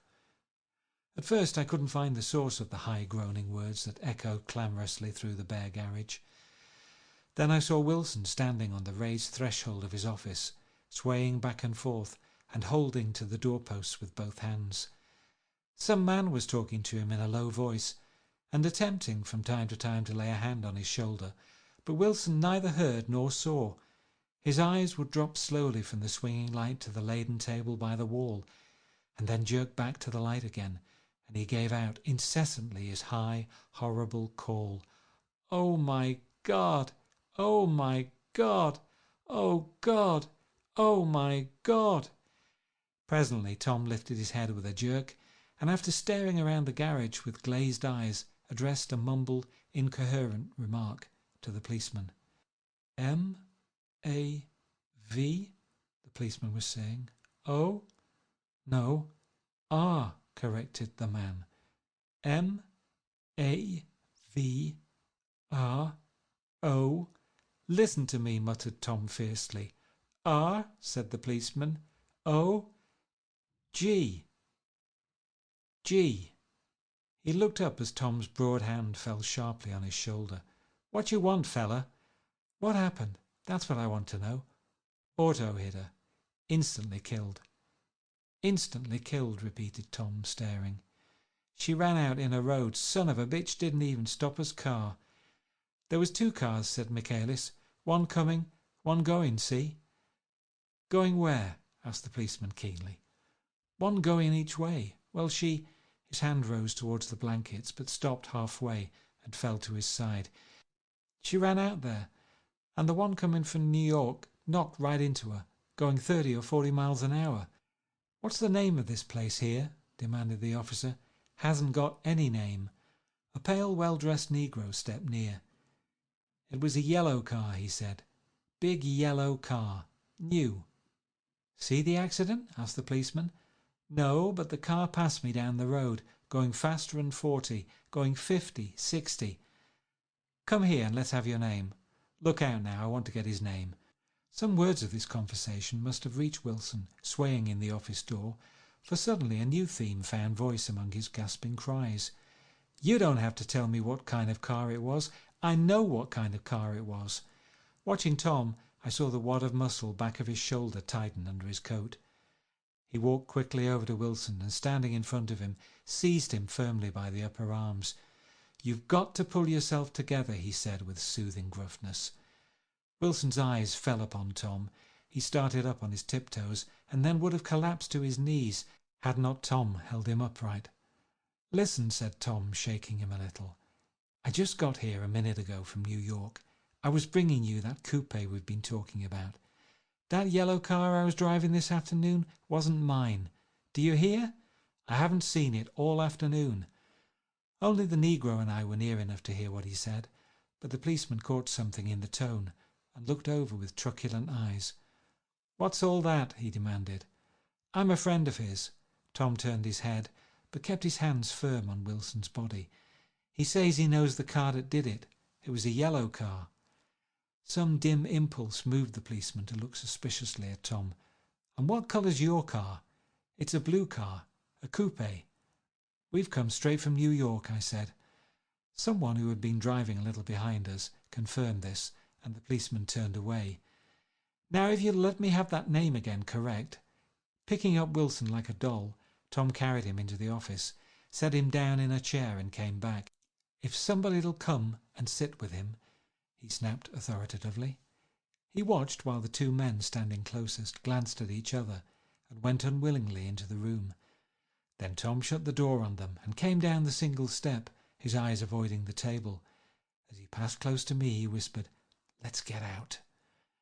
Self-consciously, with his authoritative arms breaking the way, we pushed through the still gathering crowd, passing a hurried doctor, case in hand, who had been sent for in wild hope half an hour ago. Tom drove slowly until we were beyond the bend. Then his foot came down hard, and the coupe raced along through the night. In a little while I heard a low, husky sob, and saw that the tears were overflowing down his face. "The goddamn coward," he whimpered. "He didn't even stop his car." The Buchanan's house floated suddenly towards us through the dark, rustling trees. Tom stopped beside the porch and looked up at the second floor, where 2 windows bloomed with light among the vines. "Daisy's home," he said. As we got out of the car, he glanced at me and frowned slightly. I ought to have dropped you in West Egg, Nick. There's nothing we can do tonight. A change had come over him, and he spoke gravely and with decision. As we walked across the moonlight gravel to the porch, he disposed of the situation in a few brisk phrases. I'll telephone for a taxi to take you home, and while you're waiting, you and Jordan better go in the kitchen and have them get you some supper, if you want any. He opened the door. Come in. No, thanks. But I'd be glad if you'd order me the taxi. I'll wait outside. Jordan put her hand on my arm. Won't you come in, Nick? No, thanks. I was feeling a little sick, and I wanted to be alone. But Jordan lingered for a moment more. It's only 9:30, she said. I'd be damned if I'd go in. I'd had enough of all of them for one day, and suddenly that included Jordan too. She must have seen something of this in my expression, for she turned abruptly away and ran up the porch steps into the house. I sat down for a few minutes with my head in my hands, until I heard the phone taken up inside and the butler's voice calling a taxi. Then I walked slowly down the drive, away from the house, intending to wait by the gate. I hadn't gone 20 yards when I heard my name, and Gatsby stepped from between two bushes into the path. I must have felt pretty weird by that time, because I could think of nothing except the luminosity of his pink suit under the moon. "What are you doing?" I inquired. "Just standing here, old sport." Somehow that seemed a despicable occupation. For all I knew, he was going to rob the house in a moment. I wouldn't have been surprised to see sinister faces, the faces of Wolfsheim people, behind him in the dark shrubbery. "Did you see any trouble on the road?" he asked after a minute. "Yes." He hesitated. "Was she killed?" "Yes." I thought so. I told Daisy I thought so. It's better that the shock should all come at once. She stood it pretty well. He spoke as if Daisy's reaction was the only thing that mattered. "I got to West Egg by a side road," he went on, and left the car in my garage. "I don't think anybody saw us, but of course I can't be sure."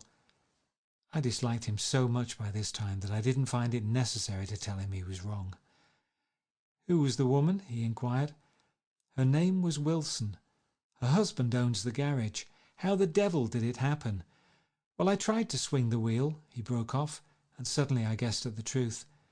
"Was Daisy driving?" "Yes," he said after a moment. "But of course I'll say I was. You see, when we left New York she was very nervous, and she thought it would steady her to drive. And this woman rushed out at us just as we were passing a car coming the other way. It all happened in a minute, but it seemed to me that she wanted to speak to us, thought we were somebody she knew. Well, first Daisy turned away from the woman toward the other car, and then she lost her nerve and turned back. The second my hand reached the wheel, I felt the shock. It must have killed her instantly. It ripped her open." "Don't tell me, old sport," he winced. "Anyhow, Daisy stepped on it. I tried to make her stop, but she couldn't, so I pulled on the emergency brake. Then she fell over into my lap, and I drove on." "She'll be all right tomorrow," he said presently. "I'm just going to wait here and see if he tries to bother her about that unpleasantness this afternoon. She's locked herself into her room, and if he tries any brutality, she's going to turn the light out and on again." "He won't touch her," I said. "He's not thinking about her." "I don't trust him, old sport." "How long are you going to wait?" "All night, if necessary. Anyhow, till they all go to bed." A new point of view occurred to me. Suppose Tom found out that Daisy had been driving. He might think he saw a connection in it. He might think anything. I looked at the house. There were 2 or 3 bright windows downstairs, and the pink glow from Daisy's room on the second floor. "You wait here," I said. "I'll see if there's any sign of a commotion." I walked back along the border of the lawn, traversed the gravel softly, and tiptoed up the veranda steps. The drawing-room curtains were open, and I saw that the room was empty. Crossing the porch where we had dined that June night 3 months before, I came to a small rectangle of light, which I guessed was the pantry window. The blind was drawn, but I found a rift at the sill. Daisy and Tom were sitting opposite each other at the kitchen table, with a plate of cold fried chicken between them and 2 bottles of ale. He was talking intently across the table at her, and in his earnestness his hand had fallen upon and covered her own. Once in a while she looked up at him and nodded in agreement. They weren't happy, and neither of them had touched the chicken or the ale. And yet they weren't unhappy either. There was an unmistakable air of natural intimacy about the picture, and anybody would have said that they were conspiring together. As I tiptoed from the porch, I heard my taxi feeling its way along the dark road toward the house. Gatsby was waiting where I had left him in the drive. "Is it all quiet up there?" he asked anxiously. "Yes, it's all quiet." I hesitated. "You'd better come home and get some sleep." He shook his head. "I want to wait here till Daisy goes to bed. Good night, old sport." He put his hands in his coat pockets and turned back eagerly to his scrutiny of the house, as though my presence marred the sacredness of the vigil. So I walked away and left him standing there in the moonlight, watching over nothing. I couldn't sleep all night. A foghorn was groaning incessantly on the sound, and I tossed half sick between grotesque reality and savage, frightening dreams. Toward dawn, I heard a taxi go up Gatsby's drive, and immediately I jumped out of bed and began to dress. I felt that I had something to tell him, something to warn him about, and morning would be too late. Crossing his lawn, I saw that his front door was still open, and he was leaning against a table in the hall, heavy with dejection or sleep. "Nothing happened," he said wanly. I waited, and about 4 o'clock she came to the window and stood there for a minute, and then turned out the light. His house had never seemed so enormous to me as it did that night, when we hunted through the great rooms for cigarettes. We pushed aside curtains that were like pavilions, and felt over innumerable feet of dark wall for electric light switches. Once I tumbled with a sort of splash upon the keys of a ghostly piano. There was an inexplicable amount of dust everywhere, and the rooms were musty, as though they hadn't been aired for many days. I found the humidor on an unfamiliar table, with 2 stale dry cigarettes inside. Throwing open the French windows of the drawing room, we sat smoking out into the darkness. "You ought to go away," I said. "It's pretty certain they'll trace your car." "Go away now, old sport?" "Go to Atlantic City for a week, or up to Montreal." He wouldn't consider it. He couldn't possibly leave Daisy until he knew what she was going to do. He was clutching at some last hope, and I couldn't bear to shake him free. It was this night that he told me the strange story of his youth with Dan Cody. Told it to me because Jay Gatsby had broken up like glass against Tom's hard malice, and the long secret extravaganza was played out.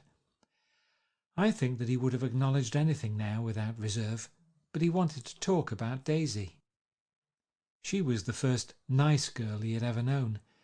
In various unrevealed capacities he had come in contact with such people, but always with indiscernible barbed wire between. He found her excitingly desirable. He went to her house, at first with other officers from Camp Taylor, then alone. It amazed him. He had never been in such a beautiful house before, but what gave it an air of breathless intensity was that Daisy lived there. It was as casual a thing to her as his tent out at camp was to him. There was a ripe mystery about it, a hint of bedrooms upstairs more beautiful and cool than other bedrooms, of gay and radiant activities taking place through its corridors, and of romances that were not musty and laid away already in lavender, but fresh and breathing and redolent of this year's shining motor cars, and of dances whose flowers were scarcely withered. It excited him too that many men had already loved Daisy. It increased her value in his eyes. He felt their presence all about the house, pervading the air with the shades and echoes of still vibrant emotions. But he knew that he was in Daisy's house by a colossal accident. However glorious might be his future as Jay Gatsby, he was at present a penniless young man without a past, and at any moment the invisible cloak of his uniform might slip from his shoulders. So he made the most of his time. He took what he could get, ravenously and unscrupulously. Eventually he took Daisy one still October night, took her because he had no real right to touch her hand. He might have despised himself, for he had certainly taken her under false pretences. I don't mean that he had traded on his phantom millions, but he had deliberately given Daisy a sense of security. He let her believe that he was a person from much the same stratum as herself, that he was fully able to take care of her. As a matter of fact, he had no such facilities. He had no comfortable family standing behind him, and he was liable, at the whim of an impersonal government, to be blown anywhere about the world. But he didn't despise himself, and it didn't turn out as he had imagined. He had intended, probably, to take what he could and go, but now he found that he had committed himself to the following of a Grail. He knew that Daisy was extraordinary, but he didn't realise just how extraordinary a nice girl could be. She vanished into her rich house, into her rich, full life, leaving Gatsby nothing. He felt married to her, that was all. When they met again 2 days later, it was Gatsby who was breathless, who was somehow betrayed.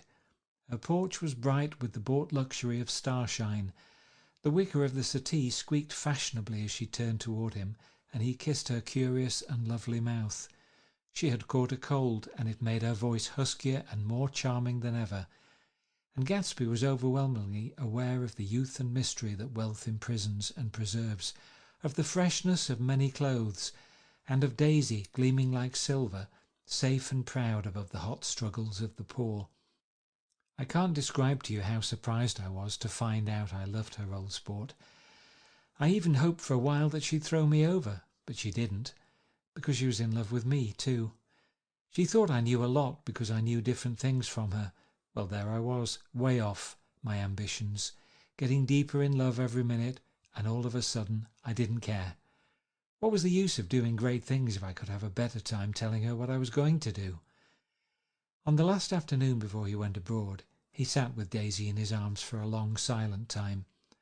It was a cold fall day with fire in the room and her cheeks flushed. Now and then she moved, and he changed his arm a little, and once he kissed her dark shining hair. The afternoon had made them tranquil for a while, as if to give them a deep memory for the long parting the next day promised. They had never been closer in their month of love, nor communicated more profoundly one with another, than when she brushed silent lips against his coat shoulder, or when he touched the end of her fingers gently, as though she were asleep. He did extraordinarily well in the war. He was a captain before he went to the front, and following the Argonne battles he got his majority, and the command of the divisional machine guns. After the armistice he tried frantically to get home, but some complication or misunderstanding sent him to Oxford instead. He was worried now. There was a quality of nervous despair in Daisy's letters. She didn't see why he couldn't come. She was feeling the pressure of the world outside, and she wanted to see him and feel his presence beside her, and be reassured that she was doing the right thing after all. For Daisy was young, and her artificial world was redolent of orchids and pleasant, cheerful snobbery, and orchestras which set the rhythm of the year, summing up the sadness and suggestiveness of life in new tunes. All night the saxophones wailed the hopeless comment of the Beale Street blues, while 100 pairs of golden and silver slippers shuffled the shining dust. At the grey tea hour there were always rooms that throbbed incessantly with this low, sweet fever, while fresh faces drifted here and there like rose petals blown by the sad horns around the floor. Through this twilight universe, Daisy began to move again with the season. Suddenly she was again keeping 6 dates a day, with 6 men, and drowsing asleep at dawn with the beads and chiffon of an evening dress tangled among dying orchids on the floor beside her bed. And all the time something within her was crying for a decision. She wanted her life shaped now, immediately, and the decision must be made by some force of love, of money, of unquestionable practicality that was close at hand. That force took shape in the middle of spring with the arrival of Tom Buchanan. There was a wholesome bulkiness about his person and his position, and Daisy was flattered. Doubtless there was a certain struggle and a certain relief. The letter reached Gatsby while he was still at Oxford. It was dawn now on Long Island, and we went about opening the rest of the windows downstairs, filling the house with grey-turning, gold-turning light. The shadow of a tree fell abruptly across the dew, and ghostly birds began to sing among the blue leaves. There was a slow, pleasant movement in the air, scarcely a wind, promising a cool, lovely day. I don't think she ever loved him. Gatsby turned around from a window and looked at me challengingly. You must remember, old sport, she was very excited this afternoon. He told her those things in a way that frightened her, that made it look as if I was some kind of cheap sharper, and the result was she hardly knew what she was saying. He sat down gloomily. Of course she might have loved him just for a minute when they were first married, and loved me more even then, do you see? Suddenly he came out with a curious remark. In any case, he said, it was just personal. What could you make of that, except to suspect some intensity in his conception of the affair that couldn't be measured? He came back from France when Tom and Daisy were still on their wedding trip, and made a miserable but irresistible journey to Louisville on the last of his army pay. He stayed there a week, walking the streets where their footsteps had clicked together through the November night, and revisiting the out-of-the-way places to which they had driven in her white car. Just as Daisy's house had always seemed to him more mysterious and gay than other houses, so his idea of the city itself, even though she was gone from it, was pervaded with a melancholy beauty. He left feeling that if he had searched harder, he might have found her, that he was leaving her behind. The day coach, he was penniless now, was hot. He went out to the open vestibule and sat down on a folding chair, and the stations slid away, and the backs of unfamiliar buildings moved by. Then out into the spring fields where a yellow trolley raced them for a minute, with the people in it who might once have seen the pale magic of her face along the casual street. The track curved, and now it was going away from the sun, which, as it sank lower, seemed to spread itself in benediction over the vanishing city where she had drawn her breath. He stretched out his hand desperately as if to match only a wisp of air, to save a fragment of the spot that she had made lovely for him, but it was all going by too fast now for his blurred eyes, and he knew that he had lost that part of it, the freshest and the best, forever. It was 9 o'clock when we finished breakfast and went out on the porch. The night had made a sharp difference in the weather, and there was an autumn flavour in the air. The gardener, the last one of Gatsby's former servants, came to the foot of the steps. I'm going to drain the pool today, Mr. Gatsby. Leaves will start falling pretty soon, and then there's always trouble with the pipes. Don't do it today, Gatsby answered. He turned to me apologetically.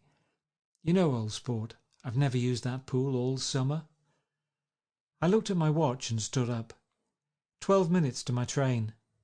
I didn't want to go to the city. I wasn't worth a decent stroke of work, but it was more than that. I didn't want to leave Gatsby. I missed that train, and then another, before I could get myself away. I'll call you up, I said finally. Do, old sport. I'll call you about noon. We walked slowly down the steps. I suppose Daisy'll call too. He looked at me anxiously, as if he hoped I'd corroborate this. I suppose so. Well, goodbye. We shook hands and I started away. Just before I reached the hedge, I remembered something and turned around. They're a rotten crowd, I shouted across the lawn. You're worth the whole damn bunch put together. I've always been glad I said that.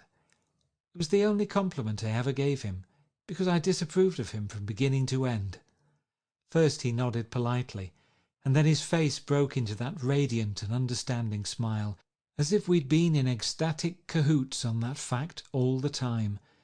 His gorgeous pink rag of a suit made a bright spot of colour against the white steps, and I thought of the night when I first came to his ancestral home 3 months before. The lawn and drive had been crowded with the faces of those who guessed at his corruption, and he had stood on those steps, concealing his incorruptible dream as he waved them good-bye. I thanked him for his hospitality.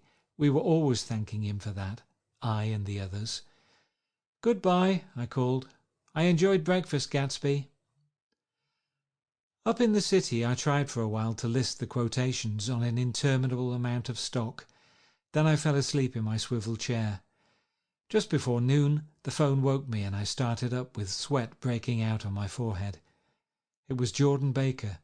She often called me up at this hour because the uncertainty of her own movements between hotels and clubs and private houses made her hard to find in any other way.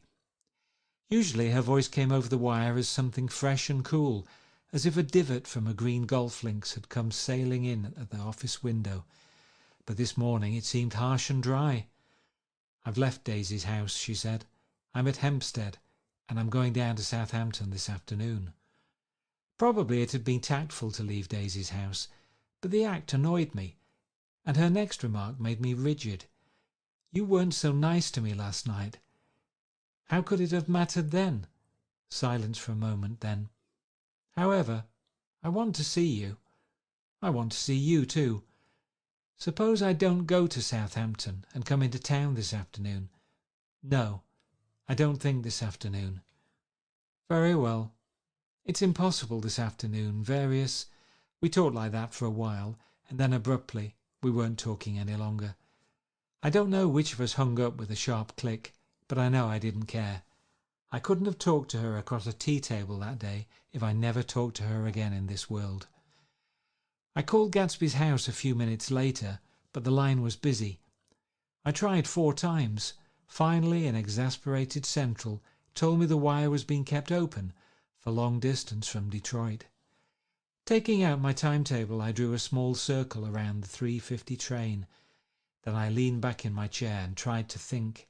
It was just noon. When I passed the ash heaps on the train that morning, I had crossed deliberately to the other side of the car. I supposed there'd be a curious crowd around there all day with little boys searching for dark spots in the dust, and some garrulous man telling over and over what had happened, until it became less and less real even to him, and he could tell it no longer, and Myrtle Wilson's tragic achievement was forgotten. Now I want to go back a little and tell what happened at the garage after we left there the night before. They had difficulty in locating the sister Catherine.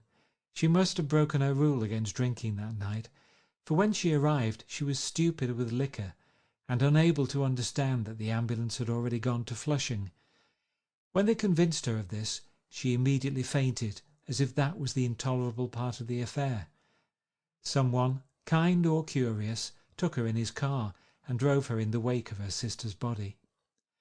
Until long after midnight a changing crowd lapped up against the front of the garage, while George Wilson rocked himself back and forth on the couch inside. For a while the door of the office was open, and everyone who came into the garage glanced irresistibly through it. Finally someone said it was a shame and closed the door. Michaelis and several other men were with him. First 4 or 5 men, later 2 or 3 men. Still later Michaelis had to ask the last stranger to wait there 15 minutes longer, while he went back to his own place and made a pot of coffee. After that he stayed there alone with Wilson until dawn. About 3 o'clock the quality of Wilson's incoherent muttering changed. He grew quieter and began to talk about the yellow car.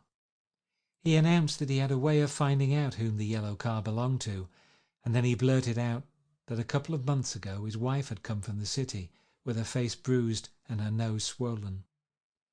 But when he heard himself say this, he flinched and began to cry.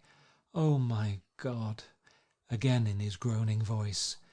Michaelis made a clumsy attempt to distract him. "How long have you been married, George? Come on there, try and sit still a minute and answer my question. How long have you been married?" 12 years. Ever had any children? Come on, George, sit still. I asked you a question. Did you ever have any children? The hard brown beetles kept thudding against the dull light, and whenever Michaelis heard a car go tearing along the road outside, it sounded to him like the car that hadn't stopped a few hours before. He didn't like to go into the garage because the workbench was stained where the body had been lying, so he moved uncomfortably around the office. He knew every object in it before morning, and from time to time sat down beside Wilson, trying to keep him more quiet. Have you got a church you go to sometimes, George? Maybe even if you hadn't been there for a long time? Maybe I could call up the church and get a priest to come over, and he could talk to you, see? Don't belong to any. You ought to have a church, George, for times like this. You must have gone to church once. Didn't you get married in a church? Listen, George, listen to me. Didn't you get married in a church? That was a long time ago. The effort of answering broke the rhythm of his rocking. For a moment he was silent. Then the same half-knowing, half-bewildered look came back into his faded eyes. "Look in the drawer, there," he said, pointing at the desk. "Which drawer?" "That drawer, that one." Michaelis opened the drawer nearest his hand.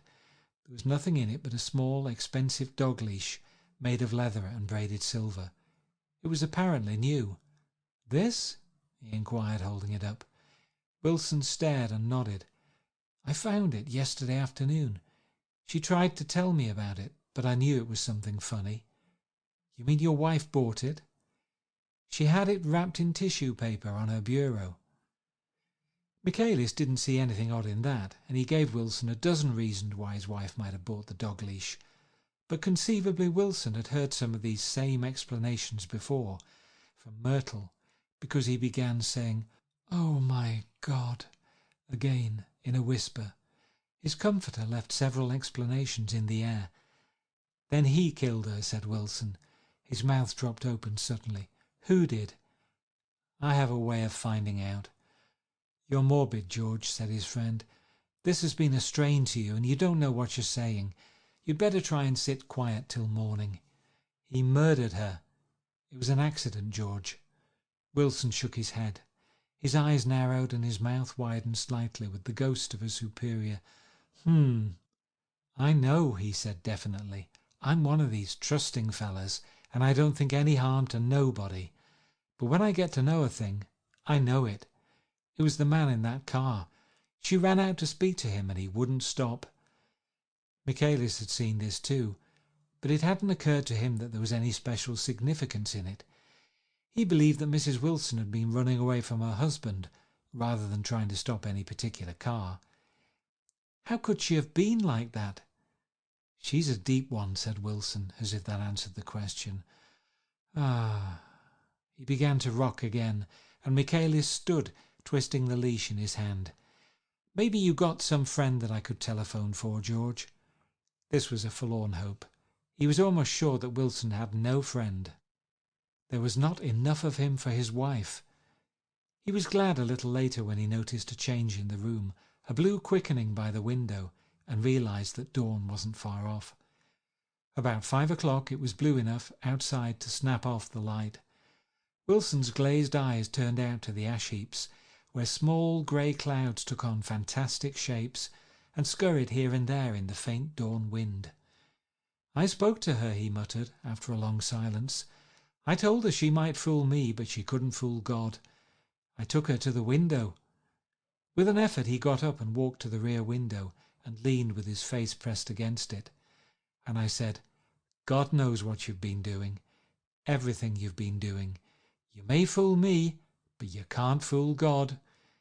Standing behind him, Michaelis saw with a shock that he was looking at the eyes of Dr. T.J. Eckelberg, which had just emerged, pale and enormous, from the dissolving night.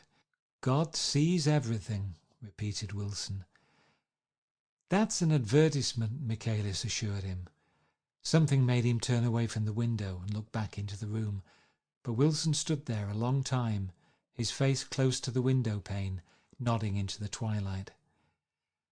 By 6 o'clock Michaelis was worn out and grateful for the sound of a car stopping outside. It was one of the watchers of the night before who had promised to come back, so he cooked breakfast for 3, which he and the other man ate together. Wilson was quieter now, and Michaelis went home to sleep. When he awoke 4 hours later and hurried back to the garage, Wilson was gone. His movements, he was on foot all the time, were afterward traced to Port Roosevelt and then to Gad's Hill, where he bought a sandwich that he didn't eat and a cup of coffee. He must have been tired and walking slowly, for he didn't reach Gad's Hill until noon. Thus far there was no difficulty in accounting for his time. There were boys who had seen a man acting sort of crazy, and motorists at whom he stared oddly from the side of the road. Then for 3 hours he disappeared from view.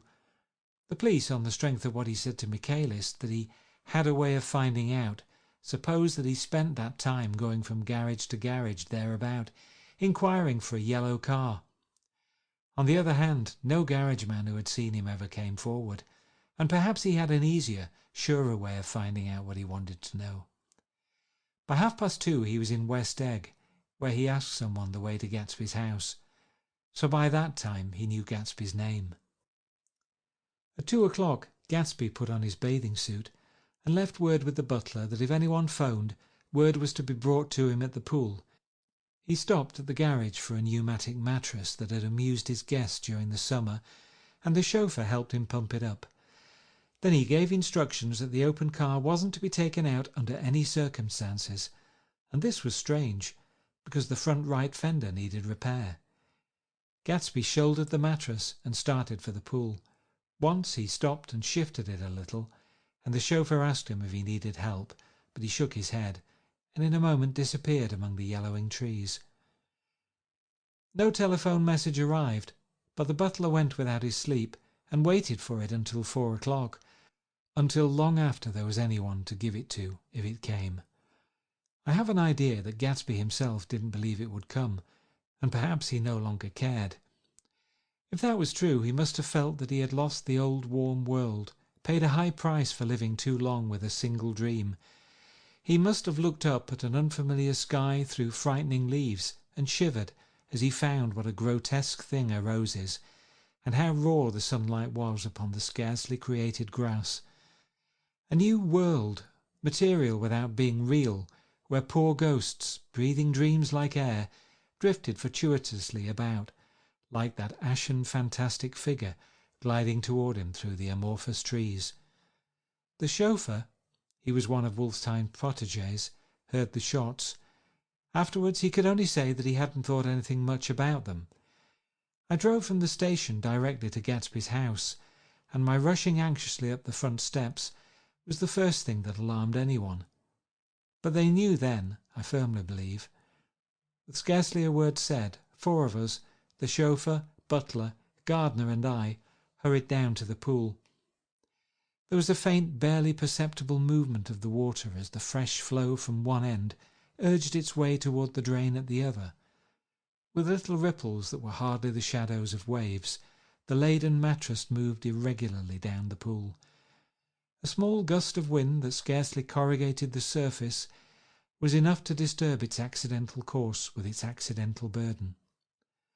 The touch of a cluster of leaves revolved it slowly, tracing, like the leg of transit, a thin red circle in the water. It was after we started with Gatsby toward the house that the gardener saw Wilson's body, a little way off in the grass, and the Holocaust was complete. After 2 years, I remember the rest of that day, and that night, and the next day, only as an endless drill of police and photographers and newspaper men in and out of Gatsby's front door. A rope stretched across the main gate, and a policeman by it kept out the curious, but little boys soon discovered that they could enter through my yard, and there were always a few of them clustered open-mouthed about the pool. Someone with a positive manner, perhaps a detective, used the expression madman as he bent over Wilson's body that afternoon, and the adventitious authority of his voice set the key for the newspaper reports next morning. Most of those reports were a nightmare, grotesque, circumstantial, eager, and untrue. When Michaelis's testimony at the inquest brought to light Wilson's suspicions of his wife, I thought the whole tale would shortly be served up in racy pasquinade. But Catherine, who might have said anything, didn't say a word. She showed a surprising amount of character about it too, looked at the coroner with determined eyes under that corrected brow of hers, and swore that her sister had never seen Gatsby, that her sister was completely happy with her husband, that her sister had been into no mischief whatever. She convinced herself of it, and cried into her handkerchief, as if the very suggestion was more than she could endure. So Wilson was reduced to a man deranged by grief, in order that the case might remain in its simplest form, and it rested there. But all this part of it seemed remote and unessential. I found myself on Gatsby's side, and alone. From the moment I telephoned news of the catastrophe to West Egg Village, every surmise about him and every practical question was referred to me. At first I was surprised and confused. Then, as he lay in his house, and didn't move or breathe, or speak, hour upon hour, it grew upon me that I was responsible, because no one else was interested. Interested, I mean, with that intense personal interest to which everyone has some vague right at the end. I called up Daisy half an hour after we found him, called her instinctively and without hesitation, but she and Tom had gone away early that afternoon and taken baggage with them. Left no address? No. Say when they'd be back? No. Any idea where they are? How I could reach them? I don't know. Can't say. I wanted to get somebody for him. I wanted to go into the room where he lay and reassure him. I'll get somebody for you, Gatsby. Don't worry. Just trust me, and I'll get somebody for you. Mayor Wolfsheim's name wasn't in the phone book. The butler gave me his office address on Broadway, and I called information. But by the time I had the number, it was long after 5, and no one answered the phone. Will you ring again? I've rung them 3 times. It's very important. Sorry, I'm afraid no one's there. I went back to the drawing room and thought for an instant that they were chance visitors, all these official people who suddenly filled it. But as they drew back the sheet and looked at Gatsby with unmoved eyes, his protest continued in my brain. Look here, old sport, you've got to get somebody for me. You've got to try hard. I can't go through this alone. Someone started to ask me questions, but I broke away, and going upstairs looked hastily through the unlocked part of his desk. He'd never told me definitely that his parents were dead. But there was nothing, only the picture of Dan Cody, a token of forgotten violence, staring down from the wall. Next morning I sent the butler to New York with a letter to Wolfsheim, which asked for information and urged him to come out on the next train. That request seemed superfluous when I wrote it. I was sure he'd start when he saw the newspapers, just as I was sure there'd be a wire from Daisy before noon. But neither a wire nor Mr. Wolfsheim arrived. No one arrived except more police and photographers and newspaper men. When the butler brought back Wolfsheim's answer, I began to have a feeling of defiance, of scornful solidarity between Gatsby and me against them all. Dear Mr. Carroway, this has been one of the most terrible shocks of my life to me. I can hardly believe that it is true at all. Such a mad act as that man did should make us all think. I cannot come down now, as I am tied up in some very important business, and cannot get mixed up in this thing now. If there is anything I can do a little later, let me know in a letter by Edgar. I hardly know where I am when I hear about a thing like this, and am completely knocked down and out. Yours truly, Mayor Wolfsheim. And then hasty addenda beneath. Let me know about the funeral, etc. Do not know his family at all. When the phone rang that afternoon, and long distance said Chicago was calling, I thought this would be Daisy at last. But the connection came through as a man's voice, very thin and far away. This is Slagle speaking. Yes? The name was unfamiliar. Hell of a note, isn't it? Get my wire? There haven't been any wires. Young Park's in trouble, he said rapidly. They picked him up when he handed the bonds over the counter. They got a circular from New York giving him the numbers just 5 minutes before. What do you know about that, hey? You never can tell in these hick towns. Hello? I interrupted breathlessly. Look here, this isn't Mr. Gatsby. Mr. Gatsby's dead. There was a long silence on the other end of the wire, followed by an exclamation, then a quick squawk as the connection was broken. I think it was on the 3rd day that a telegram signed Henry C. Gatz arrived from a town in Minnesota. It said only that the sender was leaving immediately and to postpone the funeral until he came.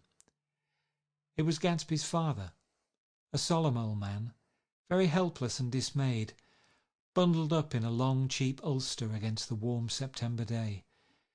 His eyes leaked continuously with excitement, and when I took the bag and umbrella from his hands, he began to pull so incessantly at his sparse grey beard that I had difficulty in getting off his coat. He was on the point of collapse, so I took him into the music room and made him sit down while I sent for something to eat. But he wouldn't eat, and the glass of milk spilled from his trembling hand. "I saw it in the Chicago newspaper," he said. "It was all in the Chicago newspaper. I started right away. I didn't know how to reach you." His eyes, seeing nothing, moved ceaselessly about the room. "It was a madman," he said. "He must have been mad." "Wouldn't you like some coffee?" I urged him. "I don't want anything. I'm all right now, Mr. Carroway." "Well, I'm all right now. Where have they got Jimmy?" I took him into the drawing room, where his son lay, and left him there. Some little boys had come up on the steps and were looking into the hall. When I told them who had arrived, they went reluctantly away. After a little while, Mr. Gatz opened the door and came out, his mouth ajar, his face flushed slightly, his eyes leaking isolated and unpunctual tears. He had reached an age where death no longer has the quality of ghastly surprise, and when he looked around him now for the first time and saw the height and splendour of the hall, and the great rooms opening out from it into other rooms, his grief began to be mixed with an awed pride. I helped him to a bedroom upstairs while he took off his coat and vest. I told him that all arrangements had been deferred until he came. "I didn't know what you'd want, Mr. Gatsby. Gatz is my name. Mr. Gatz, I thought you might want to take the body west." He shook his head. "Jimmy always liked it better down east. He rose up to his position in the east. Were you a friend of my boy's, Mr.?" "We were close friends. He had a big future before him, you know. He was only a young man, but he had a lot of brain power here." He touched his head impressively, and I nodded. "If he'd have lived, he'd have been a great man. A man like James J. Hill. He'd have helped build up the country." "That's true," I said uncomfortably. He fumbled at the embroidered coverlet, trying to take it from the bed, and lay down stiffly, was instantly asleep. That night an obviously frightened person called up and demanded to know who I was before he would give his name. "This is Mr. Carroway," I said. "Oh," he sounded relieved. "This is Klipspringer." I was relieved too, for that seemed to promise another friend at Gatsby's grave. I didn't want it to be in the papers and draw a sightseeing crowd, so I'd been calling up a few people myself. They were hard to find. "The funeral's tomorrow," I said, 3 o'clock, here at the house. "I wish you'd tell anybody who'd be interested." "Oh, I will," he broke out hastily. "Of course, I'm not likely to see anybody, but if I do—" His tone made me suspicious. "Of course you'll be there yourself." "Well, I'll certainly try. What I called up about is—" "Wait a minute," I interrupted. "How about saying you'll come?" "Well, the fact is, the truth of the matter is that I'm staying with some people up here in Greenwich, and they rather expect me to be with them tomorrow. In fact, there's a sort of picnic or something. Of course, I'll do my very best to get away." I ejaculated an unrestrained "Huh!" and he must have heard me, for he went on nervously. "What I called up about was a pair of shoes I left there. I wonder if it'd be too much trouble to have the butler send them on. You see, they're tennis shoes, and I'm sort of helpless without them. My address is care of B.F. I didn't hear the rest of the name, because I hung up the receiver. After that I felt a certain shame for Gatsby. One gentleman to whom I telephoned implied that he had got what he deserved. However, that was my fault, for he was one of those who used to sneer most bitterly at Gatsby on the courage of Gatsby's liquor, and I should have known better than to call him. The morning of the funeral I went up to New York to see Mayor Wolfsheim. I couldn't seem to reach him any other way. The door that I pushed open, on the advice of an elevator boy, was marked the Swastika Holding Company, and at first there didn't seem to be anyone inside. But when I'd shouted hello several times in vain, an argument broke out behind a partition, and presently a lovely Jewess appeared at an interior door and scrutinized me with black hostile eyes. "Nobody's in," she said. "Mr. Wolfsheim's gone to Chicago." The first part of this was obviously untrue, for someone had begun to whistle "The Rosary" tunelessly inside. "Please say that Mr. Carroway wants to see him." I can't get him back from Chicago, can I?" At this moment a voice, unmistakably Wolfsheim's, called "Stella" from the other side of the door. "Leave your name on the desk," she said quickly. "I'll give it to him when he gets back." "But I know he's there." She took a step toward me and began to slide her hands indignantly up and down her hips. "You young men think you can force your way in here any time," she scolded. "We're getting sick and tired of it. When I say he's in Chicago, he's in Chicago." I mentioned Gatsby. "Oh!" She looked at me over again. "Will you just... What was your name?" She vanished. In a moment Mayor Wolfsheim stood solemnly in the doorway, holding out both hands. He drew me into his office, remarking in a reverent voice that it was a sad time for all of us, and offered me a cigar. "My memory goes back to when I first met him," he said. "A young major just out of the army, and covered over with medals he got in the war. He was so hard up he had to keep on wearing his uniform because he couldn't buy some regular clothes. First time I saw him was when we came into Winterbrenner's pool room at 43rd Street and asked for a job. He hadn't eaten anything for a couple of days. 'Come on, have some lunch with me,' I said. He ate more than $4 worth of food in half an hour." "Did you start him in business?" I inquired. "Start him? I made him." "Oh?" "I raised him up out of nothing, right out of the gutter. I saw right away he was fine appearing, gentlemanly young man, and when he told me he was an Oxford, I knew I could use him good. I got him to join up in the American Legion, and he used to stand high there. Right off he did some work for a client of mine up to Albany. We were so thick like that in everything." He held up two bulbous fingers, "always together."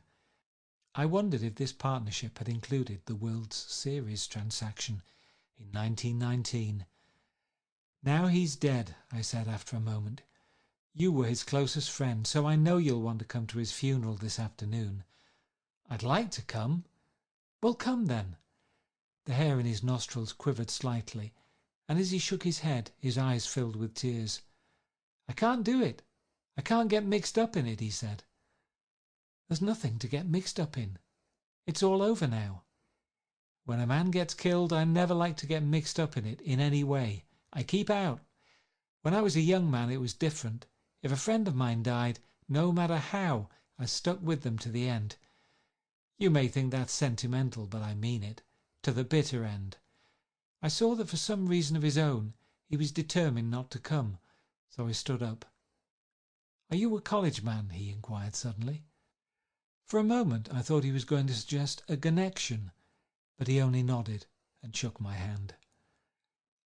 "Let us learn to show our friendship for a man when he is alive, and not after he is dead," he suggested. "After that, my own rule is to let everything alone." When I left his office, the sky had turned dark, and I got back to West Egg in a drizzle.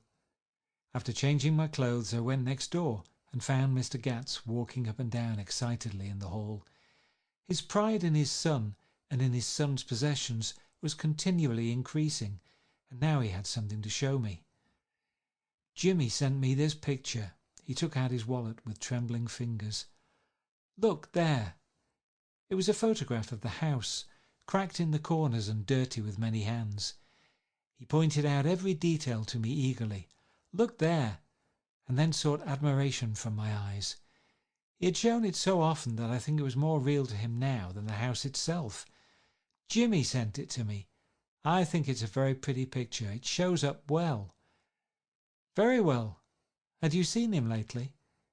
"He come out to see me 2 years ago and bought me the house I live in now. Of course we was broke when he run off from home, but I see now there was a reason for it. He knew he had a big future in front of him, and ever since he made a success he was very generous with me." He seemed reluctant to put away the picture, held it for another minute lingeringly before my eyes. Then he returned to the wallet and pulled from his pocket a ragged old copy of a book called Hopalong Cassidy. "Look here, this is a book he had when he was a boy. It just shows you." He opened it at the back cover and turned it around for me to see. On the last flyleaf was printed the word schedule, and the date September the 12th, 1906, and underneath, rise from bed, 6 a.m. Dumbbell exercise and wall scaling, 6:15 to 6:30 a.m. Study electricity, etc., 7:15 to 8:15 a.m. Work, 8:30 to 4:30 p.m. Baseball and sports, 4:30 to 5 p.m. Practice elocution, poise and how to attain it, 5 to 6 p.m. Study needed inventions, 7 to 9 p.m. General resolves. No wasting time at Shafters or a name, indecipherable. No more smoking or chewing. Bath every other day. Read one improving book or magazine per week. Save $5, crossed out, $3 per week. Be better to parents. I come across this book by accident, said the old man. It just shows you, don't it? It just shows you. Jimmy was bound to get ahead. He always had some resolves like this or something. Do you notice what he's got about improving his mind? He was always great for that. He told me I ate like a hog once, and I beat him for it. He was reluctant to close the book, reading each item aloud, and then looking eagerly at me. I think he rather expected me to copy down the list for my own use. A little before 3, the Lutheran minister arrived from Flushing, and I began to look involuntarily out the windows for other cars. So did Gatsby's father, and as the time passed, and the servants came in and stood waiting in the hall, his eyes began to blink anxiously, and he spoke of the rain in a worried, uncertain way. The minister glanced several times at his watch, so I took him aside and asked him to wait for half an hour. But it wasn't any use. Nobody came. About 5 o'clock our procession of 3 cars reached the cemetery and stopped in a thick drizzle beside the gate. First a motor hearse, horribly black and wet, then Mr. Gats and the minister and I in the limousine, and a little later 4 or 5 servants and the postman from West Egg in Gatsby's station wagon, all wet to the skin. As we started through the gate into the cemetery, I heard a car stop, and then the sound of someone splashing after us over the soggy ground. I looked around. It was the man with owl-eyed glasses whom I had found marvelling over Gatsby's books in the library one night 3 months before. I'd never seen him since then. I don't know how he knew about the funeral, or even his name.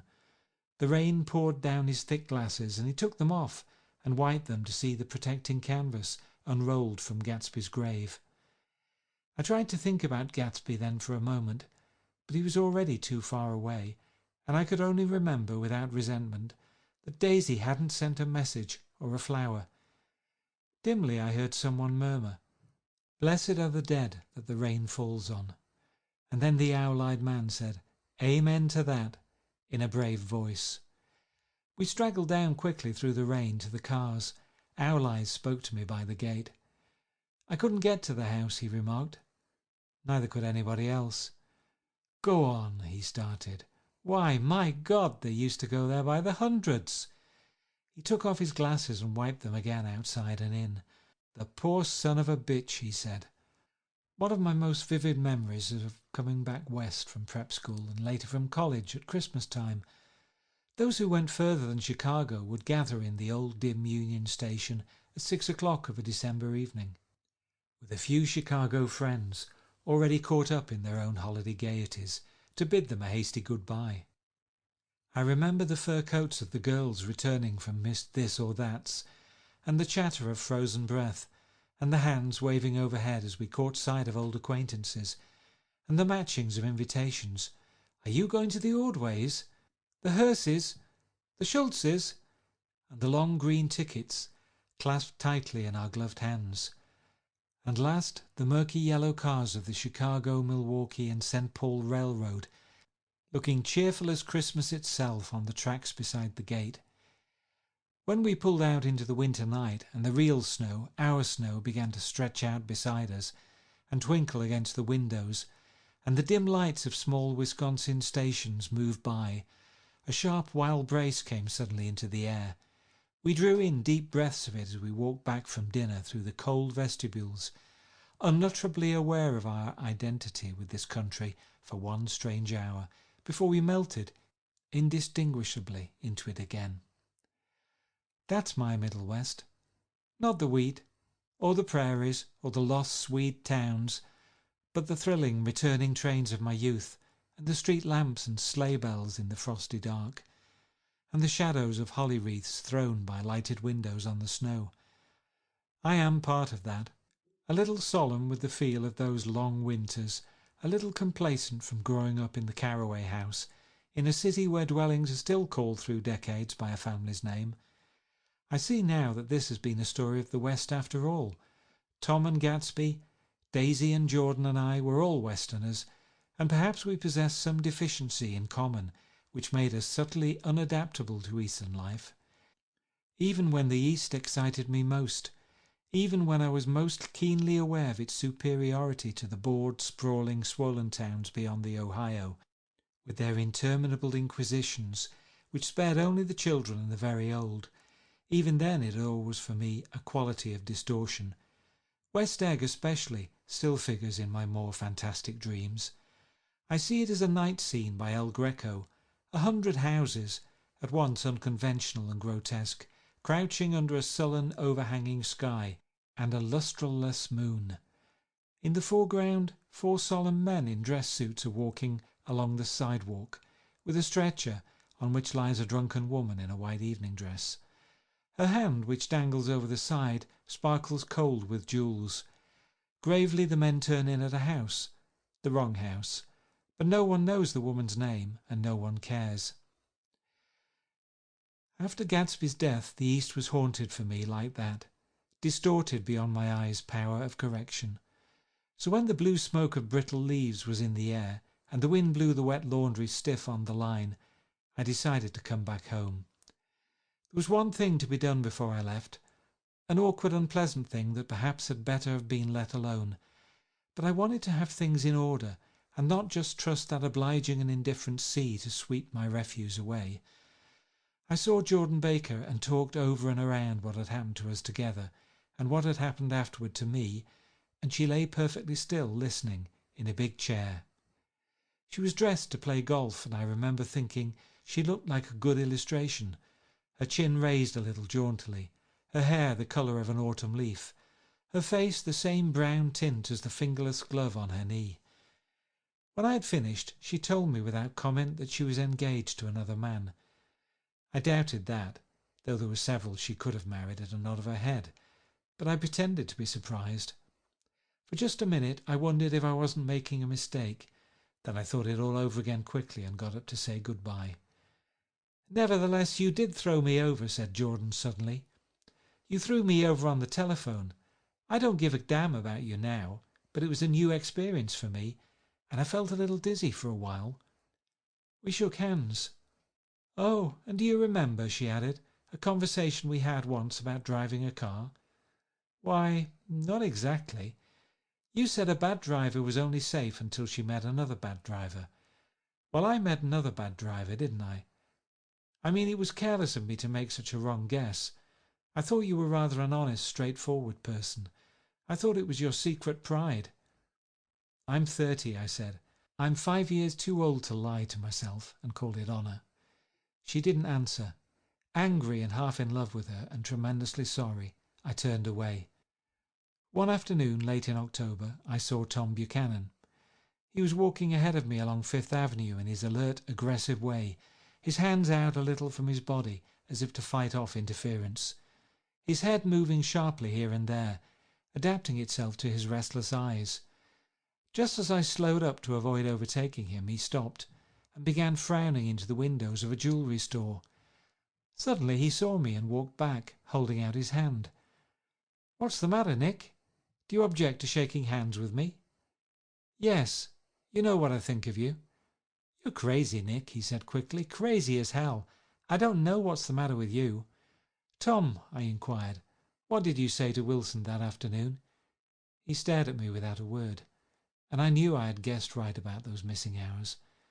I started to turn away, but he took a step after me and grabbed my arm. "I told him the truth," he said.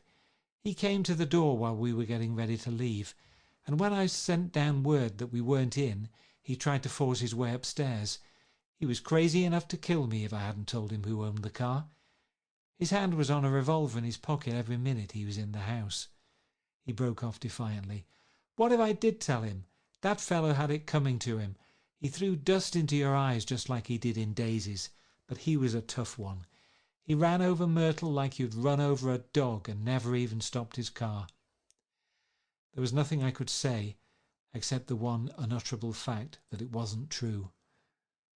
"And if you think I didn't have my share of suffering, look here, when I went to give up that flat and saw that damn box of dog biscuits sitting there on the sideboard, I sat down and cried like a baby. By God, it was awful. I couldn't forgive him or like him, but I saw that what he had done was to him entirely justified. It was all very careless and confused. They were careless people, Tom and Daisy. They smashed up things and creatures and then retreated back into their money or their vast carelessness, or whatever it was that kept them together, and let other people clean up the mess they had made. I shook hands with him. It seemed silly not to, for I felt suddenly as though I were talking to a child. Then he went into the jewellery store to buy a pearl necklace, or perhaps only a pair of cuff buttons, rid of my provincial squeamishness forever.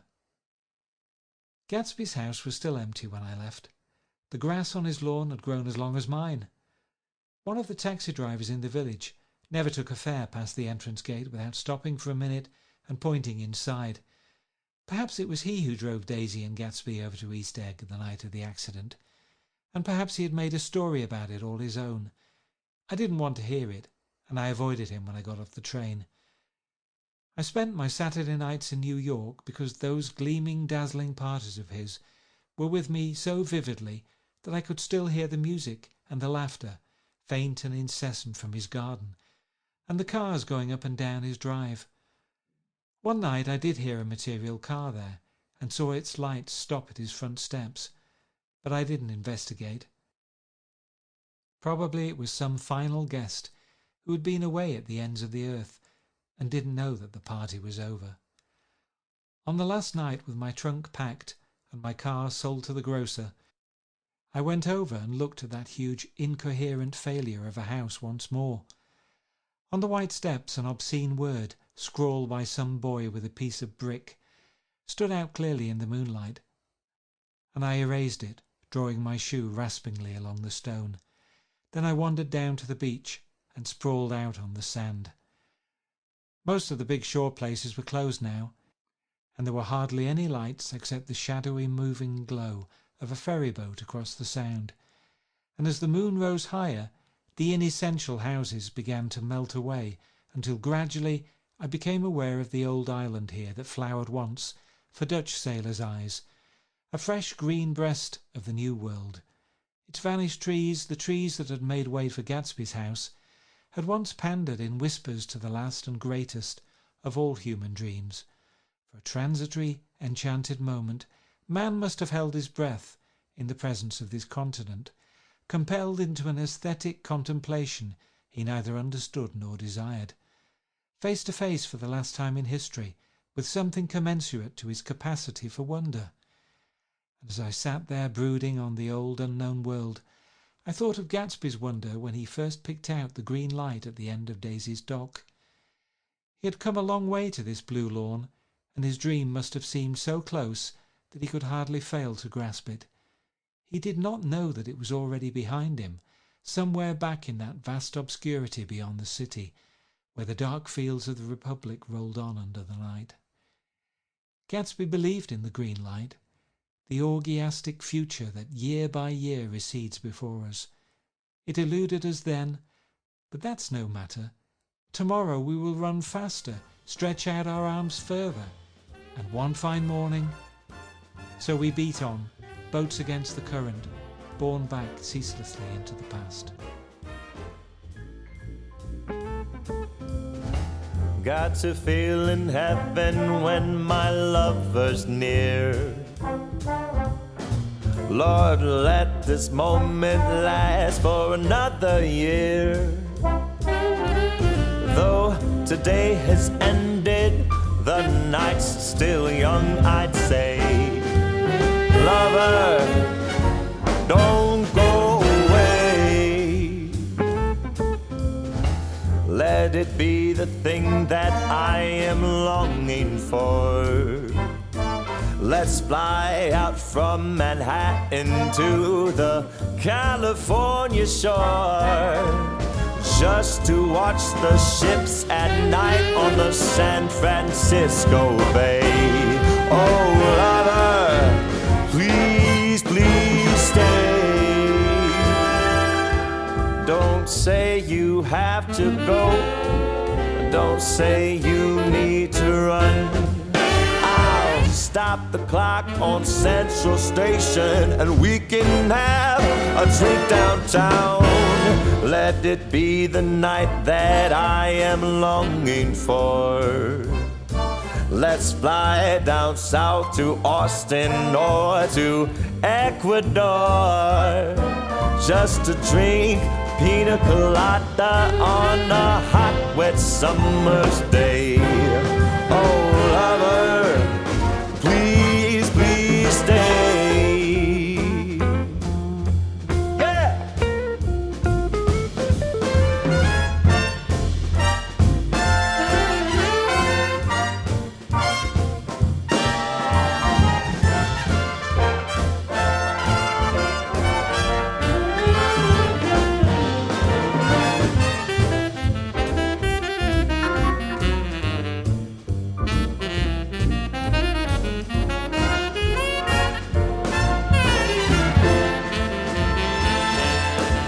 Don't say you have to go. Don't say you need to run. I'll stop the clock on Central Station and we can have a drink downtown. Let it be the night that I've been longing for. Let's fly down south to Austin or to Ecuador, just to drink pina colada on a hot, wet summer's day. Oh, lover,